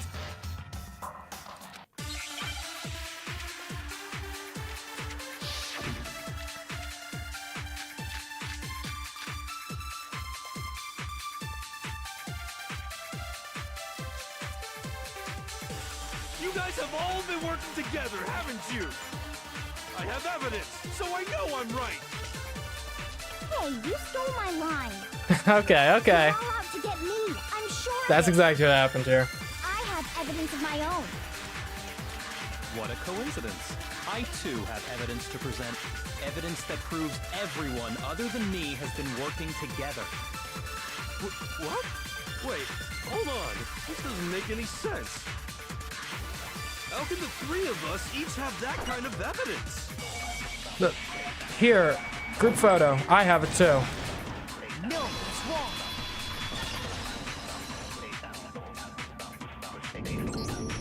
It's not just you three. I have evidence too. What? You too? The evidence you're all referring to is this group photo, right? Well, yeah. Huh? Wait, but mine's different. Is it really just as simple as different people were like taking it? With the picture you have, I'm in it. I'd love to see the other people's pictures. But that can't be right. Because in my picture... See? I'm the only one not in it. They're all just random different photos, or different people happen to not be. Love it. Or the person taking it, I guess, was the one who wasn't in it. Because, I mean, yeah, look at track and field. Maybe she would be taking it there. How's Sakura losing the race, by the way? Or is she lapping everyone? That's probably more likely.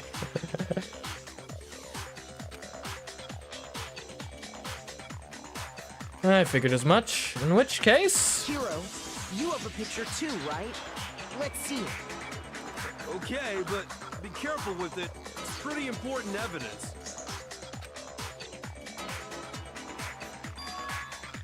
Ooh, donuts. Good to see,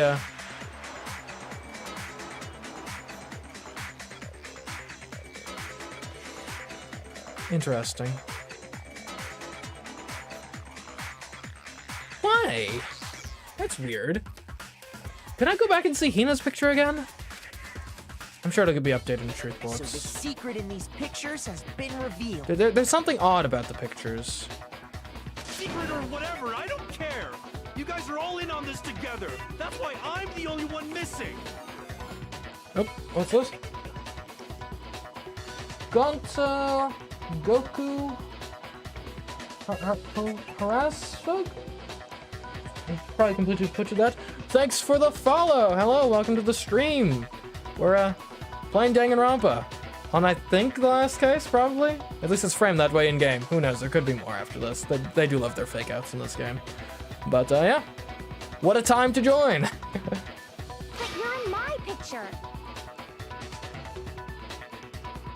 Oh yeah, Sakura Defta could run so fast. I saw recently a clip. It was at an ice skating contest where basically what one person did is they went so fast in the beginning, like sprinted at the beginning to lap all the way around and ended up in the back of everyone else.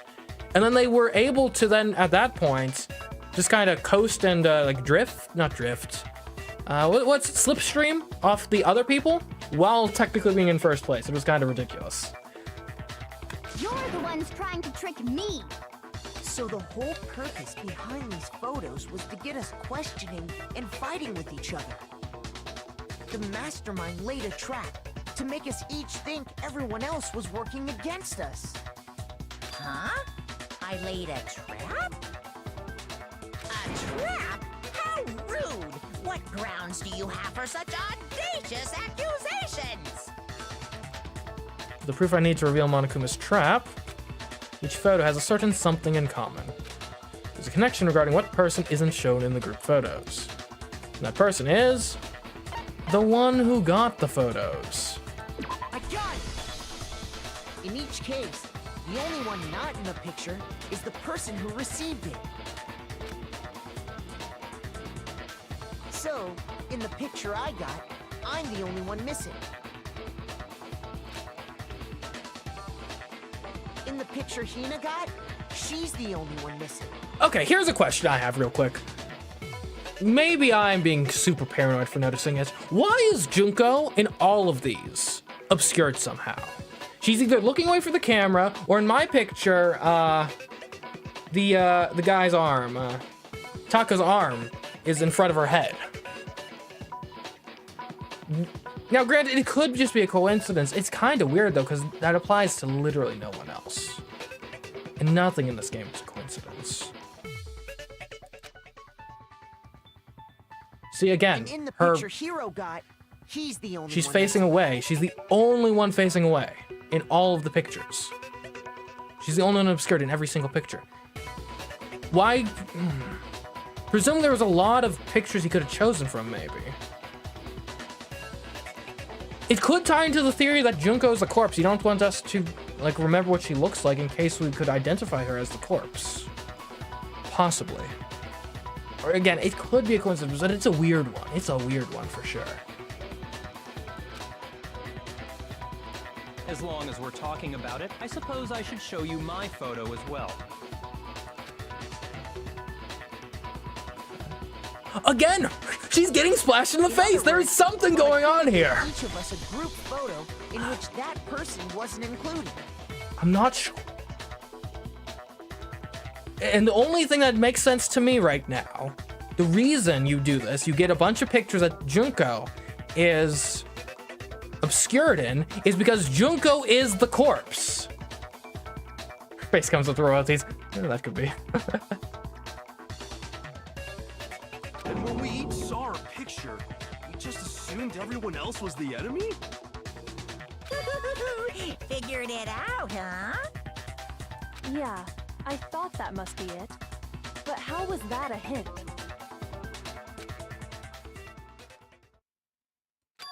But you know, there might be more to this than just Monokuma trying to confuse us. There's something else that bothers me about everyone's pictures. What is it? What's digging at me? Listen, can I see everyone's group photo one more time? Mm-hmm. It's not directly connected to what we're talking about, Yeah. but I'd like to Junko is obscured in every photo because she's the corpse, and Monokuma did not want to remind us what she looked like in case we examined the corpse more closely. Obviously. Sure, no problem. Yeah, I don't mind. I'm sure there's something unusual about these group photos. What is it? I need to compare each of them one more time. Byaku's picture. Oh my goodness, I just noticed what Sakura's doing. That's crazy. Hifumi's literally like dying. Also, Celeste is always in the same pose in every picture, notably. Which is weird. Yeah, hold on. Is Celeste photoshopped in? Is that another thing? Hold on.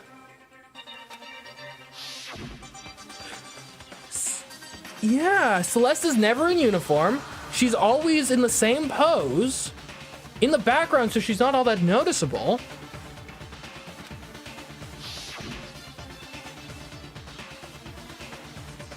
Yeah, that's...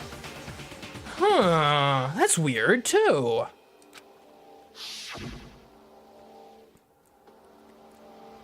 Now, granted, it could just be, oh, I don't want to get my outfit bit dirty, but I don't know.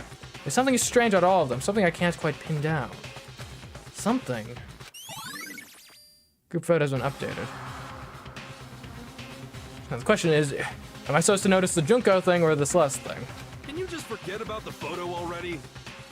Ugh. Trying to trick me with such an obviously fake photo? I'm still pissed about that.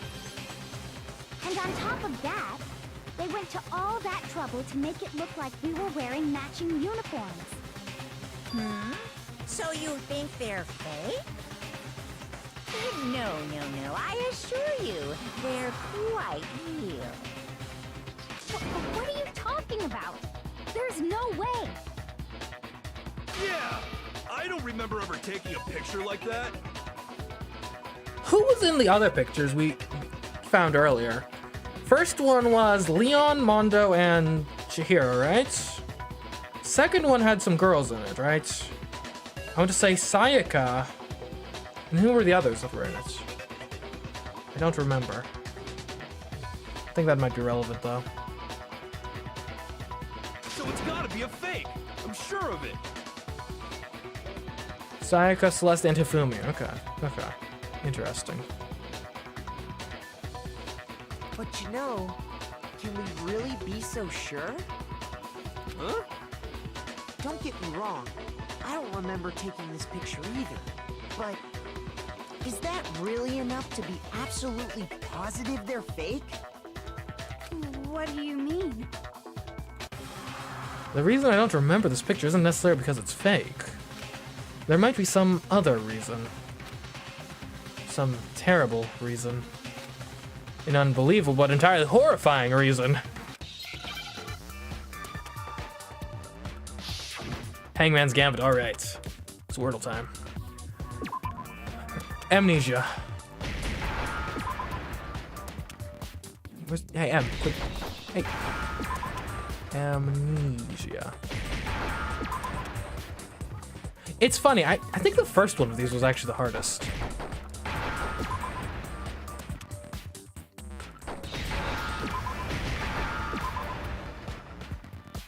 Now I understand. Let's say that somehow we'd all lost our memories. That could explain it, couldn't it? Oh, I get it.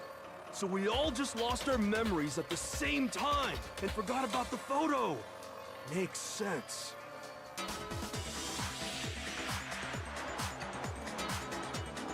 As if. You expect me to believe such an unbelievable occult-type story? Yeah, we all lost our memories? That's just crazy. Girl, this whole scenario is crazy. It's only natural that they wouldn't believe it.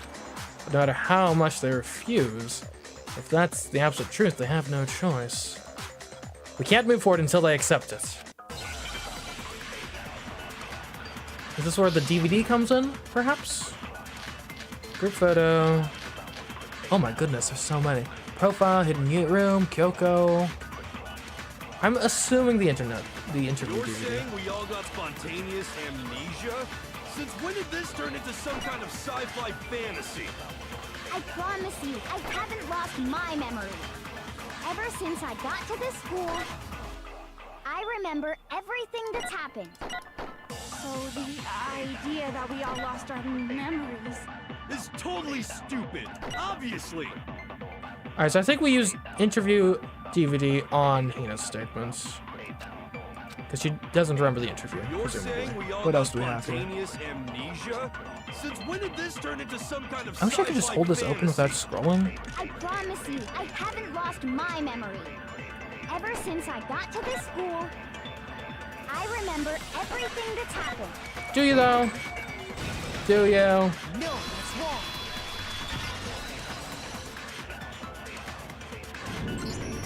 Those photos aren't the only things that point to the possibility of memory loss. This DVD does the same thing. You're not gonna show us something indecent, are you? Why would... Get your mind out of the gutter. No, it's nothing like that. It's a video of all of us being interviewed by the Hope's Peak Academy headmaster. When you say all of us, you mean... I mean all of us, including you. You lied! I never did any kind of interview. Monica, am I allowed to use a DVD player? No, it's not a lie. Just watch the DVD and Oh, see for we got yourself. monitors in the room. Oh, that's useful. The headmaster did, in fact, interview you. What are you saying? I didn't imagine you would remember. It's not about whether or not I remember. You expect me to believe all this? That I lost my memory somehow? Well, we don't have any way to refute it, so we have no choice but to accept it as reality. How can you say that? We're talking about living, breathing amnesia here. To be honest, I have something else on my mind right now. Okay, Byakuya. Something else? You said the DVD contains recordings of us being interviewed by the headmaster, right? Yes. What were the interviews about? Well, it's a bit awkward. The headmaster sat each of us down, one at a time, and asked us the same question. He asked us if we could accept the idea of spending the rest of our lives in this school. What kind of question is that? And how did we answer? We'd say no, obviously. Actually, we all said we could. Even me. I heard myself say yes. I could spend the rest of my life at this school. Why? Why would you say yes to something like that?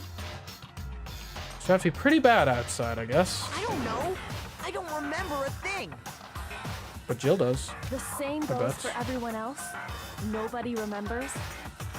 You don't remember choosing to live here forever, or even talking to the headmaster about it at all. It doesn't matter if I remember or not. Even if I bought the whole amnesia thing, the idea that I would want to live here forever? That's just insane! How can I believe that? Insane or not, we can't move forward until you accept it. Am I right? You sure are, 'cause it's all true. What? I know it sounds absurd, but if it's the truth, there's nothing we can do about it. Indeed. We only have one path in front of us. Then, we really... Yep, you all totally lost your memory at the same time. Uh-huh. This is all making my head hurt. And this isn't like some normal kind of memory loss. You stole those specific memories from us, didn't you? Oopsie, you figured that part out too, huh? That's kind of obvious. Of course. There's no way we would all just happen to get amnesia at the same time. How could someone just steal our memories? How? Come, that hardly matters right now. If I said it was hypnotism, would you believe me? Or we opened up your skulls and messed with your brains? Would you really believe anything I said? How it happened doesn't matter right now. What matters is figuring out what memories you took from us. That's what you're trying to say, right? I knew I could count on you. It's interesting having Monokuma be such an active participant in these. The interview with the headmaster, taking that group photo, those can't be the only memories we lost. There must have been a purpose to it all. A reason for taking away our memories. Of course there was a purpose. It all has to do with the original motive. Oh, if we remembered why we agreed to live here potentially forever, then we never would have been tempted to kill each other in the killing game. Therefore, the memories had to be deleted, as it were, in order for us to succumb to despair. The original motive. You mean the motive you came up with to try and get us to all kill each other? That has something to do with the memories you stole from us? It sure does. But that part's still a secret. Anyway, I'm sure it's not easy, but let's all focus on the class trial for the murder of Mukuro Ikusaba. Okay, so you want us to figure out who killed her before we do anything else? Yes. So until we do that, well, either way, we have to explain every last remaining mystery. So, when we killed Mukuro, the true mastermind, that's what we need to expose.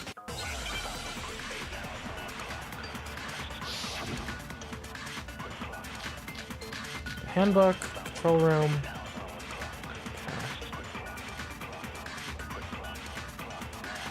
So who did it? Who killed her? Whoever did it is the same one who's behind everything. Okay. That much I'm sure of. But when you think about it, is the mastermind really here in the school? Of course! They have to be here somewhere. What makes you so sure? What does make me so Come on, Hina. Really? Exactly! You're just making stuff up. There's no way the mastermind is here. The mastermind is probably a million miles away. He can't. His control room is local, hardwired. There's no question that the mastermind is somewhere within the school. How do you know? Did you find some evidence or something? In the back of the data center, I found a panel that controls Monokuma. The mastermind must have been using that to control him all this time. So there can't be any doubt. The mastermind has been inside the school all along. There can't be any doubt.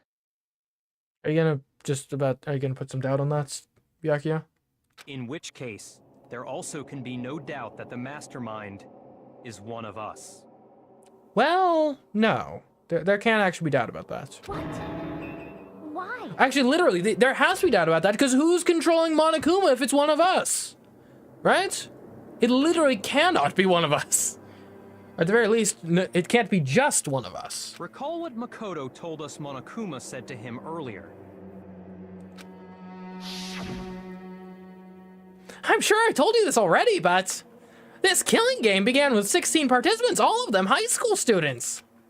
And the only people to take a single step in Hope's Peak since the killing game began are those 16 students. So if the mastermind is in the school, we have to assume it can only be that 16th student. But how'd they manage to survive all of this? So we're the only ones here? It's not me! I'm not the mastermind! Well, it's not me. I blame Makoto. Of course you do. What? Why me? 'Cause it's super weird how you're the only one who survived being executed. You know, that is actually fair. Oh, I get it. The only way he could have survived is if he was actually the mastermind himself, right? You know, it's not a bad strain of logic. Obviously, I know it's false, but... Aw, nuts! You got me! Wait, hey! Wait! What are you trying to say? Everyone, calm down. There's no reason to panic. The mastermind's true identity will become clear soon enough. Just as soon as we find out who killed Mukuro. That's a good point. Rather than wasting time bickering, we should put our minds to work solving this mystery. Yeah, well, how much time have we already spent talking about the murder? He's right. What more is there to talk about? Gotta get around. If you want something to talk about, I think there might be one thing. We haven't fully established what Mukuro's fatal injury was. Indeed, we haven't. Huh? But I thought we figured that out. She died when she got hit in the back of the head. No, that isn't actually what killed her. It was something entirely different. Wouldn't you agree, Makoto? Yeah. The cause of death was the other wounds. I got it! All of the wounds covering her body. That's what really killed her. Hey, now hold on a second. You did read the Monokuma file, right? The body was covered with other wounds, but these were at least several days old. It made it pretty clear. Those wounds were made at least a few days ago. So they can't possibly be what killed her. Consider this. What if the murder itself took place at least a few days ago? What? What if, when we discovered her body, she'd already been dead for several days? If that's true, then naturally the wounds that killed her would appear to be however many days old. Exactly. That doesn't make any sense. Because she had all those wounds before she ever came here. Nope. Huh? How do you know that? Isn't it obvious? She was the ultimate soldier, right? So that means, you know. You're wrong. She denied me before I could even say anything. Not something to be proud of. Come on. I mean, you think I'm not weird, okay? At least listen to what I have to say before you deny me! If you're so sure we're gonna deny you, why bother saying it in the first place? No. Great emote usage. Wonderful. Love it. Okay, this is going to be... Mukuro was the ultimate soldier. the profile, yeah. She must have been in 100 different battles. So, when you think about it, obviously, she got all those wounds in battle. No, not quite. No, that's wrong. Cut her off again. And listen to half of that. No, Mukuro didn't suffer those wounds in battle. The file we found in the headmaster's room said as much. Despite the time she spent in battle after battle as a member of Fenrir, when she entered this school, she hadn't sustained a single injury. Exactly. To be denied so completely. Actually, it's kind of refreshing. Can we get Jill? Maybe it's because of all of Master's training. Anyway, so we can be sure that Mukuro suffered all those wounds after coming to this school. In which case, they could be the very thing that killed her. As a matter of fact, it's hard to imagine any other possibility. When examining her body, I found that her stomach and head wounds came after she was already dead. Unless anyone has any better suggestions, I think we can say this with confidence. The wounds Mukuro sustained all over her body are what ultimately killed her. Exactly. Death by 1,000 cuts. Mukuro's fatal injury has been added to the Truth Bolt section of your handbook. But if that's what killed her...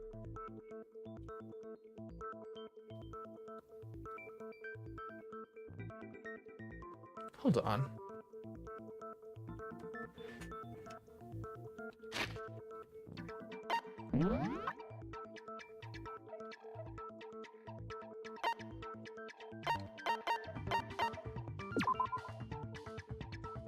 That's what Mukuro looks like. Interesting.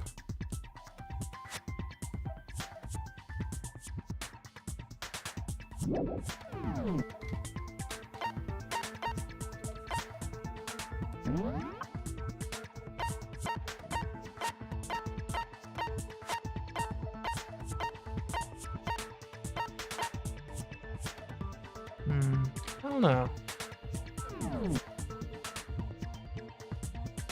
Because we know, hold on, we know that Mukuro, we know it's Mukuro's body, right? We know this because the measurements match. And there's the tattoo.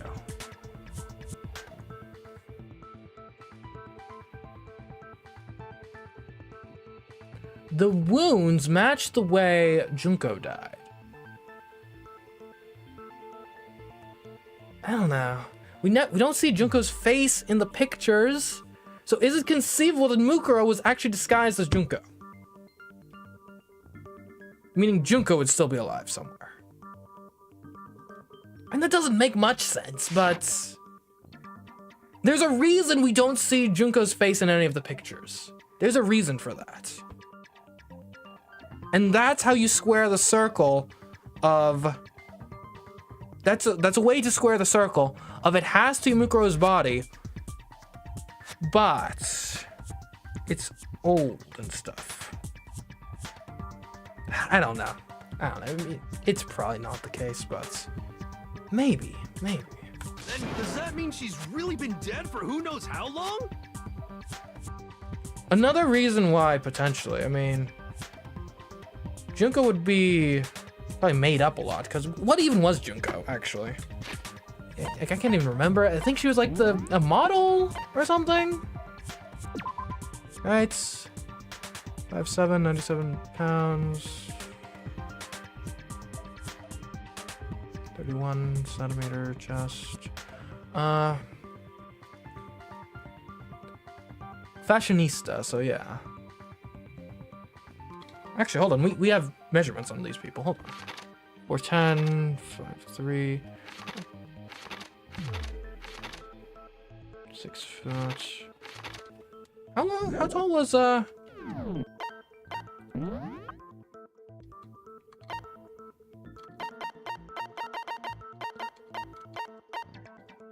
Mukuro is 5'7", 97 pounds, 31, 22, 32.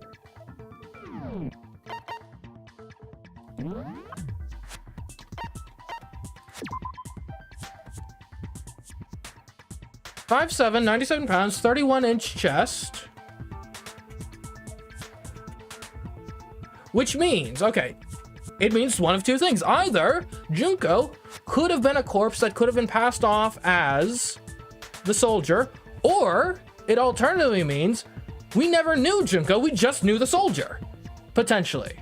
And that's why Junko's face is always obscured in these pictures, because the soldier Junko didn't want to. If Junko is the mastermind in this scenario, she never actually revealed herself to us. And she wouldn't want her face to contradict the face we knew her to have had.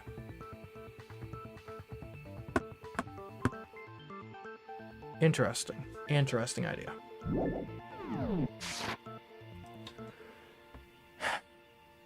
That's exactly what it means. When we found her body in the garden, she'd already been dead for several days. So then, what about the little matter of what happened last night? Makoto, you said you were attacked in your room by a masked assailant. If Mukuro had already been dead for several days, certainly it couldn't have been her. Well, it must have been the mastermind then. So who was it that attacked you? The end of the one who attacked me. I can't think of anyone else. It must have been the mastermind. I got it! The one who attacked me was the true mastermind. When we discovered Mukuro in the garden wearing the same mask, I naturally assumed she must have been the one who attacked me. Right, yeah, but why would that even have been the case? Right, you got the jacket and stuff already on where it would have had to have a switcheroo. But I was wrong. It wasn't her at all. It was the mastermind.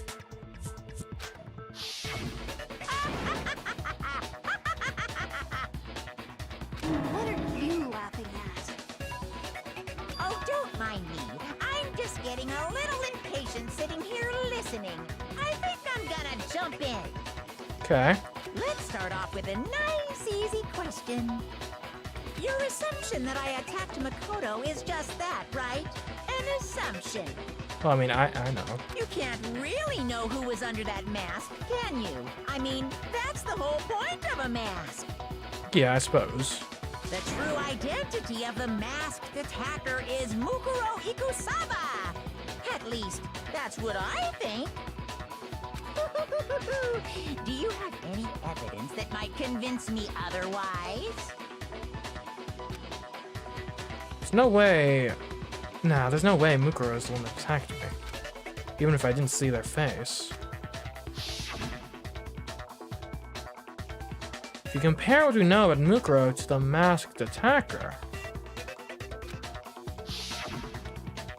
it should be obvious. Yeah, there's no way, because what, Kyoko or someone fought her off? There's no way that if it was Mukuro, that couldn't have happened. Ultimate Soldier. She would have won that fight. Easily.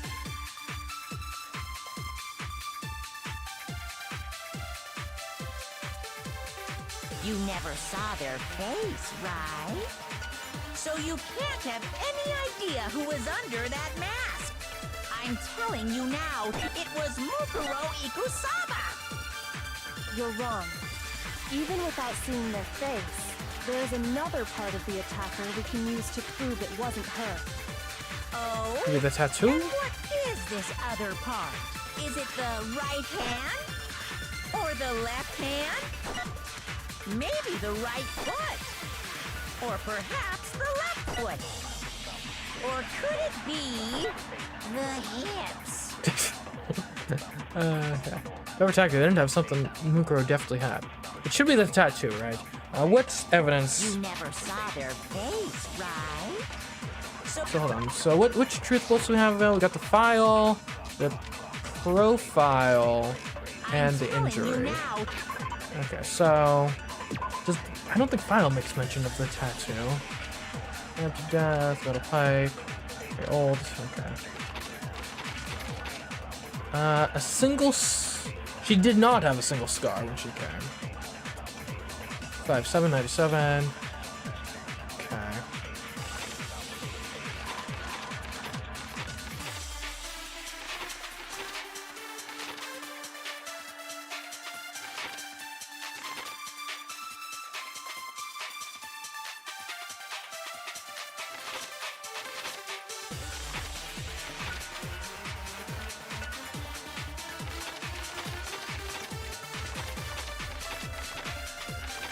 What is the other thing that you can use? The fatal injury. Okay, so You're wrong. Even without seeing their face, there is another part of the attacker we can use to prove it wasn't her. Oh? And what is this other part? Is it the right hand? Or the left hand? Maybe the right foot? Or perhaps the left foot? Or could it be the hips? what parts of her had the tattoo again? It was a hand. I forget which one. Say anywhere. In her profile, right? Do not have a single scar. It was one of her hands, yeah.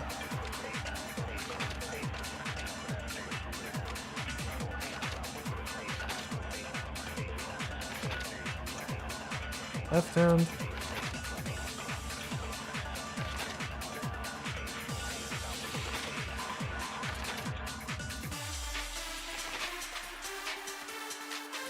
Can I look at this more closely? I think it's the right hand. So we'll go with right hand.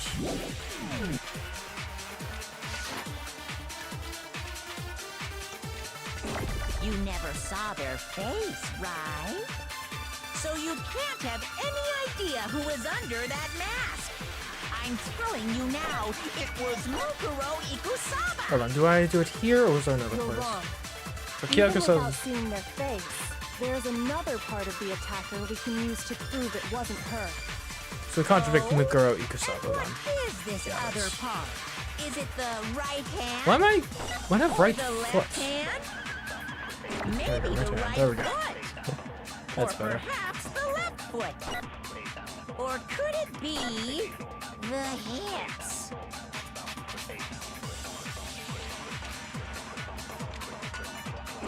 You never saw their face, right? So you can't have any idea who was under that mask. I'm telling you now, it was Mukuro Ikusaba. I got. Yeah, what? You think that can prove that the one who attacked you wasn't Mukuro?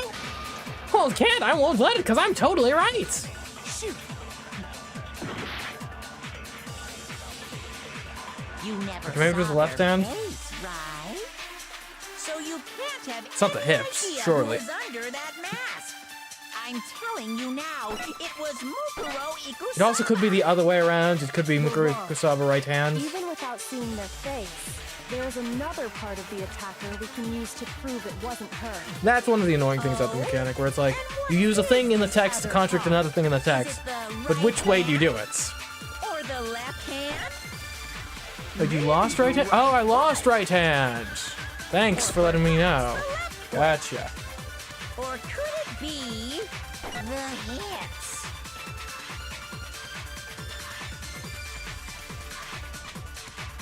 I recognize the sips anyway. You never saw their face, right? So you can't have any idea who was under that mask. I'm telling you now, it was Mukuro Ikusaba. Credit wasn't the right hand?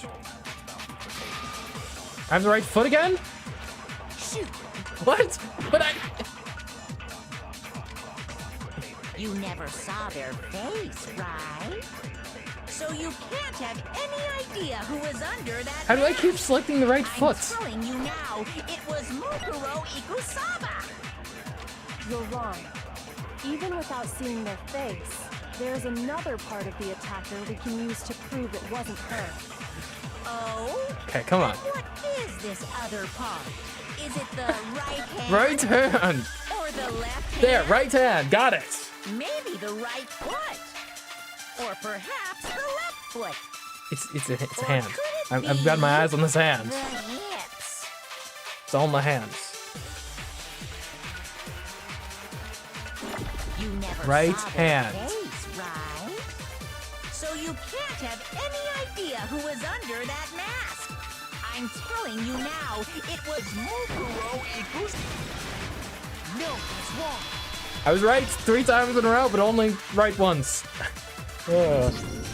Mukuro had a tattoo on her right hand, if I remember correctly. A representation of Fenrir. In other words, a wolf tattoo. But I saw the right hand of the person who attacked me. And there was no such tattoo. Now, in theory, you could maybe use makeup to hide a tattoo, no? So there's no way the person behind the mask was Mukuro. Yeah, well, okay. You got me. I guess it wasn't her. Well, then who was it? But that still doesn't prove that it was me. It could have been, you know, someone else, right? Hiro, Toko, Hina, and I all have solid alibis for that entire night. Not Kyoko. Yeah! We were in the gym tearing you apart, so it could have been any of us.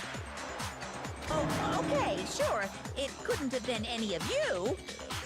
But what about Kyoko? It totally could have been her. Uh-oh, no snappy comeback. Did I score a bullseye? If you insist, I don't mind showing you.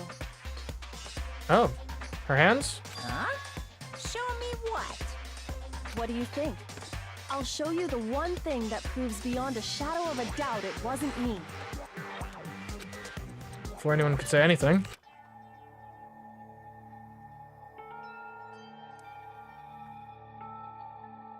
Kyoko was removing her gloves. Your hands! Without thinking, I let out a gasp. It was more than just a little burned skin. Awful, isn't it? Oh, yeah. Yeah. It happened when I was first learning to be a detective. I was inexperienced. I thought you didn't want anyone to see those scars. If it means we get another step closer to unmasking the mastermind, it doesn't really bother me. Kyoko seemed to savor the words as she said them. Then she put her gloves back on. Yeah, that's gnarly. My scars should suffice as proof. Makoto, did the person who attacked you have scars like mine? No.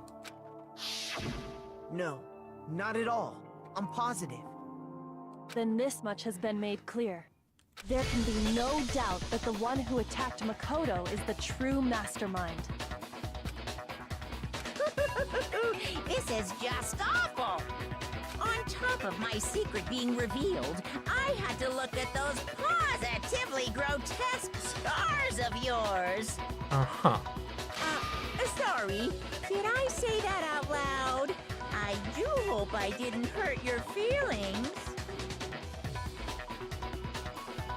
Hold on, what? One other thing I'd like to look into. Report card. Okay, so it's not relevant. Never mind. Not at all. I was looking to You can see say if the whatever you want. order of people in the CD matched the order on the report card. See if there's anything to be inferred from that.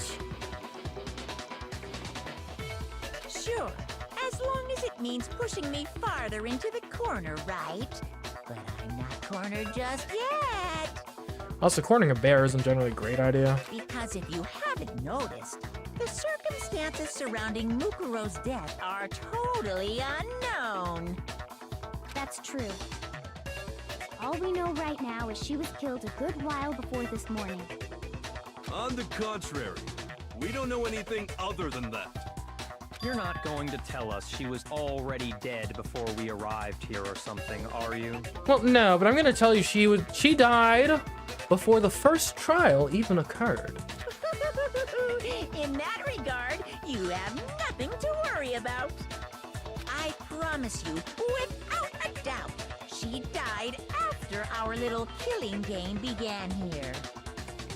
Then somehow she was killed in secret without any of us knowing. Yeah, she was killed in front of us all. And after she died, who knows how much time went by before we found her, right? None. Literally none. Did the culprit stash her somewhere? She couldn't have been in the garden the whole time, could she? If she was, she would have been totally decomposed.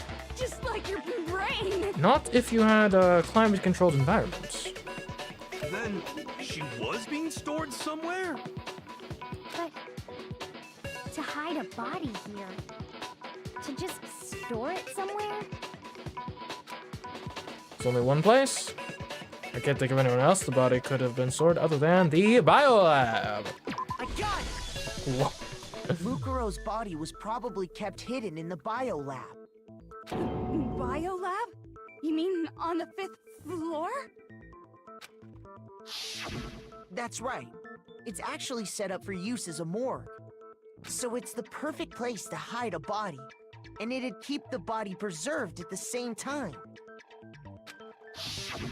Then you're also saying the body was moved from the biolab to the garden. And I have no doubt that that's exactly what happened. In fact, I have proof. It's tarp time. Proof that shows the body was carried from the biolab to the garden is none other than a tarp. I got it! What makes me so sure the body was carried from the biolab to the garden is the tarp that we found in the garden.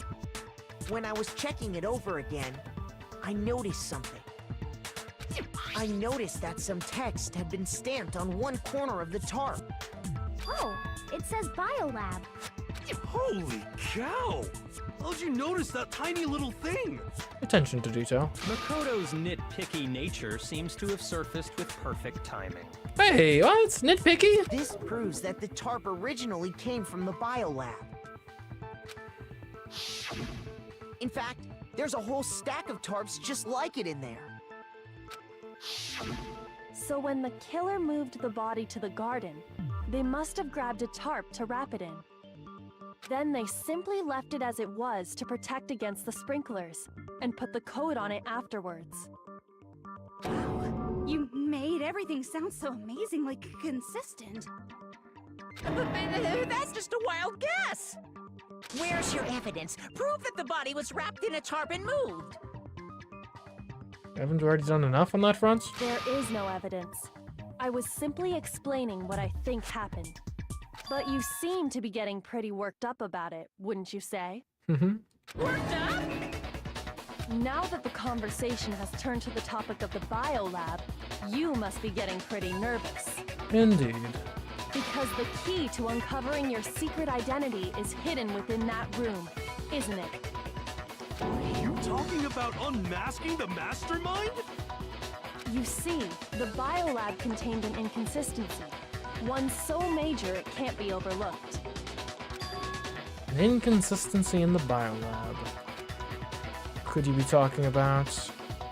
La la la, I can't hear you. La la la la la. Hey! Such a child. Oh well, just ignore him. I need to pull myself together and think. The inconsistency in the biolab. Could you be talking about? Hey, by the way, Makoto, what about that one thing? What? What one thing? What do you think I'm talking about? No clue. Your family. Are you threatening me? Because it's not going to work. What?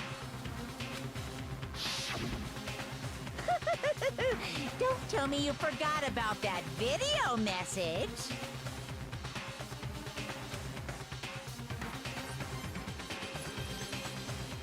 So what do you think? Are you sure your family's still okay? Don't know enough as I get out of here by exposing you.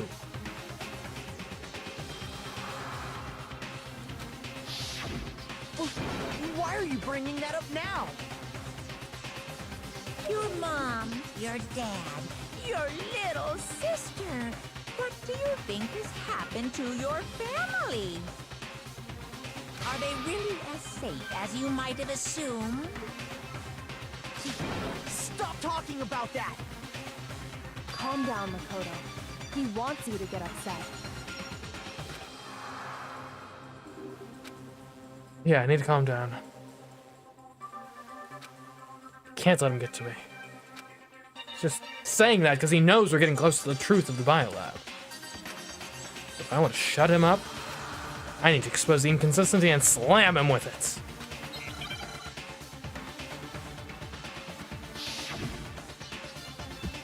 Okay, here we go.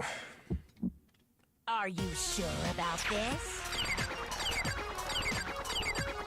Was it shift? Sure about this? That's impossible! Hold on, what's reload again? Tempo, lock on, attack, tab, okay.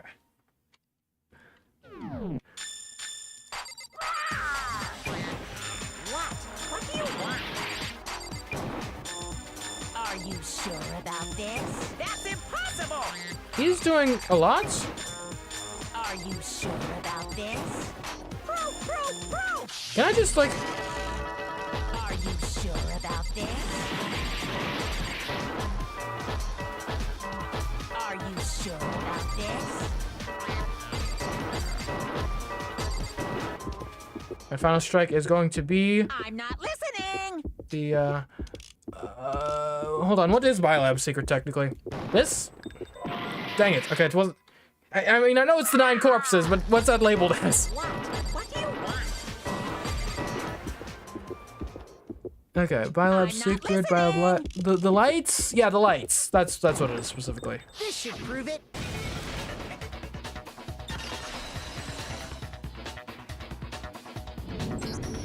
The inconsistency Kyoko's talking about is... the lights! What are you talking about? What about the lights? Like I said before, the biolab also acts as a morgue. Indeed, it does. And as part of that, a giant refrigerator was installed in there. That's where everyone who's died is stored. And it was set up so that when a slot had a body in it, a blue light would turn on.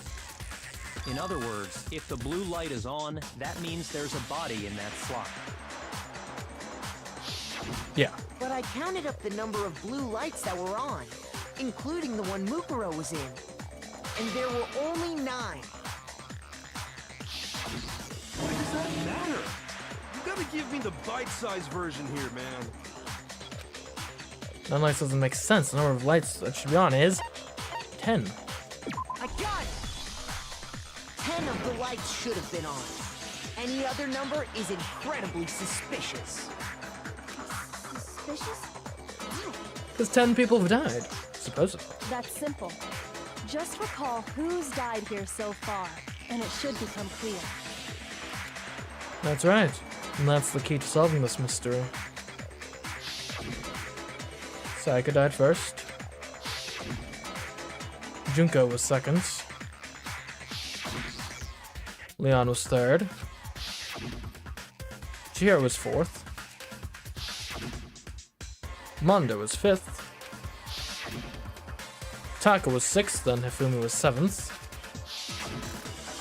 Celeste was eighth. Sakura was ninth.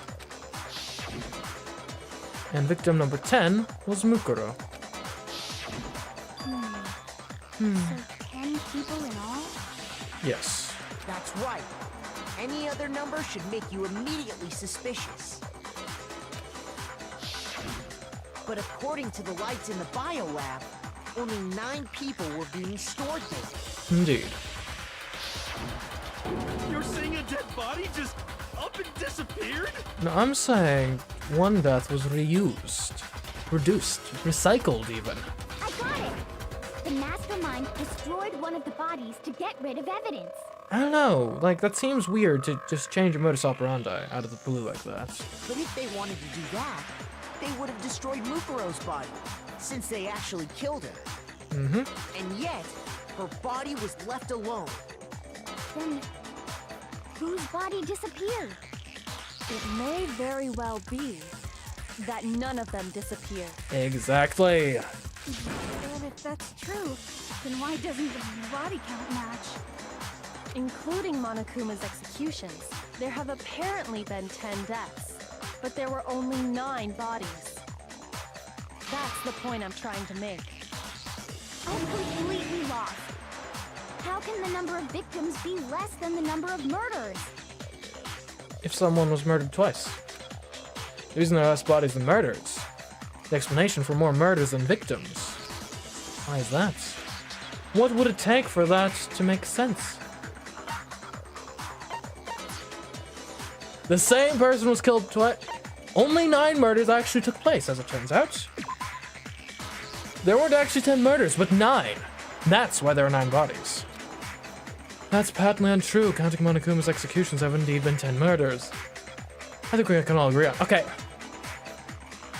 Look, I know the same person was killed twice, but technically it was only killed once, just then defiled. So I'm technically right here, just to be clear.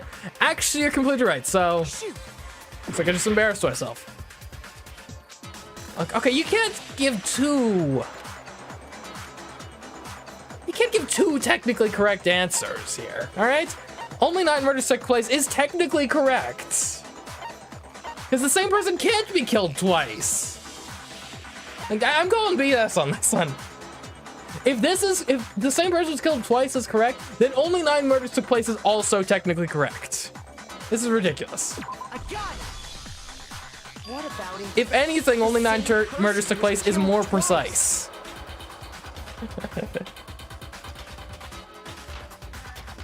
Huh? Killed twice? Officially, 10 murders have been committed so far. Is the answer 1 + 1, 2, or 2 + 0? I don't know, that's a tough one. But one of the victims may have been murdered, and then murdered again. Which means, since you can't actually be murdered twice, technically speaking, there were only 9 murders. Just saying. Murdered and murdered again? If that's the case, there could have been 10 killings, but still only 9 victims, right? Well, no, technically, it would just be 9 murders that were then presented as if it were 10. Right? We don't say Hifumi was killed twice, we say he was killed once but faked it out one time. Jeez. Technically, you're right, I guess. But still, something like that. Could easily have happened. No, it is what happened. I'm curious if in the original Japanese, those answers are different in a meaningful way that makes it actually make sense. And then they've got just mashed into basically the exact same answer in English. Sounds like you're already convinced. Then can you tell us who was killed twice? Well, okay, do you want me to tell you who was actually killed twice or who we were made to believe was killed twice? It was Mukuro, of course. Okay, luckily that's still an extra choice. Before she was killed as Mukuro Ikusaba, she was killed as someone else. You're saying my crazy theory actually is correct? And that's why the body had to be stored in the biolab until the moment we found it in the garden. No, that's crazy talk. She was killed as someone else? Come on! Besides, who could that someone else even have been? It's All obvious. you have to do is look at those bodily injuries of hers, and that will become obvious. Nothing's gonna become obvious. Because Kyoko's totally delusional. No, she's completely right. Actually. Let's just hope there aren't synonyms as answers this time. Fatal injury, the profile, or the Monokuma file. Interesting.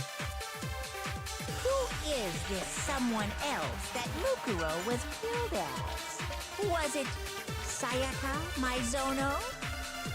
Junko Enoshima? This is the correct one. Leon Kuwata? Chihiro Fujisaki? Mando Owada? Kiyotaka Ishimaru? Hifumi Yamada? Celestia Lu... whatever? Or maybe... Sakura Ogami?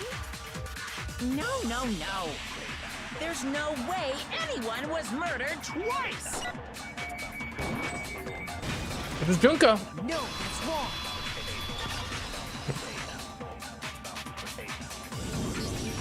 Junko. The injuries match up. The measurements match up. It just makes too much sense.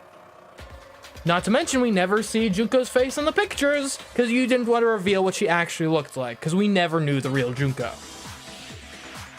Wasn't her fatal injury pretty similar to Mukuro's? What do you mean?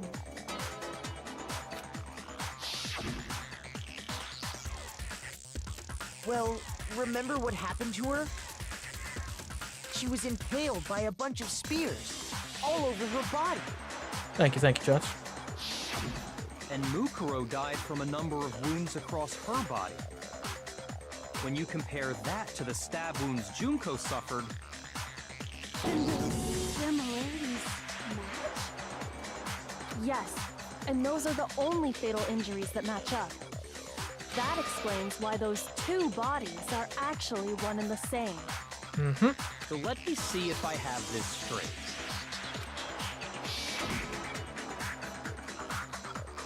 Junko, or someone going by that name, was stabbed to death with multiple spears. Indeed. Then her body was kept in the biolab for however long before being dragged out again. Only this time, it was presented as the corpse of one Mukuro Ikusaba. Now the question is, was it actually Junko, or was it actually Mukuro? Technically. It all matches up, right? I would say the presence of that tattoo easily be the same injury. means it's more likely that it was actually Mukuro than that it was actually Junko. Not to mention Junko's obstruction in the pictures. Means it's more likely I think someone was faking being Junko. It's really true? Mukuro and Junko are the same person? Not technically, but sure. Wait, so then... what does it all mean? It means that there haven't been 10 victims, but 9. Or one could say that, you know, perhaps one could phrase that as there has only been 9 murders. One could, in theory, someone could phrase it that way, I suppose. Which also means that among the people we thought were dead, one is still alive. And that's the true identity of the mastermind? Who is it? Who's behind all this? We already know the answer to that. It's Mukuro. She's still alive. Nope, you're wrong. That's where you're wrong. It's that too. She took Junko's body and made it look like she was the one who died. So Mukuro is still alive. She's gotta be. Total silence? Then I must be right. No. He's playing you. Aren't I? He's playing you, Toko. Mukuro alive? Well, not still alive as Mukuro. But can you really believe that?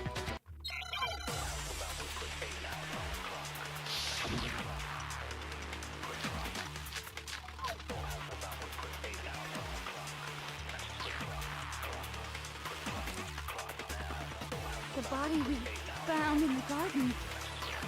It wasn't Mukuro. Then she's still alive? That's right. We only have a minute She 50 made it on look this. like Junko's body was her. Sheesh. So the mastermind's true identity is Mukuro. What do you say, Monokuma? Do you give up?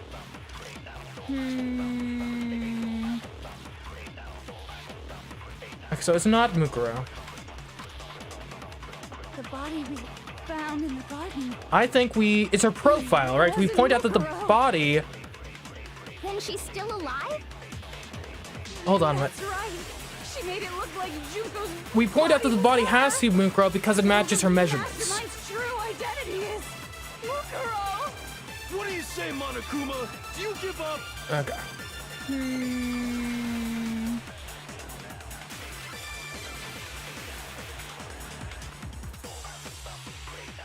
The body we found in the The garden. profile has the measurements. It wasn't Mukuro. Actually, it was, as it turns out. Surprising, I know. Mukuro was Junko. Who would have thought? No, the body we found in the garden was Mukuro. That's one thing we can be sure of. The body's appearance and measurements are consistent with her records. Right, Kyoko? She was 5 foot 6 inches tall and weighed 97 pounds. Her vitals were 31, 21, 32. Everything in her profile is consistent with that corpse. And then there's the matter of the Fenrir tattoo. So there's no question it's her. But if Mukuro's not the mastermind, then who's actually still alive? Someone's made it look like they died, but they're actually still alive. There's only one person it could be. Well, this'll be easy. I mean, who else but Junko Inoshima? Here's my answer.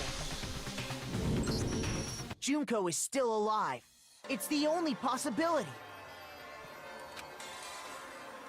Are you sure about that? Are you sure? You're sure? I'm not sure about that? Huh? I admit, since Mukuro is undoubtedly dead, Junko does seem to be the only other explanation.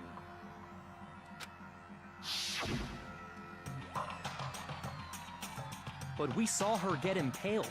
She died right before our very eyes. What was that Junko? I don't think it was. And if you were to pick anyone to swap places with, it would be Junko, because I guarantee she has a lot of makeup covering up that face. Way easier to fake. If Junko were still alive, the death we saw would had to have been some kind of charade. But you yourself confirmed she was dead, did you not? Well, yes. The person who we thought at the time was Junko was dead.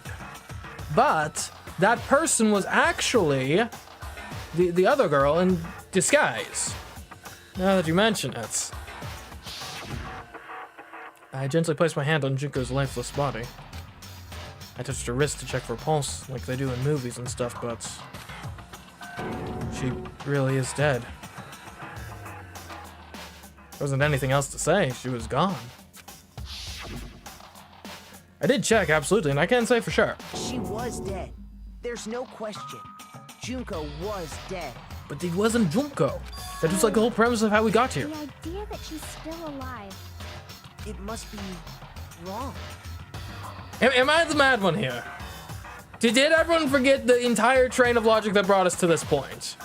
We rode like the bullet train from Tokyo down to like, I don't know, another Japanese island or something, to Nagasaki, and then we said, oh, we walked here pretty fast, didn't we?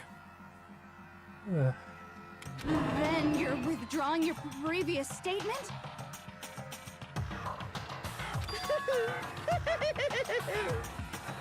I know you gave it your best shot, but too bad. I guess your conclusion was a dud. What evidence are we going to use to hammer this home? It's the picture that we're going to use. Too bad, too bad. We're gonna say, hey, does anyone actually remember what Junko looks like? Anyone? Oh, you think you do? This case hasn't been decided just yet.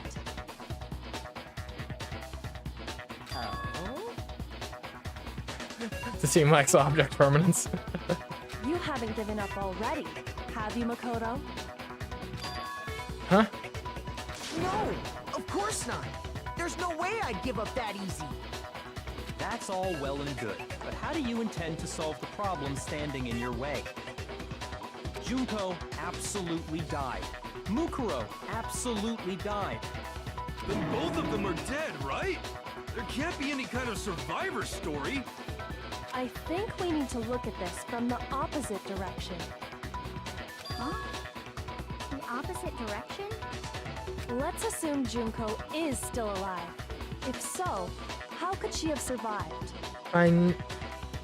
See, the thing that just bothers me here is, like, we used Junko's injuries to deduce that Mukuro was Junko. Like, we already did this part, did we not?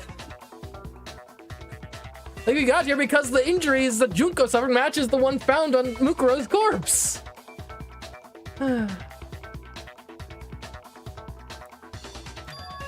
How could Junko have survived? Because she wasn't there.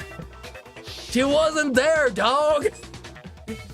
I checked her. She was dead. I'm sure of it. What happened? Do I have amnesia now? This is deja vu. But still, if she were alive somehow, it would be that Junko's not the one that died. The exact same conclusion we came to like 5 minutes ago. It wasn't Junko, but someone else entirely. Maybe she used some sort of trick.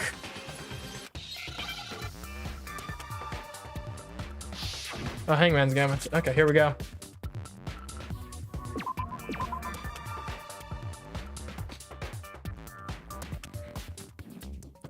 Third letter P. Third to last letter C.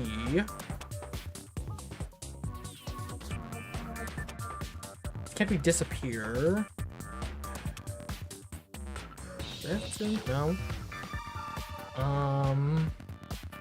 What sort of letters are we getting? I, R, N.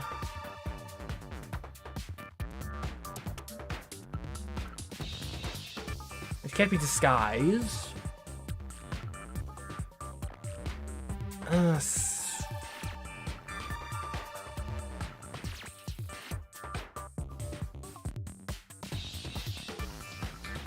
And I know exactly what I'm supposed to say here. Like, oh, it was the other girl. Doppelganger? There's no way it's doppelganger. There's not a C in doppelganger. Nip, nap, tap, tep, rep, pot, pip.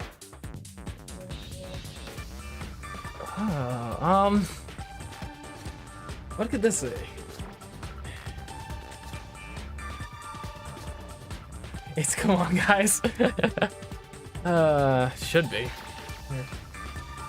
I can't.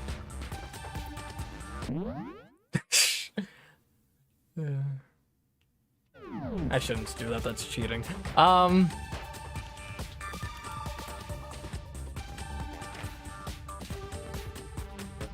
could just start shooting.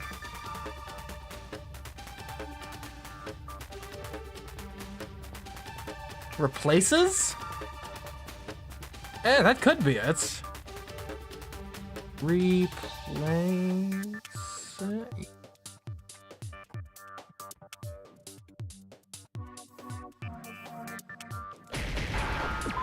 Okay, yeah, that's it.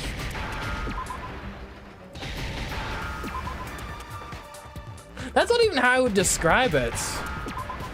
I guess it's a replace. Replaced. Yeah, replaced with a D. Now I understand. That's it. What if she switched places with someone else? Whoa. The entire theory of the case up to this point. Who would have thought? Switched places? That's right. Before the spears could kill her, she got someone to take her place. Like, if I were doing that, I'd say like a fraud or a disguise or something. But, Specifically, Mukuro Ikusaba. Then that would make it Mukuro's corpse that showed up later. Indeed. Which is why the body's height and weight and everything match Mukuro's profile, right? I don't know anything about this switching places thing, but That had to be Junko who got stabbed to death, right? What makes you say that? You don't know Junko, do you? What do you know? Have you ever seen Junko before in your life? Yeah, you're saying they switched? When could they even have done that? Before all this even began. Right when she was about to die? Like she used some kind of ninja replacement technique? Yeah, here's the thing, guys. You have to understand. We never knew Junko. We never knew her. By evidence of the fact someone was piloting Monokuma at the time of her death. Presumably, Junko herself. Good point. There's just no way they could have switched like that. So maybe the whole idea is wrong. There has to be some way. I need to figure out how to explain how they could have switched. Switched at the... They switched after them. They switched at the beginning! You don't know Junko! You never did! The two of them may have switched places from the very beginning. What? From the beginning? Yes, from the moment we first met. If that's when they switched,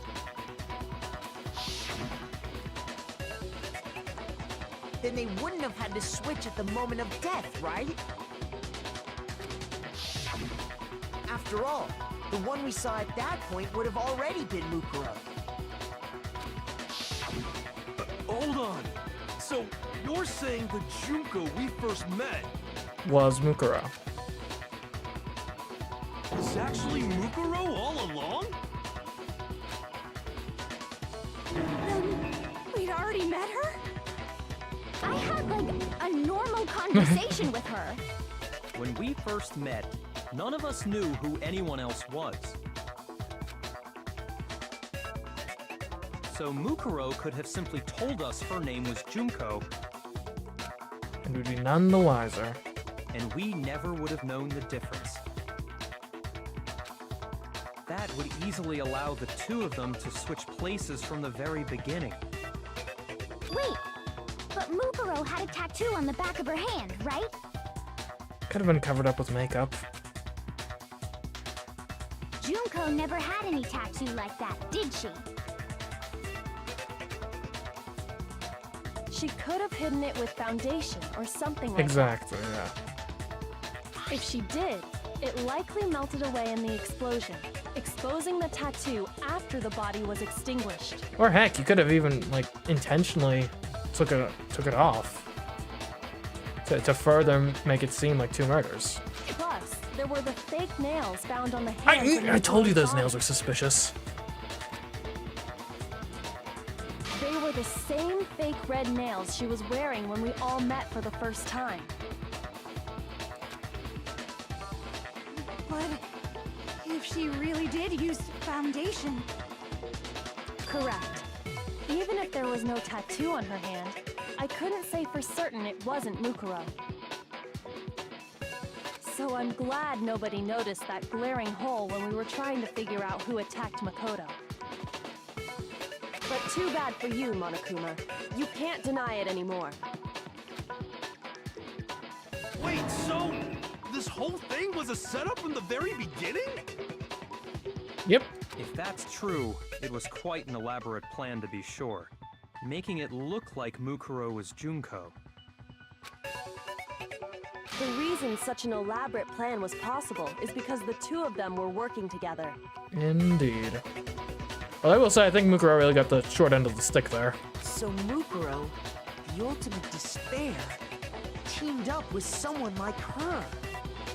In other words, it would be fair to say that Junko herself was also the ultimate despair.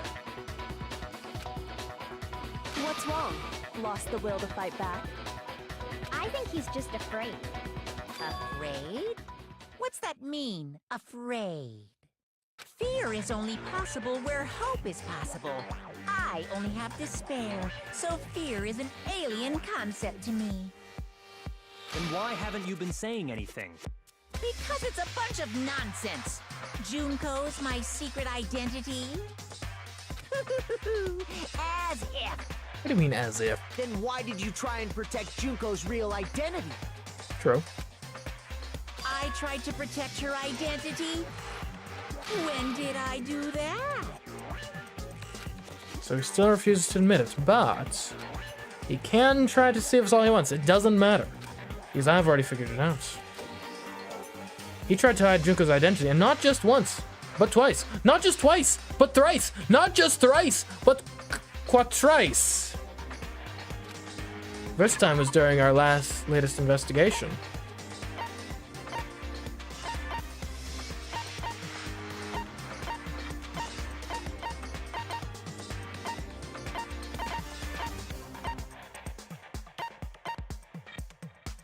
There's gotta be the photos, right? Or is it too early for this? Micro is pictured, Encoder is not. Yeah, something else is. This has got to be the photos, right? You specifically gave us a bunch of photos where Junko's face is obscured 4 times. That's not a coincidence. Okay, hold on. What matters now is presenting the right evidence. It has to do with what Mama and Kuma tried to keep from me seeing during the investigation. Okay, okay. Gotcha, okay. He stopped. This is actually what I was trying to look into before. I was looking at if the order of the people equated with the order of the interviews on the DVD. It doesn't, because Sayaka is number 8, and then I was second time first. Because I wanted to see, because we got cut off at Kyoko. I wanted to see if she was like directly before Junko, is what I was hoping to see. So, I guess that's where I didn't quite jump to it, because I don't think it's only implied necessarily that we never saw Junko. So there we go. I got it! While I was in the AV room, watching the DVD of our interviews with the headmaster.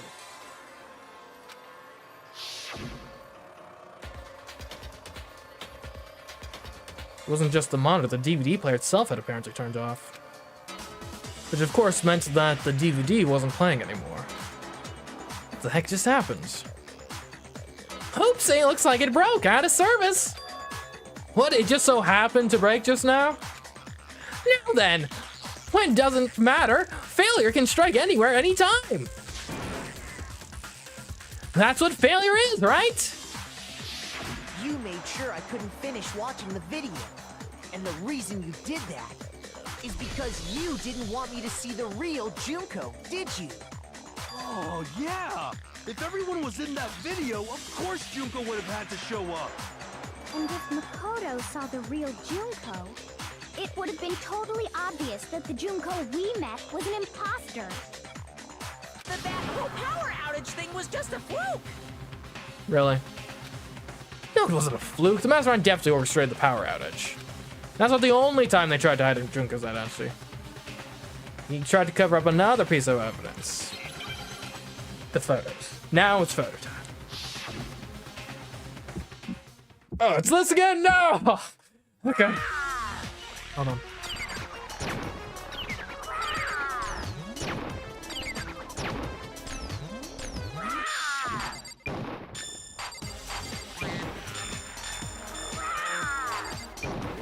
What do you want? What do you want? Are you sure about this? You're getting all riled up. That's impossible. Dang. Okay, go. Oh, right.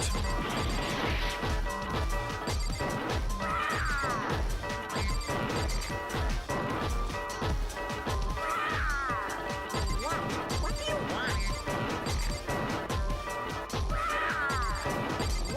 What do you want? Okay, final strike. It's got to be not the profile, not the photo. It's the group photos.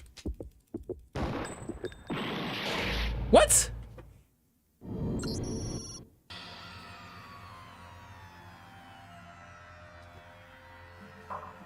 Okay, I guess it's something else first.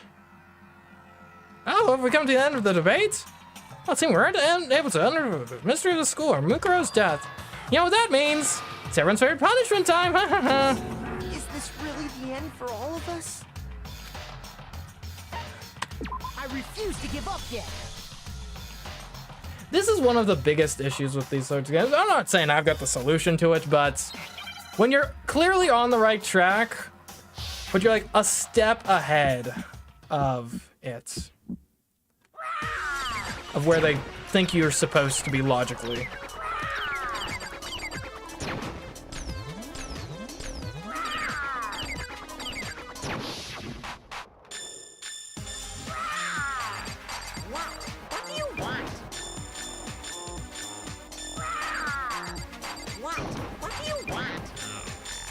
Sure about this? You're getting all riled up! That's impossible!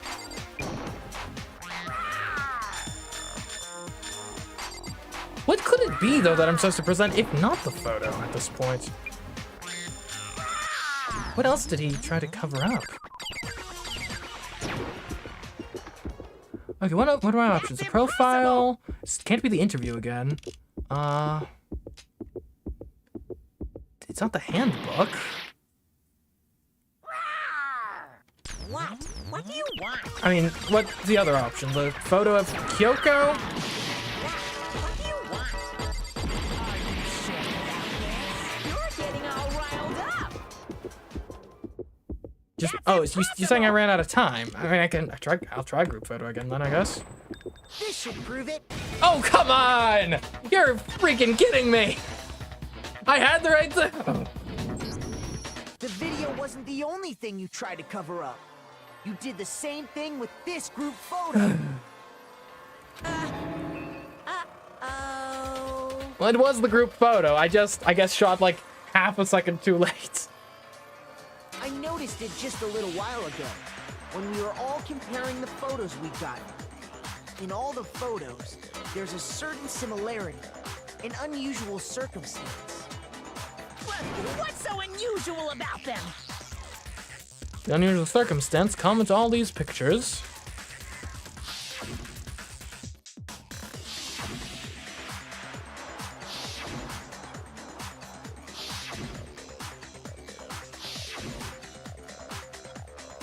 is Junko's face. I got it!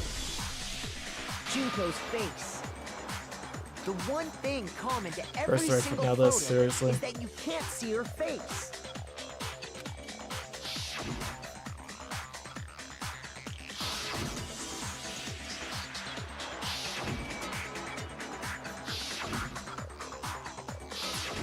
It's hard to believe her face would just happen to be hidden in every single picture, don't you think? And on top of that, in this photo, you can see that Mukuro is clearly visible. So in other words, at that point, the two of them hadn't switched yet. Yes. Ah, yes. Gotcha. With all that in mind, there's no doubt that the girl whose face is hidden here is the real Junko. Which is why you had to have pictures that didn't show her face. Because if we could have seen her face, then it would have clearly revealed. But also Celestia's edited in the background. I mean, she might not be. She might just kind of be awkward and not want to participate with everyone else. That's plausible. That the Junko in the pictures wasn't the Junko that we knew. Xanadu!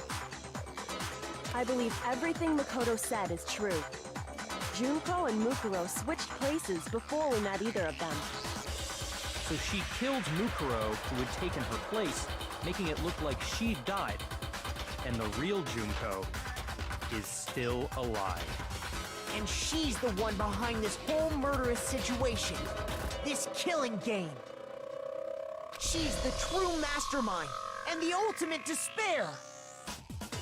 Xanadu times 2! With this, the identity and the crimes of the mastermind have been exposed. There we go. Case solved. Case closed. No, wait! Hold on! Don't bother trying to deny it. There's no more room for debate. You don't have anywhere left to run. I'll prove everything, right now!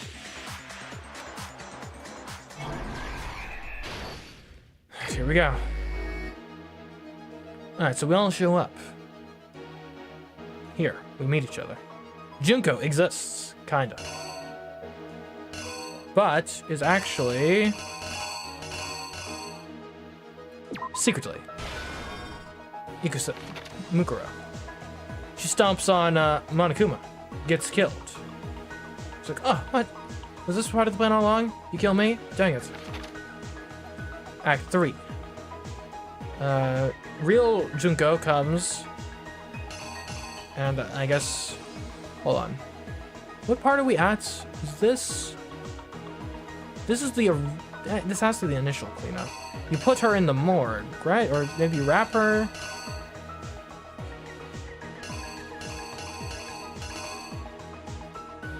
Could be this. I don't know what's necessarily going on here.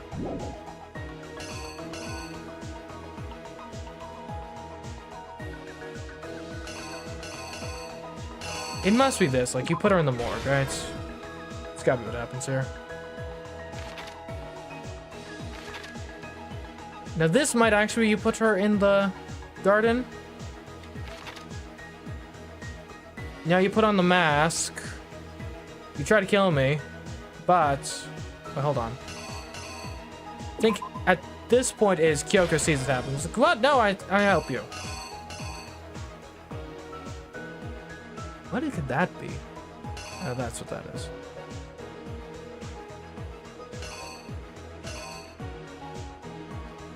I'm like dying, of course, as you know. You try to kill me. Actually, never mind. My picture already exists here. I'm not dying. Never mind.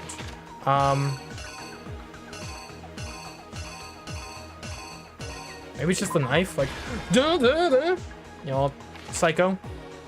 So we got 2 Kyoko pictures that are going to be used here. The question is in what order. I think this is Kyoko notices, oh my goodness, and then this is Kyoko jumps into action. And I'm like, okay. Now you go back to Junko, you put the mask on, well, not actually Junko, you go to Mukuro. Act 5, you rig it to blow. Never mind, that picture already exists. Okay, you don't rig it to blow, actually. We all find the body. You're watching, like, oh no. Boom, explosion. And it all wraps up.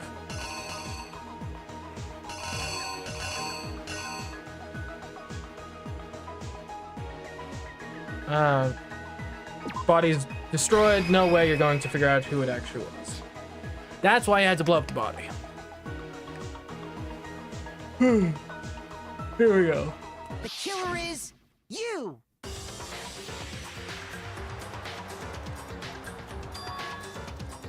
We met the ultimate fashionista, Junko and Oshima, right after we all arrived here. But that wasn't the real Junko.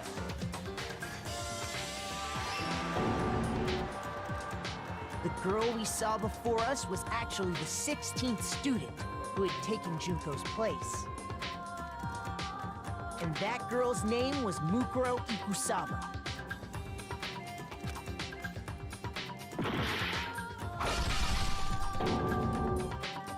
But it wasn't long before she died at the hands of Monokuma. In other words, the mastermind, Junko and Oshima.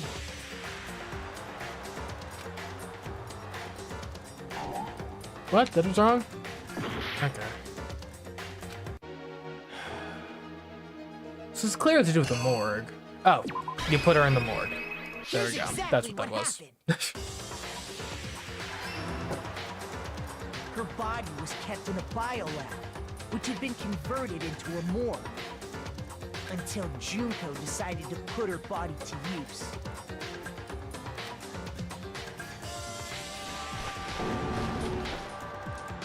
Junko dragged the body out of the biolab, using the tarp to carry her to the garden.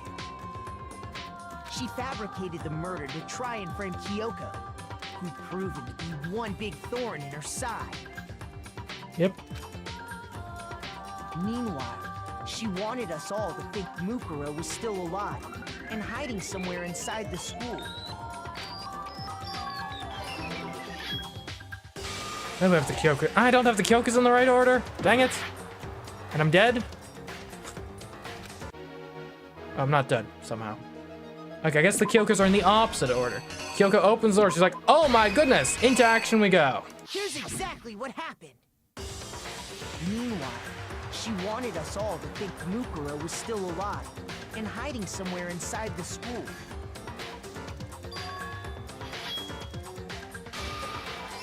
There we go. So she put on a mask and then attacked him.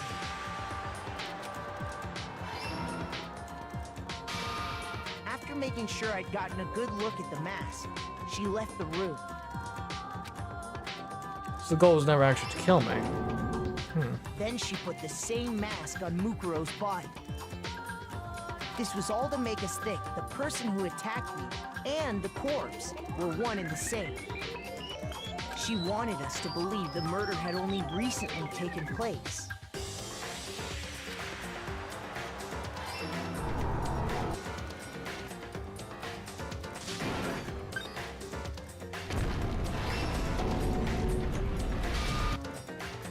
Finally, by strapping a bomb to the body, she was able to destroy any remaining evidence. She needed to hide the body's true identity. She had to make sure we didn't find out it was actually the same person we'd met in the beginning.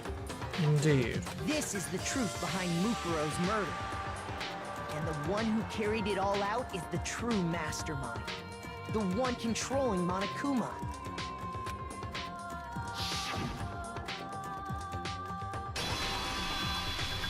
The real Junko Enoshima. There we go.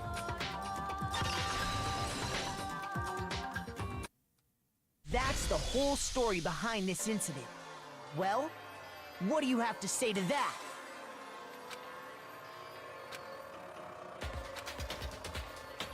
What? Are you broken again? Maybe Junko's on her way down.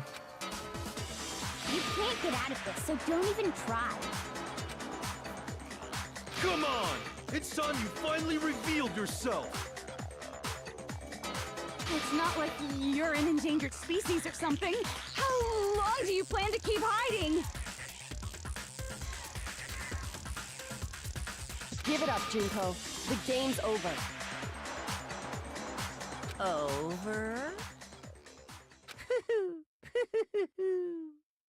Did you really think the story would end once we reached the climax of the case?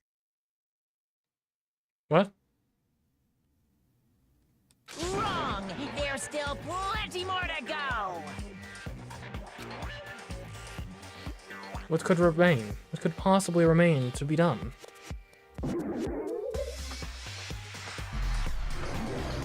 The ultimate despair, Junko Enoshima. Hi?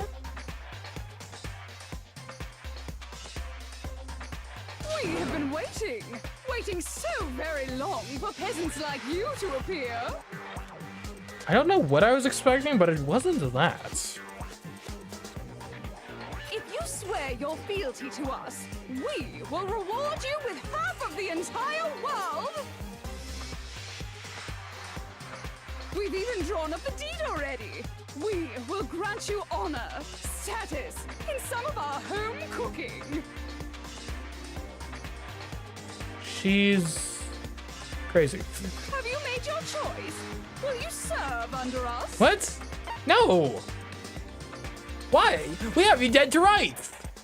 Off with her head! Oh, did you think I was being serious? Sorry, I was just messing with you. It's been so long since I've had an audience. Even I'm not sure what kind of role I'm supposed to play. This is the mastermind? She's the real Junko Enoshima. Anyway, looks like I've finally been set free. Set free? What do you mean by that? What do you mean set free? This is a prison of your own making, is it not? Having to play Monokuma all the time, day after day. It was like I was stuck in purgatory, or like a slow suicide. I get bored so easy, you know? The way she's talking, it's almost as if she's not the one in charge. Oh, is she not the one in charge? Dang it. Face.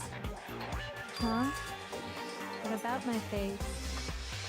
What's wrong with my beautiful face? People have told me I'm cuter than 100 chihuahuas combined. I feel like this isn't the first time I've seen you. Isn't she on like a magazine cover in the laundry room? No, I do remember seeing it. I'm sure I've seen her too somewhere. Was it? Wouldn't have been in the main hall. Before arriving at school, probably. I mean, she's a model, is she not? I don't recall seeing her in the headmaster's room. I got it! That's right. It was before I ever came to this school. I remember seeing a magazine cover. And you were on it. Yep. Wow, you have a pretty good memory. I guess that's why you've made it this far, huh? So I was right. Then what you told me in the main hall when this all began... Well, not her, technically. I've seen her on tons of magazine covers, but I feel like that doesn't quite match up to reality. Huh?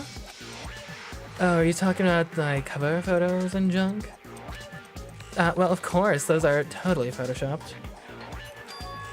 Photoshopped? Yeah, you know, edited the hell and back with, like, computers and junk. It was all a ploy. Oh, so they aren't real? Sometimes a little lie is necessary to keep things moving along. Wouldn't you agree? That explains why she didn't quite seem the same, because she was a different person all along. I'm me, and Mukuro is Mukuro. She tried her best, but there's just no way she could have passed as the ultimate fashionista. That's why you had to kill her early. Two people can never become one as long as the walls of mind and body exist. Not even if they're twins. Are you? Twins! I know, it's such a cliche, right? I'm almost embarrassed to admit I it. guess that makes sense. It'd make it easier to pull off the scheme. So basically, Mukuro and I had your stereotypical twin relationship. The older sister, tough and proud. That was Mukuro.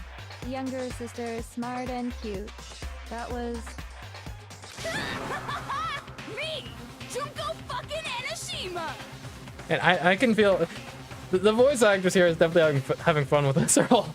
A lot of range with us. And together, we were the Despair Sisters, aka the Ultimate Despair! Whoa!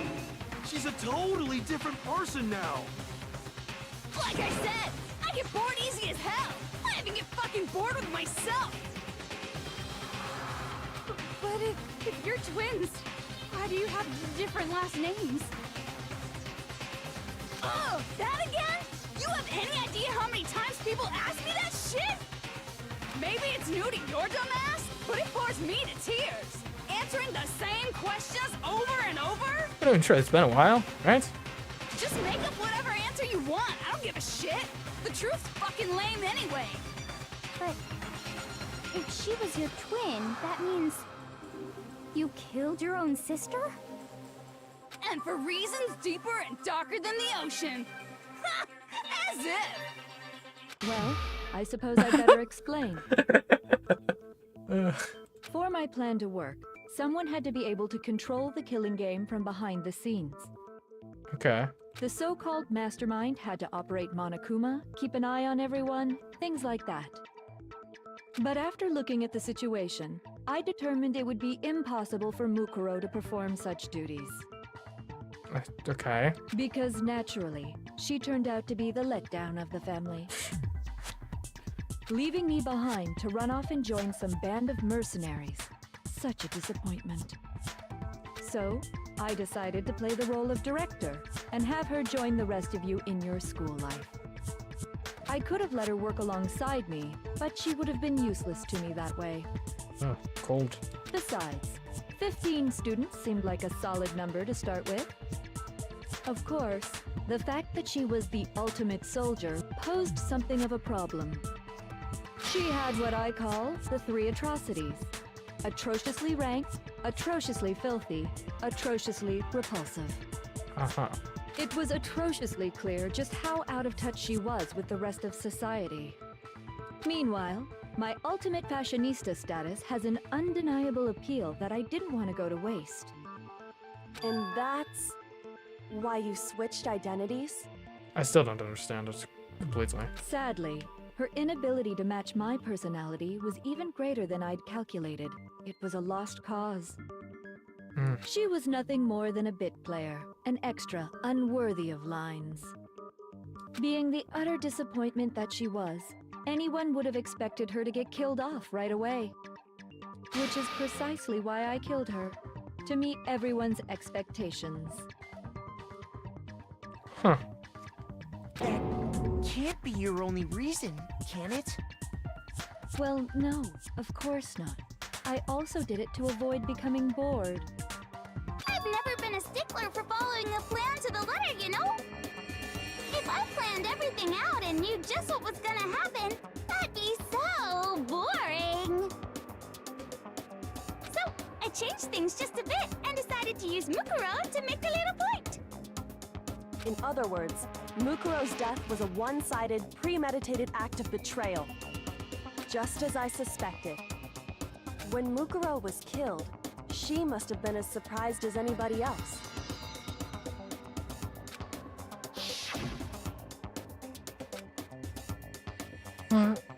Huh? This wasn't supposed to. Why me? So, you figured it out? Well, you're right.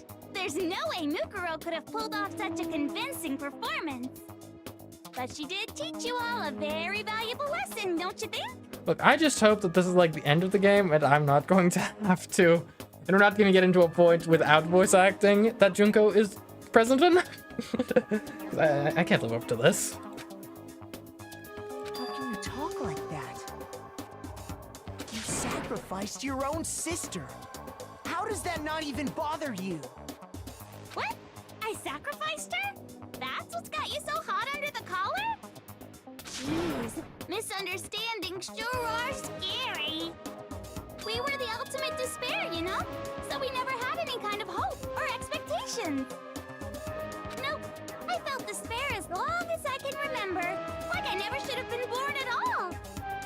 When I was born, I cried tears of total despair. Most infants cry like around when they're born, do they not? So that's why for us, it's not a big deal whether we die or kill. We're just those kinds of people. We can do anything. We've always been filled with despair. So when we do something, we go all the way and live without regret. So you just murdered your own sister and didn't think anything of it? That's not true at all. We were twins. How could I not be sad? That's why it gets me so excited. Killing my precious sister with my own 2 hands. That act is filled with so much despair. Okay, so I'm not going crazy and think the mushrooms only just now appeared. Good, good. It's like super, super, super, super, super despair. No, more than that. Super, super, super, super, super, super, super, super, super, super, super, super, super, super, super despair. It just feels so good. What the hell is wrong with you?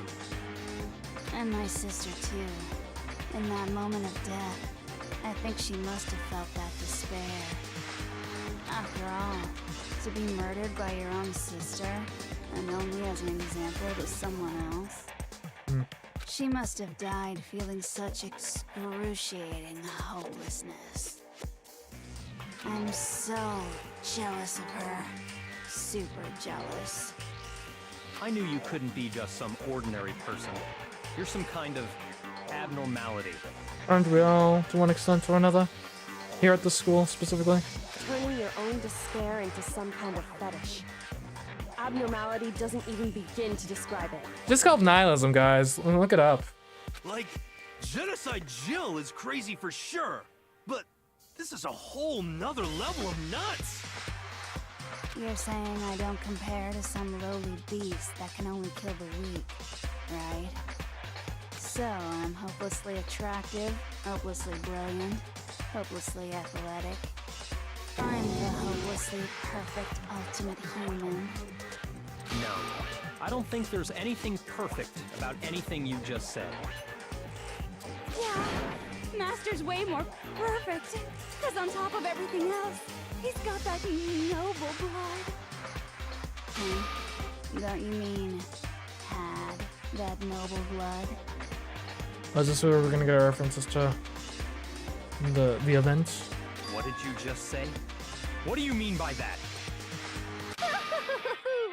You still haven't figured that part out yet? Man, you guys are so slow! You haven't even solved all the mysteries, and yet here you are, yapping away! Are you talking about our memories? You've already solved this mystery, right? I'm the killer, so how about the next one? Maybe you should solve the riddle of your missing memories. Then you can start gloating. Damn straight, that's exactly what we're going to do. We're going to solve all these mysteries. And then, we'll have our victory! I can't wait. All right, then let's just get straight to the point. What memories did you steal from us? I should look up if the Junko voice actor also did Monokuma normally. Because it's a close impression for sure. It would be funny if that were the case. Though if I were making the game, I might actually avoid doing that just to avoid spoilers. Granted, who knows, right? And things... When the birth pictures were taken, and those interviews, it must mean... Well, actually, I think this is probably the first time actually hearing Junko, because I'm going to presume probably her voice actor in the beginning part probably different, I would imagine, because it was a different character. Monokuma is a guy? Fair enough. Don't think that's the case? I got it! It must have something to do with our entrance exams. No fair! At least give us a hint! Your brains are like sponges, all drippy and leaky. I already gave you a hint before. All the memories you lost share something in common with a few other things. Do you recall? Thinking back to what Monokuma told us. Memories that were stolen from us, and hold on. Wait, hold on. Before we... Okay, I can't go. They were about the motives. Yeah. I got it! You're talking about the motives you provided to try and get us to kill each other, right? So you do remember after all. Well, I would hope you wouldn't forget something so important. Did she have the bear things in her hair at the beginning? Like, surely not. That would have been too obvious of a giveaway. Like, I would feel embarrassed if I didn't notice that if she had them from the very start. Hold on. Can I see in the report card?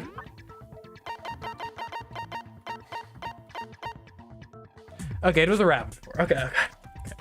I'm not blind. It was stupid of me to even ask. I apologize from the bottom of my heart for my bad manners.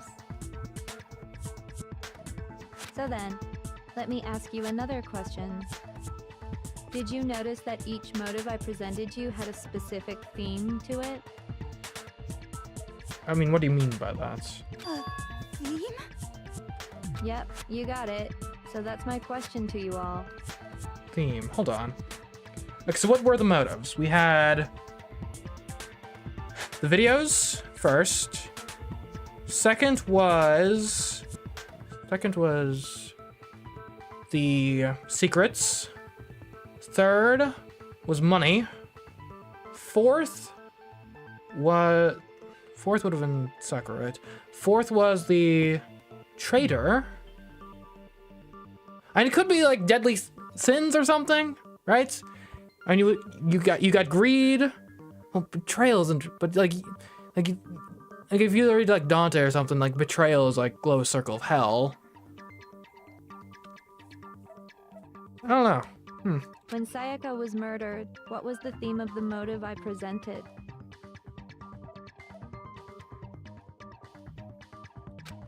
Theme for the motive Monokuma gave us for the first murder.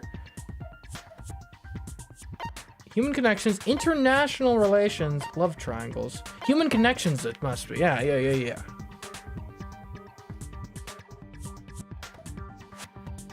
got it!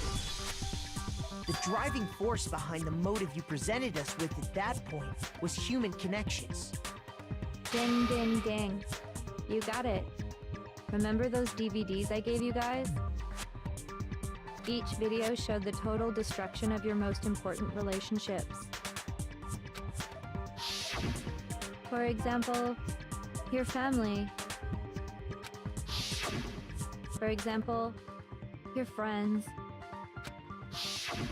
I ruined all those relationships and showed you the results. It was to motivate your desire to escape and kickstart your urge to kill. But still, what a cruel thing to do. You're the one that did it! Yes, well, I'm perfectly happy to accept your disapproval. Okay! Time for the next question! Oh, he's jarring. So, what was the theme for the second motive? The second murder, the motive's theme was the past. That was the secrets. I got it! It was our past, right? Yay! Makoto got it right again! That time, the theme was... embarrassing memories and secrets! Yeah! And the whole reason Mondo did what he did was to protect his secrets. So, how long do you plan on dragging this out? Relax, relax. Okay, on to the next question. The next one's just money, greed, So, avarice. what's the motive for the third murder? Greed. I got it! It was money, wasn't it? Greed. Seek and destroy! Hell yeah, you got it again! Goddamn straight it was money! Celeste killed Hifumi and Taka for a little personal gain. Her greed led to all kinds of death and destruction. So I'm trying to figure out, is there an overarching theme that we're supposed to be sussing out here? What's the point of all this? Why are you making us go through this case by case? Connections, past, greed. Don't worry, sweet cheeks. Just one more to go. I mean, it could just be a commentary on human conflict in general. Like, you look at wars and stuff. You got, like, dynastic conflicts. You got, generational conflicts of, like, your ancestors killed my ancestors 100 years ago, and hence we will go to war. Then, obviously, yeah, greed is obvious. Now, can you tell me the motive behind crazy-ass Sakura's crazy-ass death? It could just be a commentary on the human condition. Betrayal. I got it! In her case, it was betrayal. Precisely. You see, once I revealed Sakura's betrayal, that led to everything that came afterwards. Anyway, it looks like you answered all of my questions correctly. How painfully delightful. But what's the point? What meaning is there in asking those questions now? Exactly. I'm with Byakuya on this one. Relationships? Secrets? Money? Betrayal? These are all pretty standard motives, right? The most normal of normal. Totally middle of the road. I suppose. I mean, yeah, like I said, it should be seen as a commentary on the human condition in general. But of course, those aren't the only motives that exist in this world. In fact, there are as many reasons to kill as there are people on Earth. They compel humans to kill each other, bringing despair to the world. This is what we refer to as the Seed of Despair. I thought it was an item we could get. Or maybe I'm fabricating that in my memory. Seed of despair? Just as water, air, and food promote growth in living things, the Seed of Despair also needs nourishment. And that nourishment is hope. Despair can grow only in the presence of hope. You know, she's not wrong, necessarily. It always crushes more when, like, things don't go well and you expected them to go well than when you never really had expectations in the first place. Two sides of the same coin, divided by a razor-thin line. Such is hope and despair.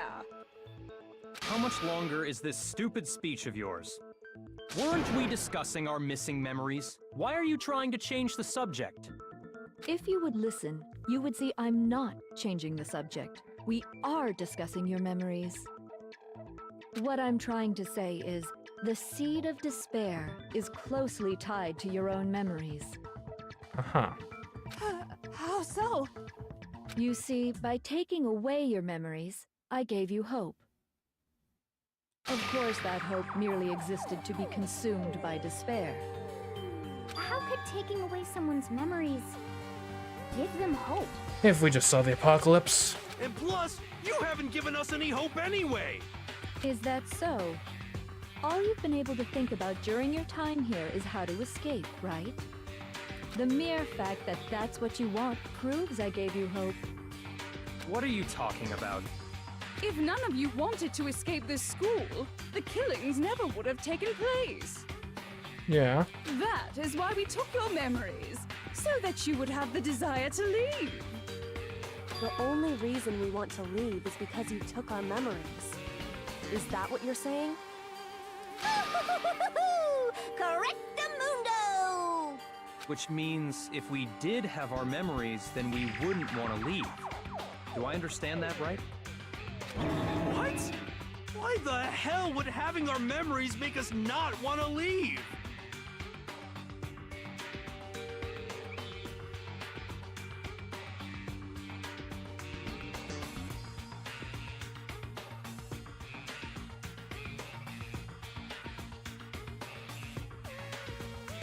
Sorry, had to deal with my auto mod.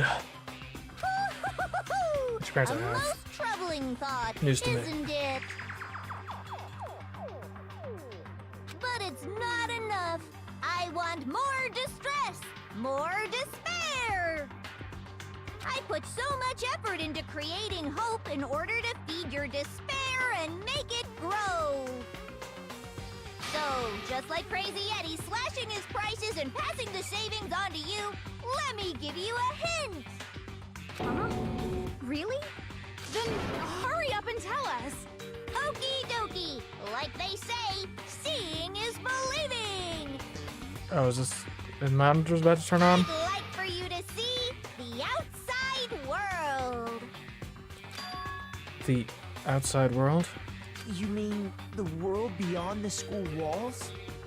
So something really did happen out there. Now are you interested in what I have to say?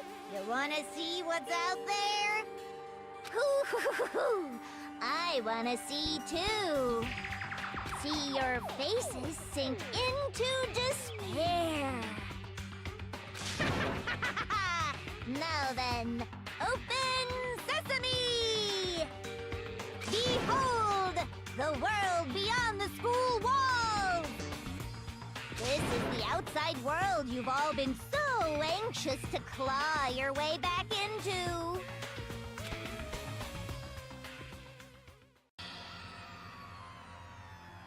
What?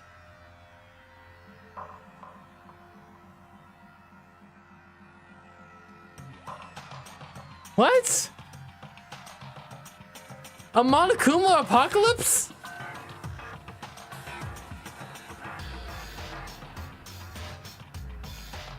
Excuse me?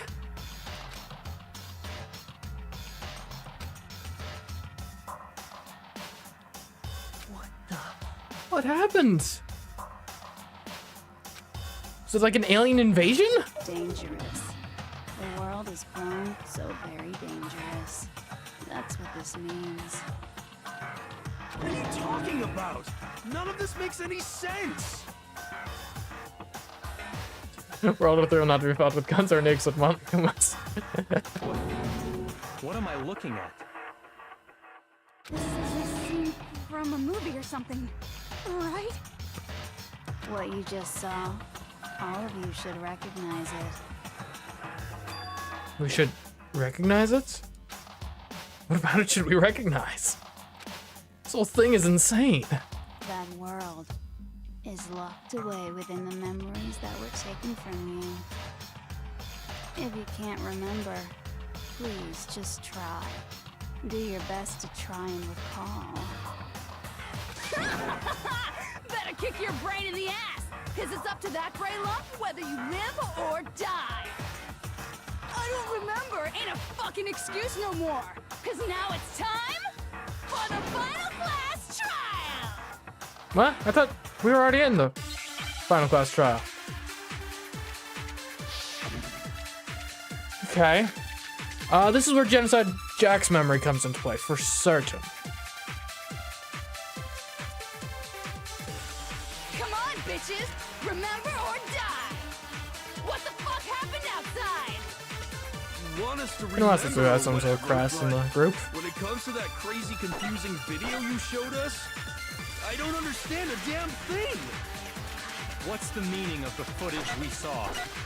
Is this another one of your practical jokes? I mean, you're telling us to remember, but what am I supposed to be remembering?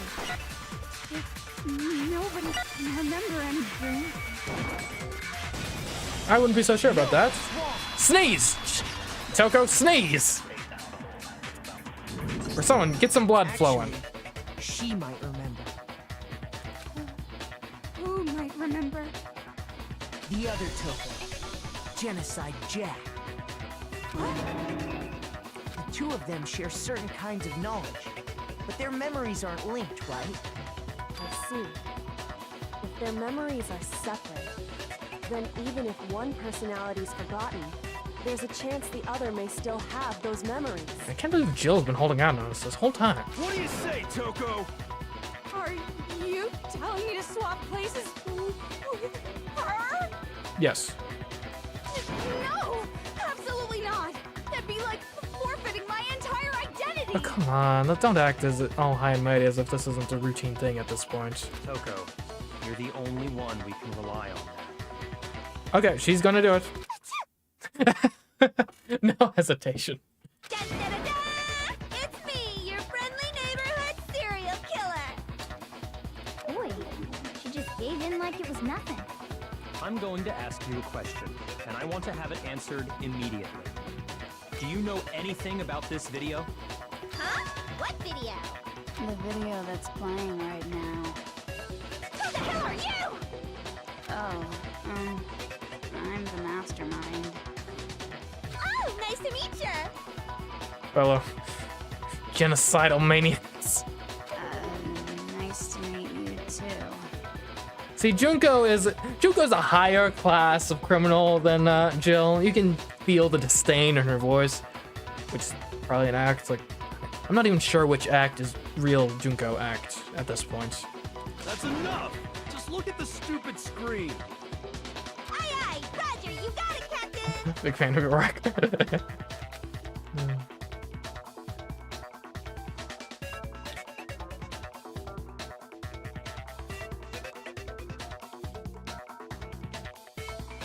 Well, does it look familiar? I don't have all the details, but... Of course it does! What do you mean, of course it does? Of course it does? That you remember all the stuff it's showing? Of course I do! So you didn't lose your memory after all. Then why didn't you say something earlier? I only answer questions when someone bothers to ask me. I'm the quiet type, you know? I mean, that's fair, actually. Oh my god, she's the worst liar in the... Oh, that was the worst possible timing. No! Alright, well, hi guys! Hello, welcome back. Ah, man. I'd like...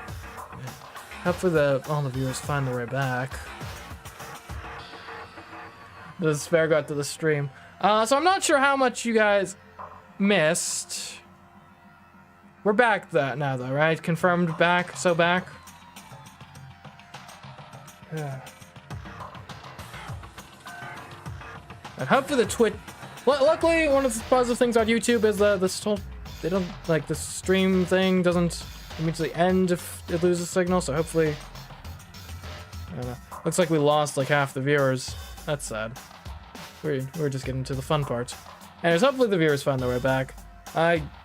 We all good? Is quality looking fine and stuff? My apologies. I guess my router just decided to reboot randomly at 4 in the morning, so... What can you do, I guess?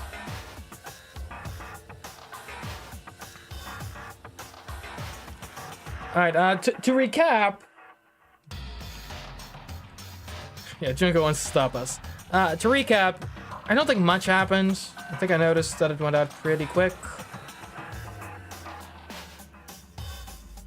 It was just, talking to Jill. What do you guys remember as the last thing that happened on the stream? So you didn't lose your memory? Yeah, we confirmed that Jill didn't lose her memory. She's like, oh, of course I remember, but... And now I guess she's saying, huh, what's the matter, Master? Do you really not remember the tragedy? So, we haven't gotten into detail about the tragedy yet. We just kind of beat around the bush a bit, confirmed that Jill knows about it, and now we're ready to get some answers. Alright, here we go. A tragedy? Oh no! You seriously forgot? Maybe I can help you remember. Said, of course I do? Okay, then you haven't missed much. Just answer the question. What happened out there? Well, I can't really say if it happened or if it's still happening. But it was the biggest, most awful, most tragic event in human history. So I've heard. Almost as tragic as the internet's going out for a second there. What? Why is that phrase coming up now? Because it's all because of that event. What is? Do you know the phrase, Brachia? Are you serious? I'm talking about the way the world is now. Is now?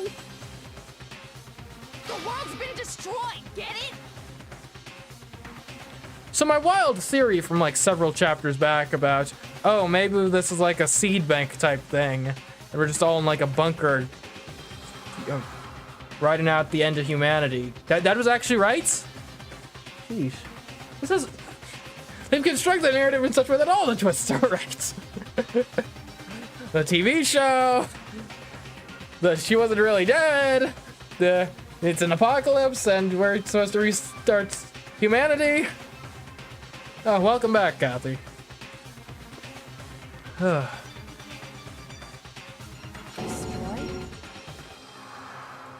Explain yourself. Maybe we should go Tell outside us and check if any everything you know. Monokuma's messing with the internet lines.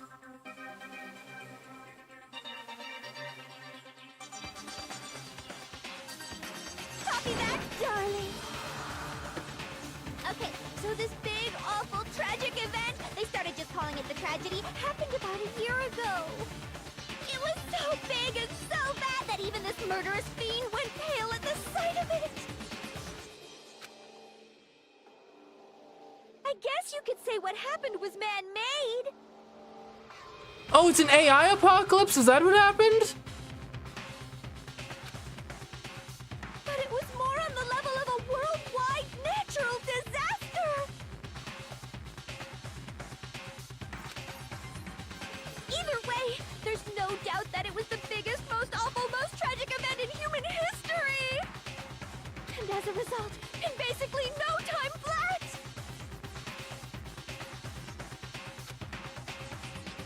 The world turned out the way it did, and that's that.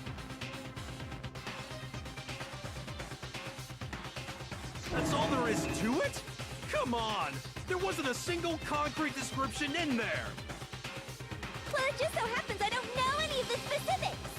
Because you were in this bunker with us. Miss Morose saw it all play out in real time, so why don't you ask her? Well, because she did, yeah. We already did, and she didn't know anything. That's why we're asking you. And that's that is a pretty good way to end. Oh yeah, the world ended. And that's that. I couldn't live up to Master's expectations! To die! This is the true tragedy! Okay, that's enough of your little lover's quarrel. Whatever happened, it doesn't matter at this exact point in time, right? The end justifies the means. Everything serves the outcome. In other words, You didn't orchestrate the tragedy. That would be insane. the world has ended. That's the important thing. Okay. More of an opportunist. How can the world just end? It's the world. Calm down. It's okay. There's no need to panic. I don't know. World ending seems like kind of the right circumstance to panic in, if I'm being honest. Every living person will be dead in 100 years anyway. So the world ending isn't that big a deal. That's a very nihilistic way of looking at it, but I guess I can't argue with you necessarily. Oh, come on. Now you're just being ridiculous. Well, as long as we're being ridiculous, I have another ridiculous story to tell you. It's the story of the Tagami Corporation, which has given Byakuya's life all its meaning. What? What did you say? I'm glad to see you took the bait. You bit into it like a middle-aged secretary at an all-you-can-eat cake buffet. Hey! So, what do you think happened to the Togami family? I don't know, guys. I think the Tagami family fell. It's plausible, though, that actually the Tagami family fell. But if you really think about it, if you really think hard, I think you'll actually find that the Tagami family fell. Correct. Well done, peasant. But I didn't say anything yet. I just got so fucking bored waiting, I couldn't help it. Even if you're wrong, eventually you'll figure it out, right? Till then, you're just going in circles. So, no matter what you pick, you get the right answer. Pretty innovative, don't you think? Sure thing, Junko. But do you think it might be a disease? Getting bored so easy, I mean. Do you think I might be sick? Yeah, have you been checked for like an ADHD diagnosis or something, perhaps? Manic depressive disorder? General sociopathy, perhaps? Anyway, like I was saying, Byakuya's entire lineage has been totally annihilated. What? What the hell are you talking about? I can confirm that his entire family has died.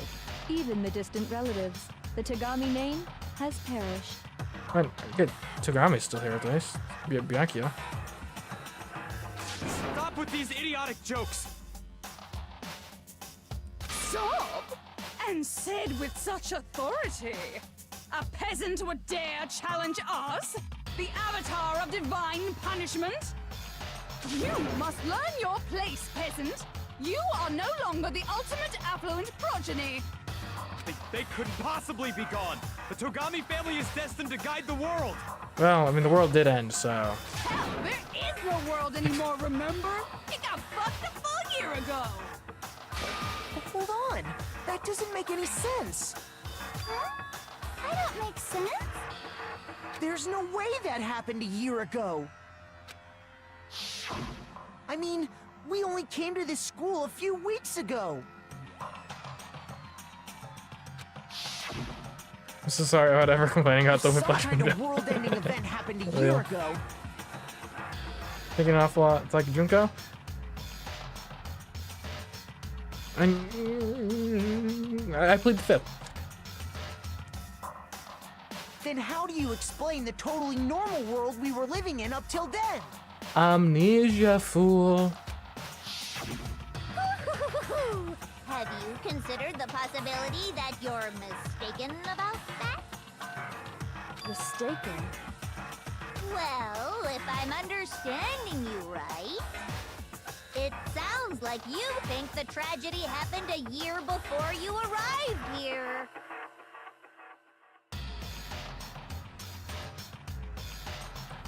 It was already underway while we were here? Right, we went into the bunker preemptively, I suppose. Well, yeah. I mean, like he said, we just got here a few weeks ago. A few weeks ago? Ooh, I get it. You're saying that what happened 2 years ago actually happened more recently, right? Well, 2 years. Huh? 2 years ago? Well, I mean, you guys all started attending Hope's Peak Academy 2 years ago. Wait, what? 2 years ago? What is that? What the hell is this chick trying to say? I understand why you'd have trouble accepting it, but in the end, you can't deny the truth. And the truth is, everything is cause and effect. Deny that, and you may as well give yourself up to God. So, you must surely understand all the hints I've given you so far, right? Yeah. What are the memories I took from you? Now, answer us. Answer with all your heart and soul. How are we supposed to answer? I just don't know what's going on anymore. Bianca, pull it together. Still have to answer somehow. You don't, everything ends right here. Memories that were stolen from us were. But Junko says it's true. We first came here 2 years ago. The rest of us only remember getting here within the last few weeks or so. Some memories she took from us were. I mean, it can't be the entire past. I guess our lives at our life at Hope's Peak, specifically. If we accept that what you say is true, then we've all lost our memories of the last 2 years after coming to this school. Nope. No. Nope. No. I mean, no matter what anyone says, Another correct answer. Well done, peasant. Seriously? This routine again? We've lost 2 years worth of memories? That's a lot. That's right. You've already spent 2 full years here at Hope's Peak Academy. Man. So we legitimately were killing our actual friends. And that entire period of time is precisely what you've forgotten. I don't remember the last 2 years of my life. That's not possible. I had to think that too. I don't want to believe it. That's nothing but our desire. I don't want to believe. I want it to be impossible. But if it's the truth, then we have to accept it.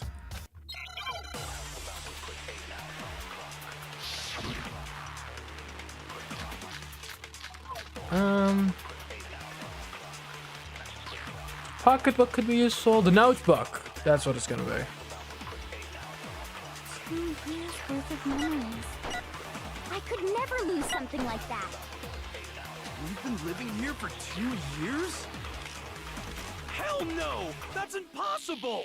I mean, I haven't gone to any awesome school events or anything. Heck, I've never even gone to a single class! Actually, I want to hear out This is all this. just surreal. Plus, if 2 years have passed, how freaking old am I? See, he's asking real questions. Everyone's so conflicted. We completely lost 2 years worth of memories? I don't want to believe it, but 2 years worth of memories. I could never lose something like that. We've been living here for 2 years? Hell no! That's impossible! I mean, I haven't gone to any awesome school events or anything. Heck, I've never even gone to a single class! I think you'll find that you have, Kira, actually. Sorry to break it to you. But it's Kira, finals, actually, there's now, and something you I'd need like to you take it. Take a look at. Finals for a class you never attended. Go.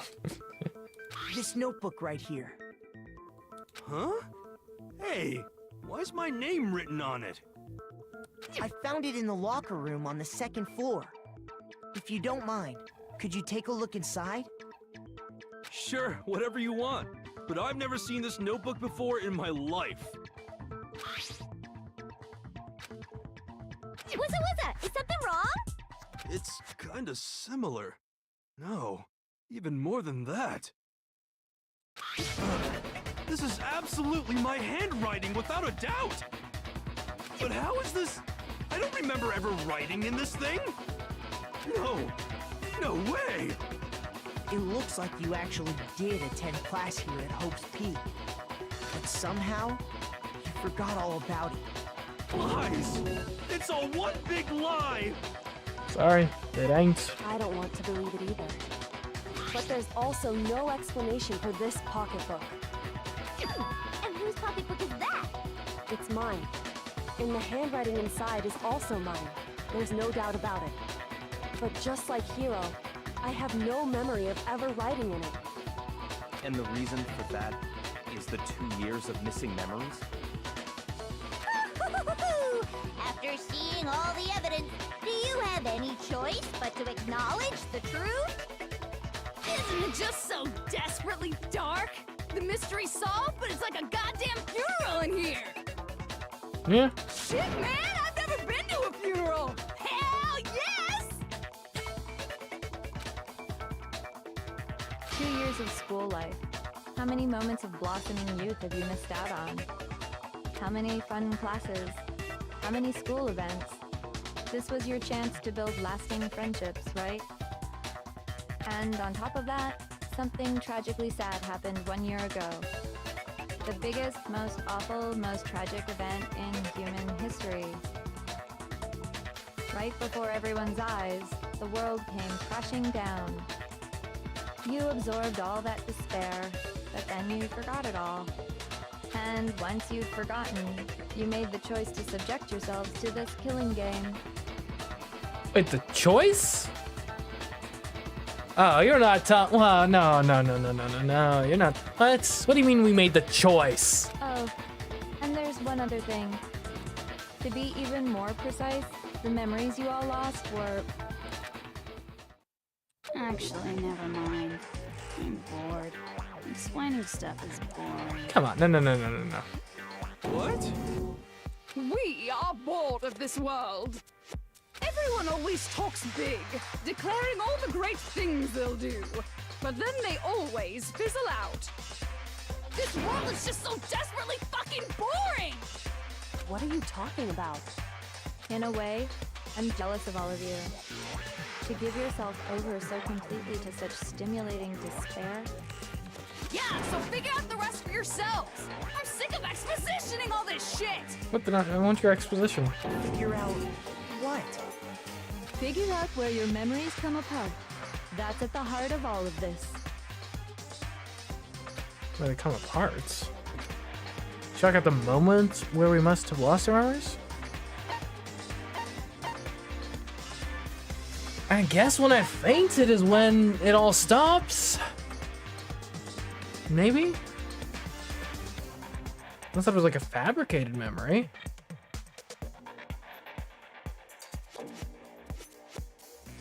I got it! The moment I lost my memories. I can't think of any time other than that day.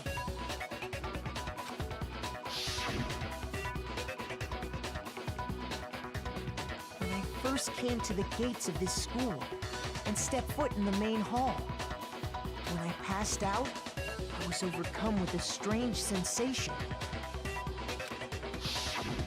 Wow, you still have enough spirit to keep on talking, huh? See you, Ansel. So I don't know much about the details, but it seems like everyone remembers passing out, right? And your sense of time got all messed up because of the memory loss after that? I guess it must have been something like that. After I passed out, I woke up in a classroom with my head on a desk.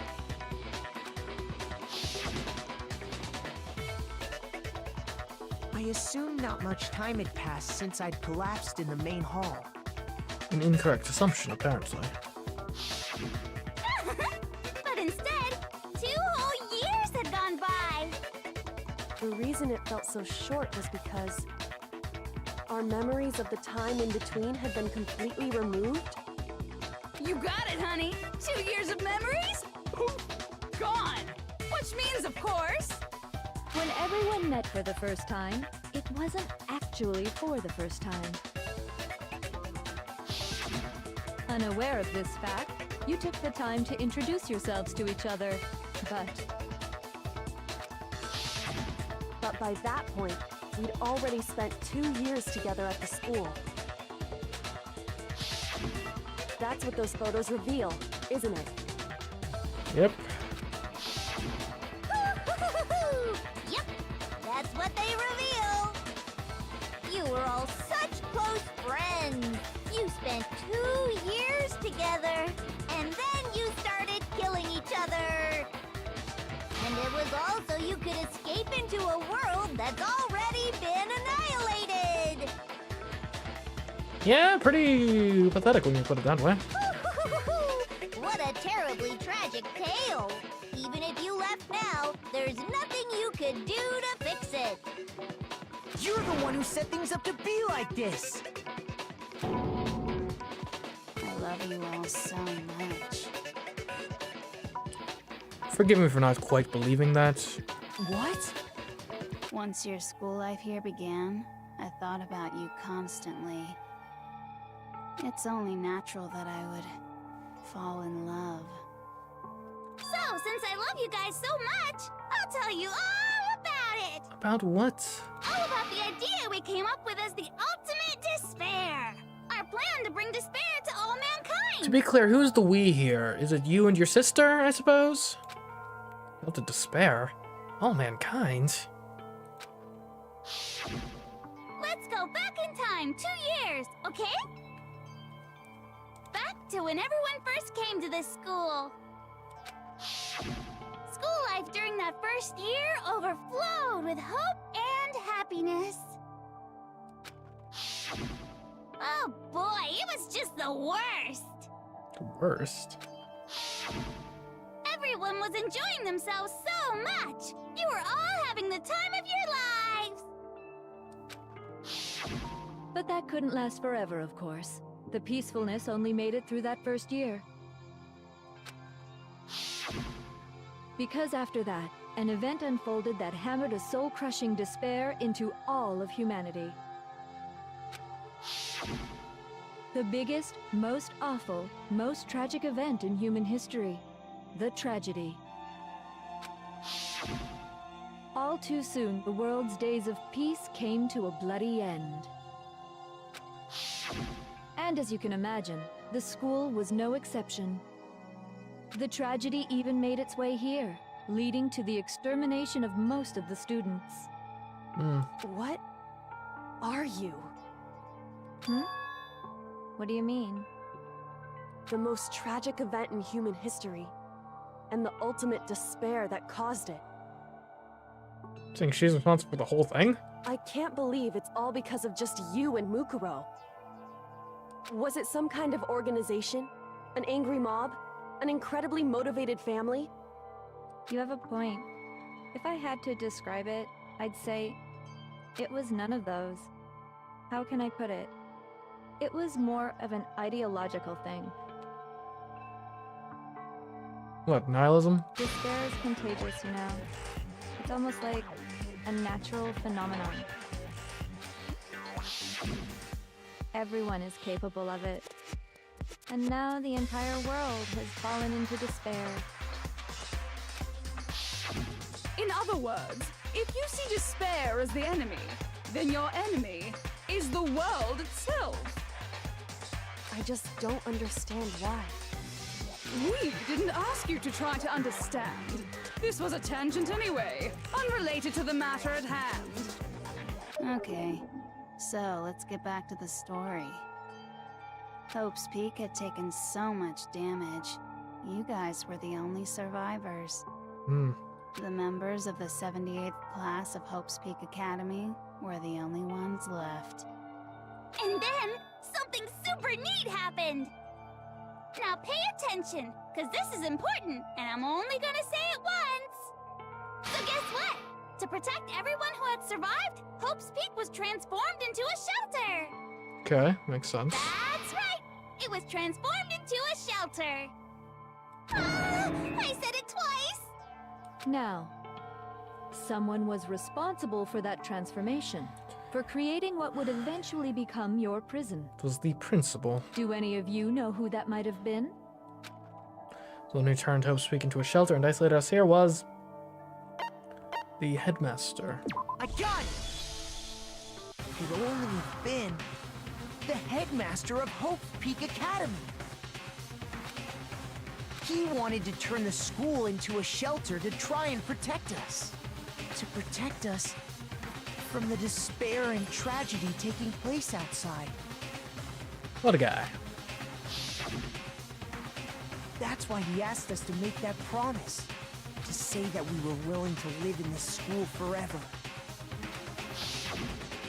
We believe he had something like that in mind, yes. If you, the collective hope of a new generation, could survive, maybe the world could have a fresh start. Yeah, the headmaster put that much faith in you. And because we had that same hope, that's why we all agreed to live here forever. But creating the shelter was also his single biggest mistake. Because then you give you your opening. It's laughable, really. He was the headmaster, but he had no idea. He had no idea that we, the ultimate despair, had already made our way into the school. So what was supposed to be a shelter to keep you safe became a cage that made it impossible for you to escape despair. I have to say, it really helped me out a lot. It saved me a ton of time. I can imagine. By the way, it was you yourselves who blocked off the windows, the doors, all the exits. Of course. Under the headmaster's direction, you all went about your work like obedient little sheep. A prison literally of our own making. You mean we trapped ourselves in here? And then you forgot all about it and started bitching about how you were trapped in here. Once you'd finished building your little shelter, it was time for me and Mukuro to get to work. And thus began the killing game. You and Mukuro had come here, spending the last 2 years waiting for that moment. Sheesh. That moment where you all began killing each other served as the climax of our global despair plan. And the only reason you survived the tragedy was so that you could be a part of it. They only let us live so we could go around killing each other? Is that what you're saying? Why? Why would you do that? Because this was so much more than a simple high school deathmatch. Rather, it was a method to hunt down and destroy every last remaining speck of hope in the world. What are you saying? This is where the broadcast comes in. Wow, it would seem that there's a little bit left out there. A few souls unwilling to give up hope. So I thought I should show them, which is why Well, why don't you tell me? What the mastermind did to show everyone in the outside world, that was Hangman's Gambit. So it ends in a CK. I was thinking broadcast, but obviously it's not that. Hijack? Hijack the airwaves. That must be it.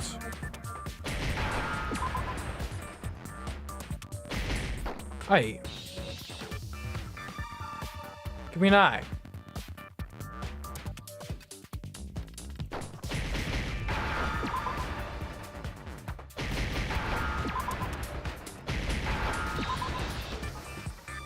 There we Now I go. understand. You're talking about you hijacking the airwaves, aren't you? Uh-huh. That's exactly what I'm talking about. To show the world the murders taking place at this school, which was meant to be a symbol of hope. That was the whole point of the ultimate despair. When I said climax, that was what I was talking about. The world watched as you fell into despair and began to kill each other one after another. Despair is as contagious as any disease. Any hope left turns to despair. You know, maybe now that we've like won and we're turning this around, we can broadcast hope into the world. The cameras are still on, right? Still rolling? Amazing! By the way, since we started broadcasting, a whole bunch of people have tried to come and rescue you. Are you serious? But utilizing the heavy weaponry I installed Heavy around the weaponry? school grounds, I had no problem expelling them. Expelled them?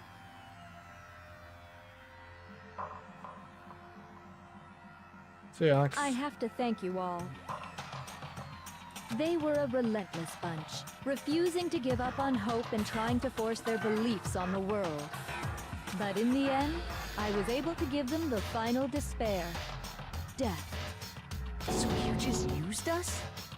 To bring despair to everyone in the outside world? Well, sure, but I also gave you a second chance at life, right? So it's like, give and take.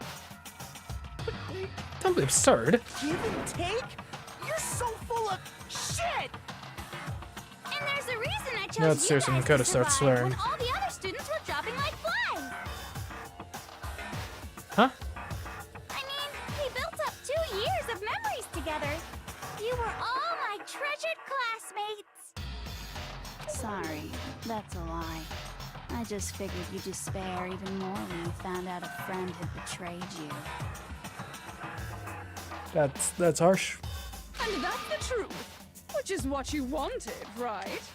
So, does it make you feel utterly lost and hopeless? No, more just angry. You solved the mystery, but despair at the truth, right? Don't tell me. Did you seriously count on the possibility that we would solve your mystery? And if we did, then what? Our final desire for creating this world of despair was so we could experience one last class trial. If you were bold enough to solve the mystery, only to discover that the truth was utterly hopeless, how would you react? What would you do? See? Discovering the truth doesn't necessarily lead to a sense of hope. Truth can be full of despair, too. Like right fucking now. Truth. Full of despair. That's... Not to mention, all those motives I talked about were totally meaningless. I mean, with the world having ended and all. Meaningless? Then we've been murdering each other for nothing? Well, technically, we have been murdering each other because everyone who did murder is outside of the current group of us. But whatever. And think about it. You chose to lock yourselves up here, then started murdering each other to get out. We weren't just random strangers either. We were classmates. We'd spent 2 years together. No, even I can't laugh at that. Oh my goodness. You know what's serious on Genocide Jill is containing her laughter. We get it. We get it, okay? You're totally awesome, right? We get it already. So help us. I'll do anything. Just help me. Here, now, don't break. This is what she wants. A peasant begging for his life? Oh, how delightful! We've never witnessed such a travesty firsthand. But I'm sorry to say, begging doesn't work on me. All I want is despair, and there's no reason for it. And since there's no reason, there's no argument against it. There's just no understanding it. Dang nihilist. No argument, no understanding. What better definition of ultimate despair could there be? Wait, hold on. You've just been going on about whatever you feel like, but there's no real reason for us to believe anything you have to say. Suppose that's fair. Huh? You say the world's fallen apart, but I haven't seen it for myself. So I don't acknowledge it. I don't accept it as the truth. Until you see it with your own eyes, truth and falsehood overlap one another. In other words, you're not unlike Schrodinger's cat right now. Is that what you're saying? If so, what then? Are you saying you won't accept the truth until you can go outside and see for yourself? Well, you better not. You go out into that world and you're all goners for sure. Trust me, I'm not lying about any of this. Jill, does Jill have a thought on this? Well, even if it's all true, I refuse to give in. I refuse to lose to you. For the sake of everyone you've killed. Huh? Everyone I've killed? What are you talking about? You're the ones who killed them. Again, technically not us, specifically. I didn't kill anyone. I simply gave you a little nudge in the right direction. But, I mean, I guess unless we were executing people, but like... And that's all it took for you to start killing each other. You're nothing but bloodthirsty animals. That's why anyone was murdered here, peasant. Say what you want about hope, but we're all creatures of instinct, right? Despair comes naturally. Hell yes! That's funny as shit! No! This isn't just some game to us. It's murder! Plain and simple! You stole our memories, invented reasons for us to do it. You pushed us all into a corner! It's all your fault! You certainly have a talent for passing the buck, don't you? That must be your hope, huh? But we don't have much time left to keep up this banter. We have to draw things to a close soon. How so? What do you mean? I'm talking about the vote, of course. You didn't forget about that little rule, did you? Oh, and also, since this will be the last vote, I decided to change the rules. The rules? What? What are we gonna do, like proportional representation or something? What's going on? Instant runoff? You guys so full of hope, and me so full of despair. I've decided to have you vote which one will be punished. If even one of you votes to punish Hope, well then... What does that even mean, to punish Hope? I'll consider that a win for me, and punish everyone on the side of Hope. Oh, it's a prisoner's dilemma. It's just one person? Oh, but don't worry. I won't be voting, of course. Even if you don't, you've still got the upper hand in all this! It's okay. Nobody would actually vote to kill themselves, right? Oh, let me just mention one more thing. When I win, to punish you guys, you'll have to stay here till you grow old and die. No fighting, no killing. That's your punishment. So what are the terms exactly? What? You mean, we just... We'd have to just live here? That wouldn't be that bad a place to live if it weren't for all the murder. She's saying she'll let us live. If you're not happy with that, then go ahead and punish me and make your way to the outside world. Enter a world fallen from grace, where only despair exists, where you'd likely be dead within a day. What are you saying? So no matter what, we're doomed. Wait a sec! I just got hit with an inspiration bomb! Dying of old age is boring as shit, right? The audience at home isn't gonna dig that at all! So, here's what'll happen. One of you will get to experience an instant, super impressive punishment! What? You can't just... Do you mean to say you'll execute one of us?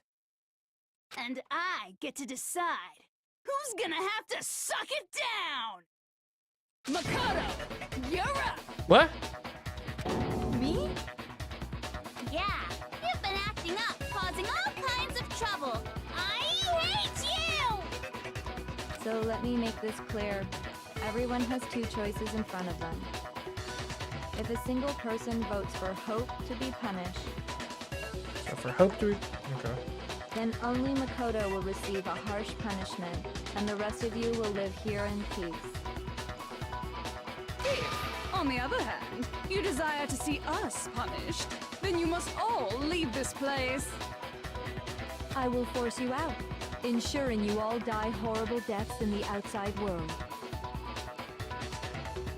What I'm saying is, if you sacrifice Makoto, the rest of you will get to live out your lives.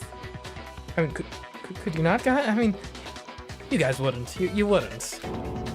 Sacrifice me. But that's... What? Has your resolve softened? Have you lost confidence? Are you afraid of being punished? Don't you have faith in your friends? No, that's not it. You're just a maniac. That's what's it. It's okay. You're right to be afraid. It would seem all of those around you have realized the futility of going against me. Tina? Come on, guys. Jill's probably cool, right? Yeah. Guys? It's so beautiful. Your lovely faces, eroded by despair, have come together as one. You can't let her openly manipulate you like this, right? Surely. Besides, Yoko, you could never betray your father, could you? What? I mean, the headmaster's only wish was that all of you would survive, right? That's why he tried to trap you all here after all. The least you can do is try to honor your dead father's wishes. That may have been the wrong nerve to touch there, Junko. Kyoko! One person's despair is enough to seal your fate. Isn't that just the most hopeless outcome ever? So, who do you think's gonna give in? Whose despair is gonna sign your death warrant? No one. Surely, no one. No one. Nobody's gonna give in to despair! We're not gonna lose to you! I guess we'll see. So boring. Stubborn till the very end, huh? Oh, is this natural, Junko? Finally, natural Junko. We see her. Well, that's fine. Then let's just hurry up and get it over with. It's time for the final vote. Everything will come to an end. Your stupid hope. And your stupid life. The final votes. This is it. The ultimate confrontation. I have to show everyone. I have to make them remember. I have to convince them not to give up. To live in despair. That's not really living at all.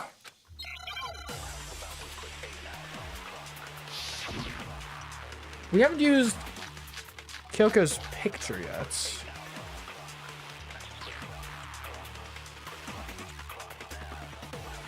Could be a group We won't photo. give up. As long as there's hope, we'll never give up. If I were to die, that would be the end of Hope's Peak Academy.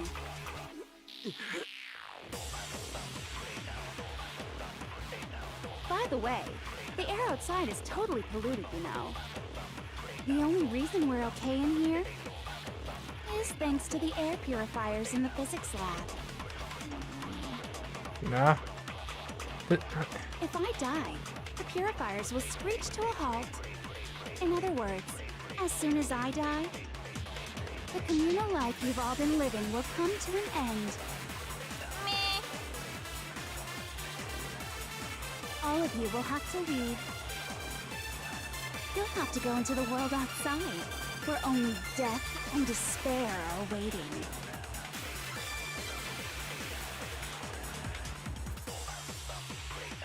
So, what are you gonna do? Will you just die? Is that what you want?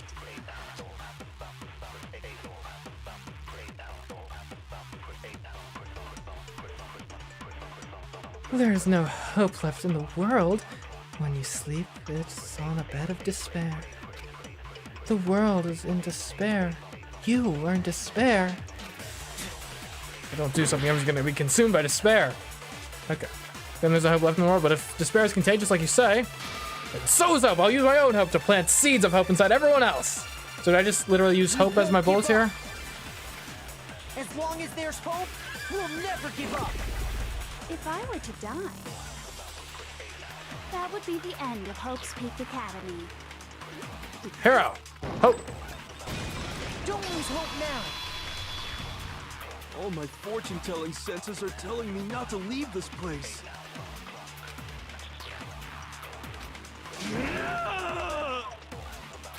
But to live means moving forward, right? So even if it's hard, even if we're scared, we don't have any choice, do we? I want to keep on living. I want to open the next door. There must be something new waiting for me. So that's why, no matter what, I need to get out of here. Yeah. The whole fortune-telling thing doesn't matter anymore. What matters is my own gut feelings. We won't give up. As long as there's hope, we'll never give up. If I were to die, that would be the end of Hope's Peak Academy.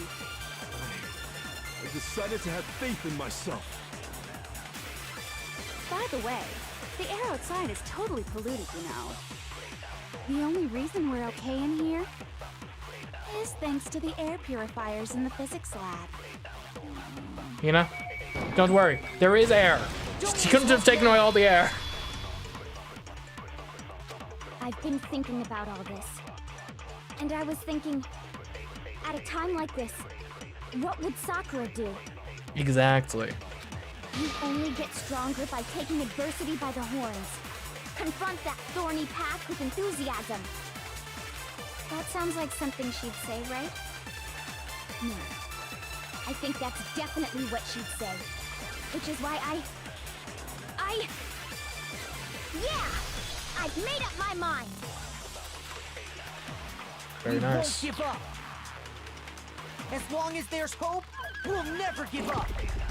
If I were to die, that would be the end of Hope's Peak Academy. I've decided to have faith in myself. By the way, the air outside is totally polluted, you know. The only reason we're okay in here is Hopefully no thanks to bottle the air. purifiers in the physics Yeah, hopefully lab. not. Say whatever you want. I've made my decision. If I die, the purifiers will screech to a halt.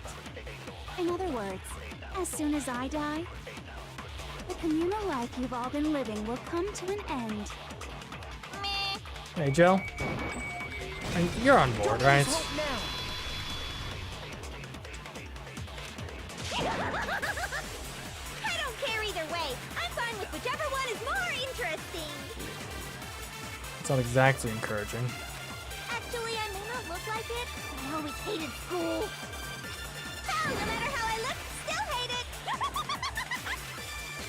Oh, but no matter what, Master has to come along with us.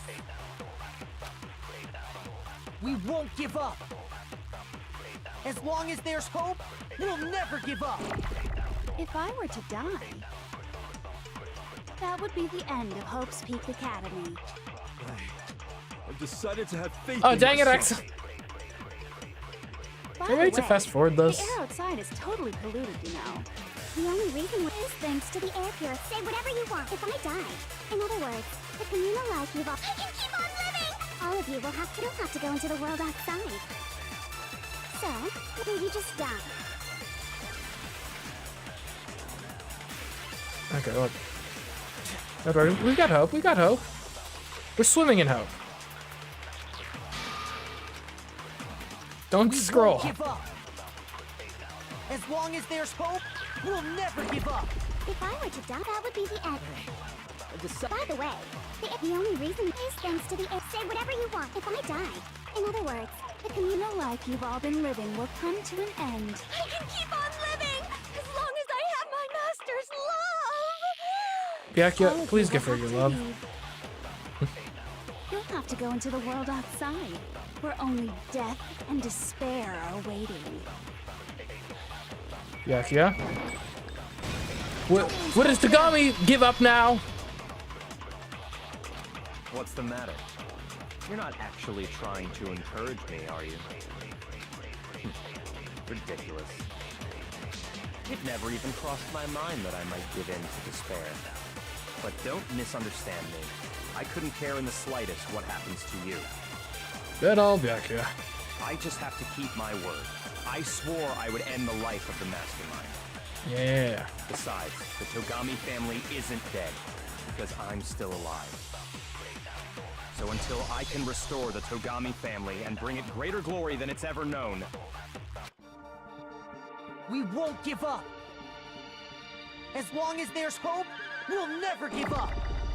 If I were to die, Alright, come on, Kyoko. that would be the end of Hope's Peak Academy. There is an outside chance Kyoko's could be the picture. But we'll go with Hope By first. the way, the air outside is totally polluted, you know. The only reason we're okay in here is thanks to the air purifiers in the physics lab. Say whatever you want. I've made my decision. If I die, the purifiers will screech to a halt. In other words, as soon as I die, the communal life you've all been living will come to an end. I can keep on living as long as I have my master's love. All of you will have to leave. You'll have to go into the world outside, where only death and despair are waiting. I already said I would claim the mastermind's life, by whatever means necessary. So, what are you gonna do? Will you just die? Is that what you want? Kyoko? Don't lose hope now.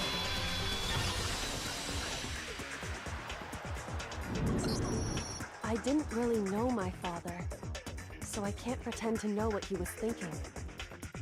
But even if we're just connected by blood, there's one thing I am sure of.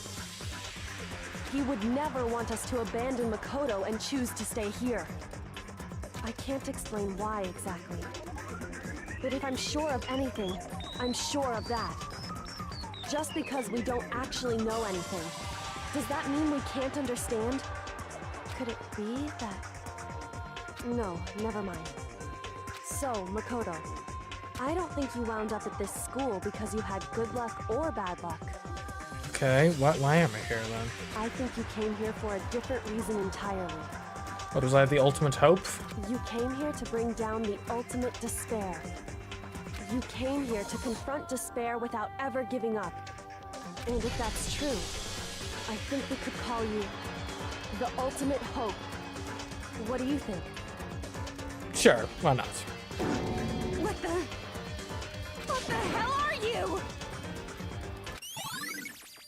The ultimate hope was added to the truthful section of your handbook. So uncool. Your stupid faces, the stupid things you've said, the stupid way you all treat each other. Hey, hope is cool. Nihilism is what's uncool. It's all so uncool, so unhip. Shut up, shut up, shut up, shut up, shut up! Lame, lame, lame, lame, lame! Turns out she was just an edgy teenager the whole time. I'm not any kind of elite anything. Hope isn't a talent you develop, but still. I still.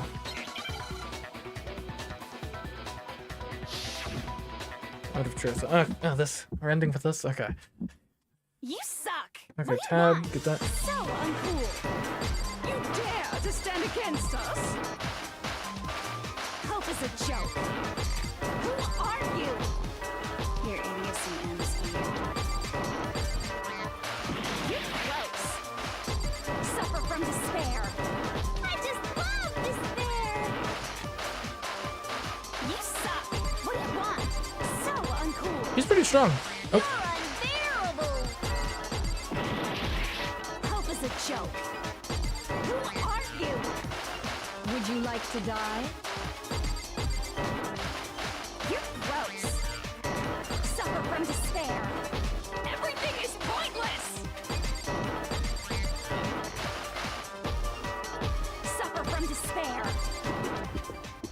On a strike, I am the ultimate hope! Hope keeps on going.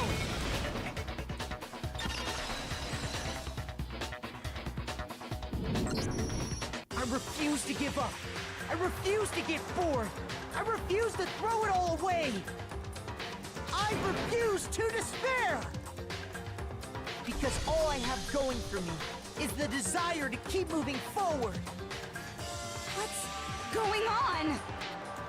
What's happening?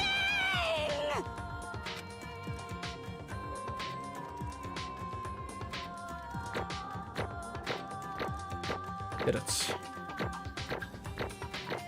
A C? A C? When did I get a C? What the heck? Final result A, though. What am I gonna use these coins for now? It looks like we've reached the end. I think it may be time to vote. Agreed. We just gotta pull the lever, right? Good. I'm ready to go. Let's put an end to these trials. Put an end to the killing. With our own hands. Monokuma votes.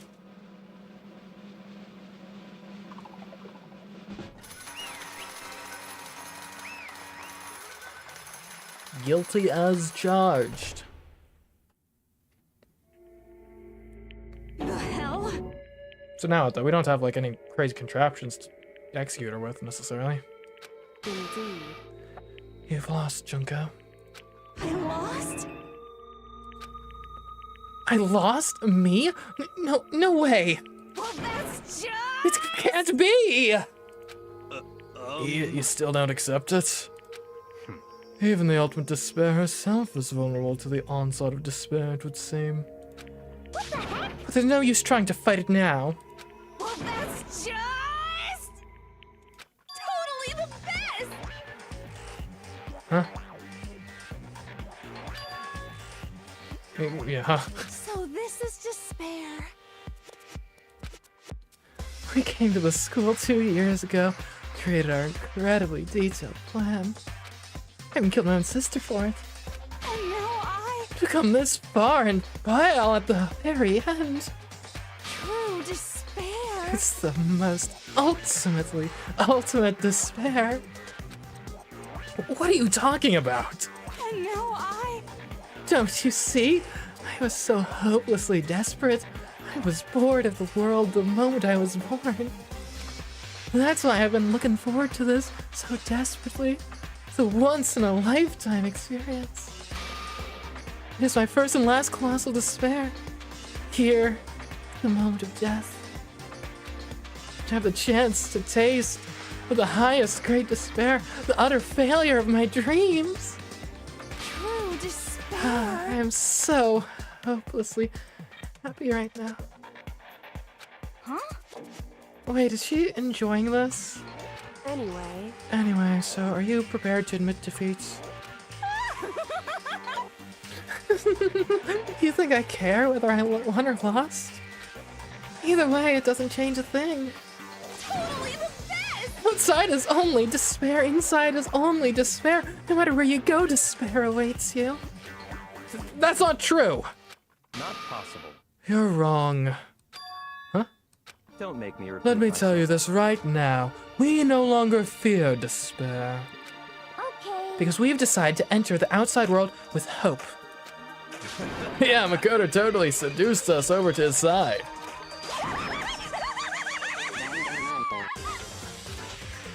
Everyone! Hey, He says that despair is as contagious as any disease. however, But the same is true of hope.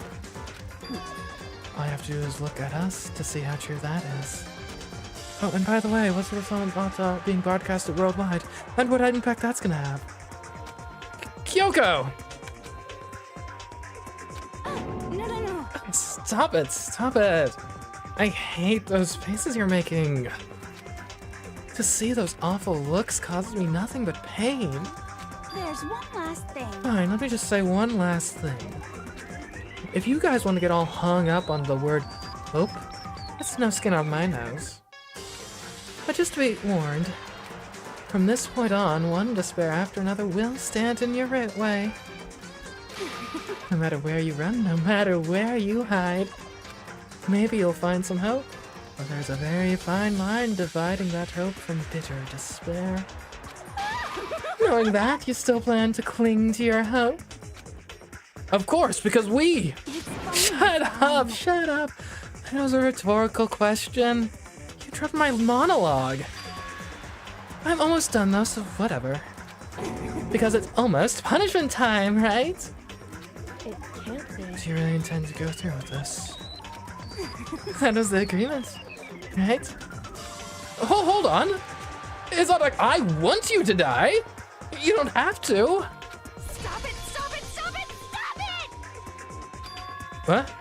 How many times do I have to tell you? The act of living brings me no hope at all. All I want now is to taste that despair of death that you only get once in life. So, Don't get in my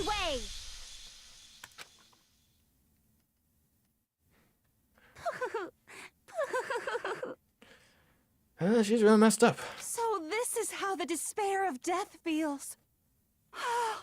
It's so wonderful. Even a tenth of this despair, even 100th. I want every last soul on this planet to taste such despair. I want the entire world to die with that despair in its mouth. Okay, let's do this. I've reserved an extra special punishment for last. I mean, your life, your death, I guess. Let's give it everything we've got. The world's definitely a better place without you in it, so... Punishment time!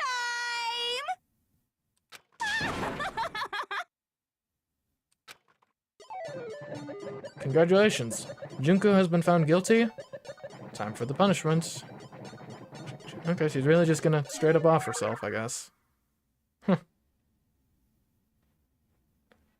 Guess she really wouldn't be able to despair if she wasn't willing to go through with it.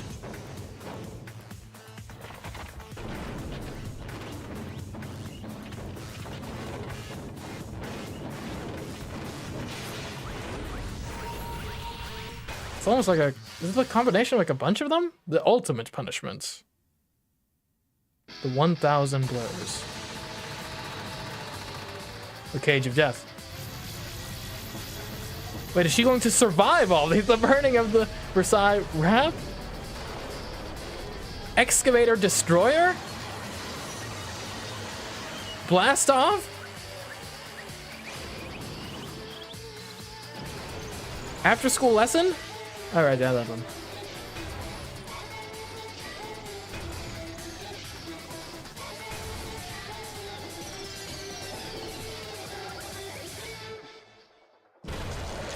Okay, yep, she's dead.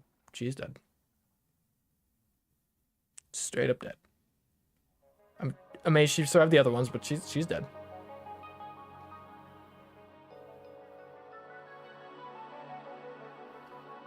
Emergency override. Is she... Huh? Hold on.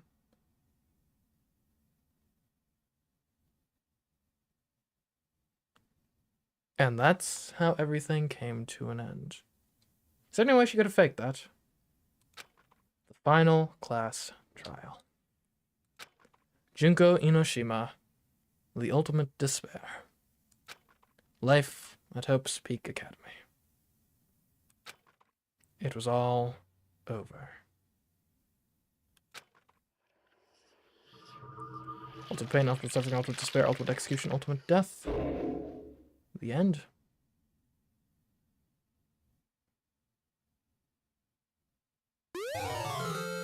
I got the Monokuma hair tie present. I guess we'll save the data, for sure. I've got to assume whatever is next is probably a quick epilogue, right? It's basically. Like, there's not going to be another full chapter. Because if there's another full chapter, I don't even know what it would be gameplay-wise. But if there's another full chapter, we've already been streaming for almost 8 hours. We're not doing that. But if it's just like a...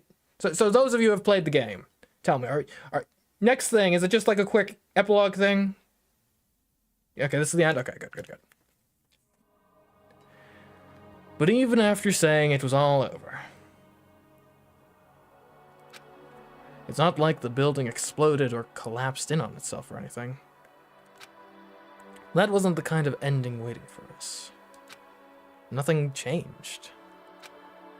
Well, with one exception. The air purifier's turned off. Just like Junko said. Yeah, she really was kinda like lawful evil, I guess. Like she mostly actually stuck to her word for the most part and her rules.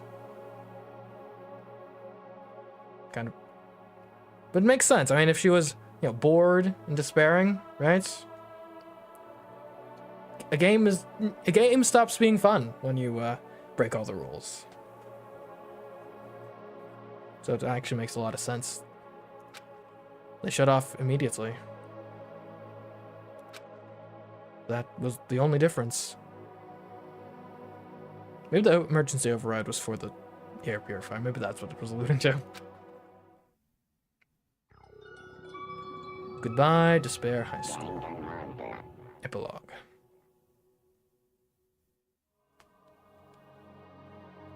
We left the courtroom and made our way to the main hall. We stood in front of the door. Nobody made a sound. I felt almost absent-minded. This was our epilogue before the final ending. We were stuck here in limbo, unmoving, unsure. But in the end,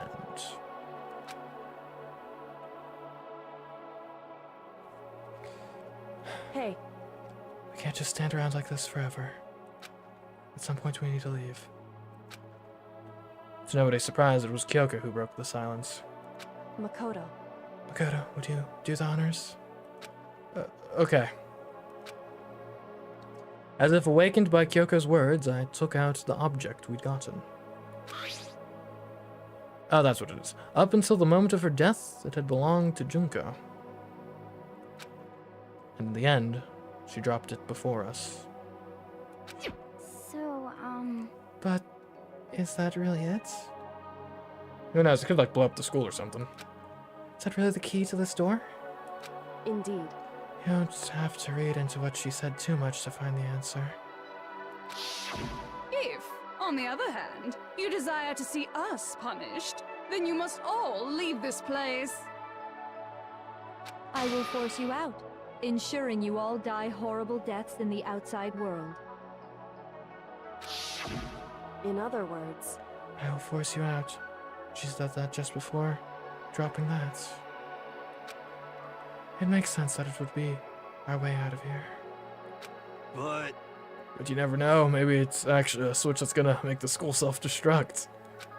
I mean, Junko never said specifically that she'd let us leave here alive. it's true. You may be right about that. Maybe. Yes. But even so, it's impossible to think we wouldn't take our chances with it. Yeah, I guess that's true. There's nothing to worry about. If something ever happened to Master, I'd take my scissors and jam him so far up. Oh, hey, where's the courtroom? Where's the mastermind? It's all over. We're just about to leave the school. What? Leave? We can go outside? That means me and Master can get married? That'll give me a little jewel of a baby. That's enough. Please stop. That would be a greater horror than anything I've encountered so far. Anyway, Don't worry. I have no doubt that we'll be able to leave here without a problem. but It's what happens after we get out that I'm worried about. But, you know, in the end, I think part of me still thinks for serious. maybe when we get out there, we'll see that everything she said about the world was a lie. At the other side of this door is a world as peaceful as we remember. A lie? Peaceful as we remember? Well, no matter what it looks like, it's still our world.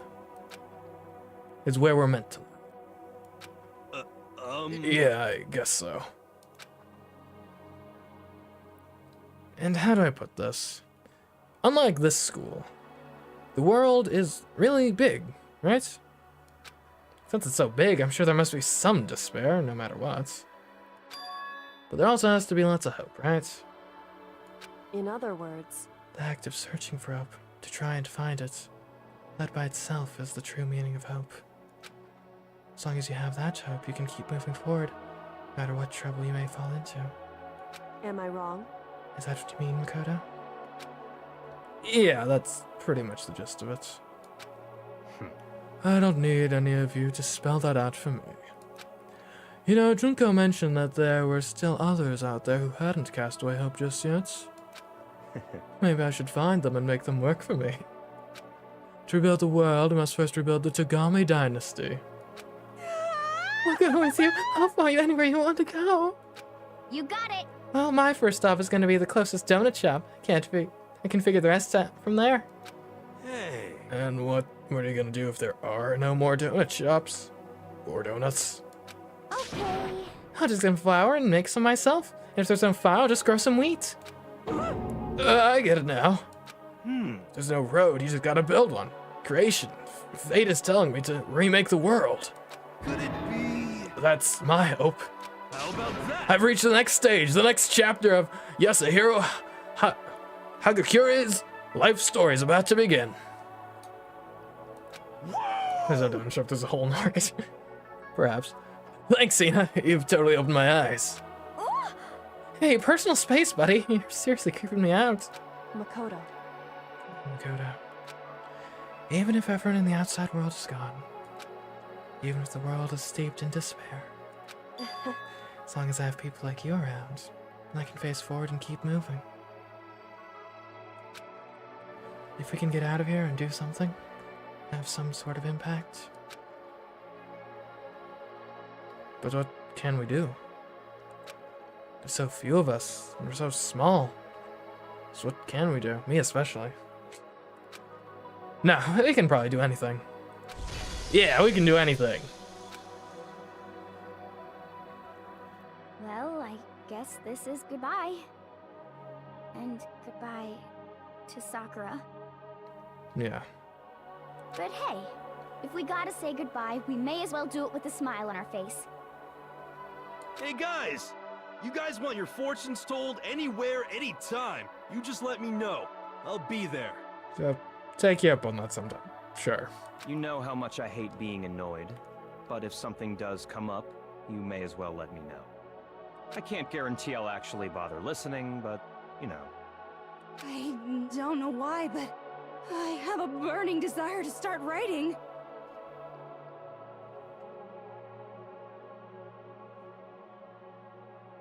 I might be able to pull it off. A story about Master and me, and the others, I guess. I can't say I'm sorry about what happened, but still, it does feel kind of strange. I really don't know what to say. I guess we graduated?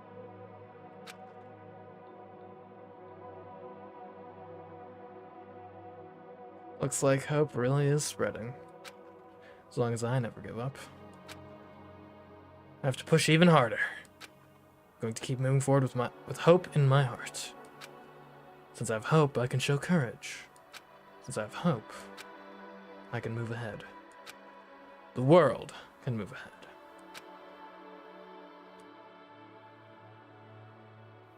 The door began to open.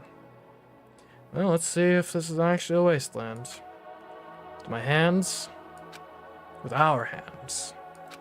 Hope and despair mingled together, opening the door to the future.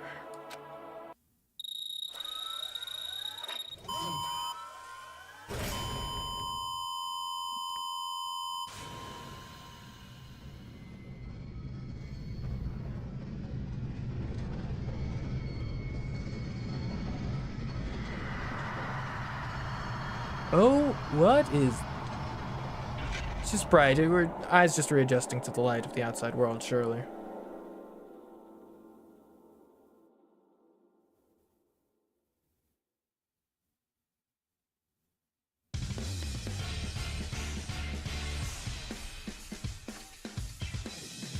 Oh, that's it? We don't actually get proper closure?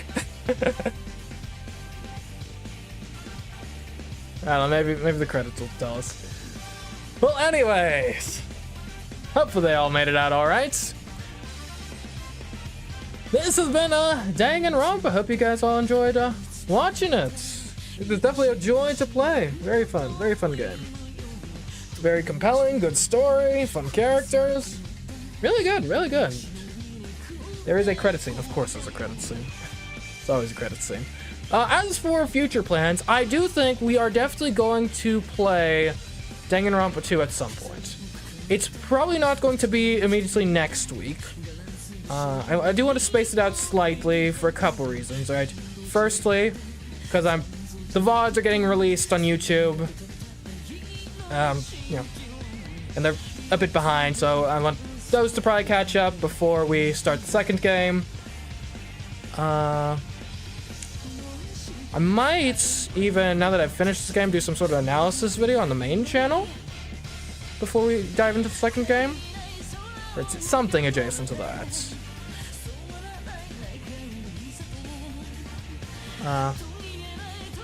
Basically, you know, do a lot of things, so yeah. When we start the second game, it's an easier ramp up for people to join in, potentially. Other than that, though, do tune in Thursday next week, because I've got plans. I've been aware that we were getting close to the end of the game, so I've got plans for what to do in the meantime, and I think you'll enjoy what's coming next, okay? I think the next thing we're going to do on Thursday, it should scratch the same sort of itch. So if you enjoyed watching me play this, tune in next Thursday. It should be good as well.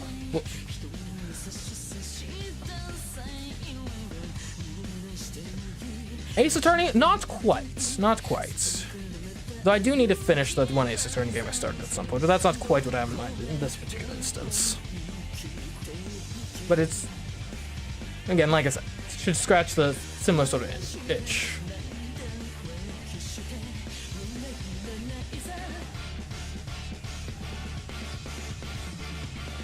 The 9 games, those are similar. I think I might even own one of those. Not what I have in mind yet, particularly, but, and that's definitely something I'd want to check out at some points, probably.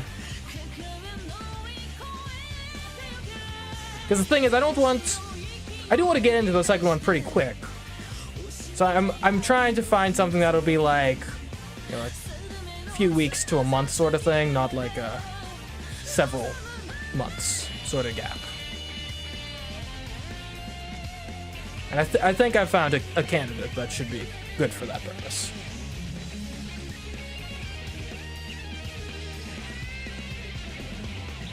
But no, I think this is very good. The case design, very clever. Like, there were most of the cases, I mean, obviously they all had like some sort of twists in them. The first one I think was generally pretty obvious, mostly because the Leon clue is like extremely obvious. But outside of that, the rest of them really well designed in terms of all the very logical, very good sort of leaps to make. A lot of misdirection that you love to see. I really like stories in which the characters are being clever and doing clever things. And this sort of format is actually great for that, because then you have to... In this format in particular encourages then you as the audience to really engage with the story on that level and think through and really recognize what's going on. First case is a victim of translation. Yeah, for sure. Because, well, like I said, I think at the time, if you're playing in Japanese, you aren't necessarily coded to see and primed to see the English text as the clue. Whereas if you're playing in English, it's like, oh, hold on, wait. Yep, that's English text.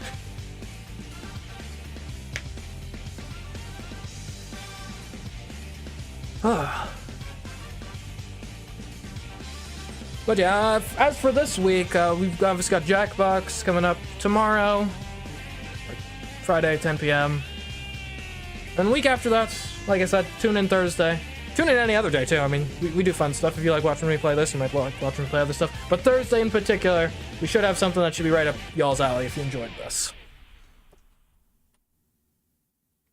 Okay, so I was promised an end credits scene. You guys better not be lying to me. Okay. Well, the Monokuma shouldn't move. It'll just be there, stationary, because...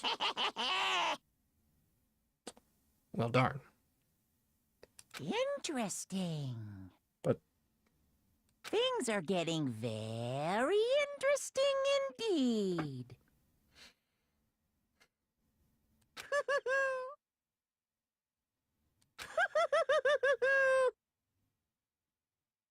Like I said at the beginning, I'm not a teddy bear. I am Monokuma. I guess we never got an explicit explanation of where the Monokuma came from. And I am this school's headmaster. Well, you don't have any students now, so tough luck.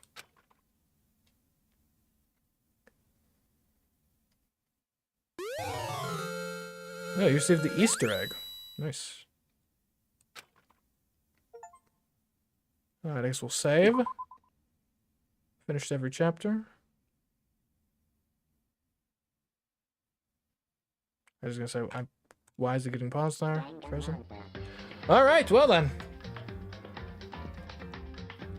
Remember the rocket at the starting intro of the game? Yep. Worked that out on this stream.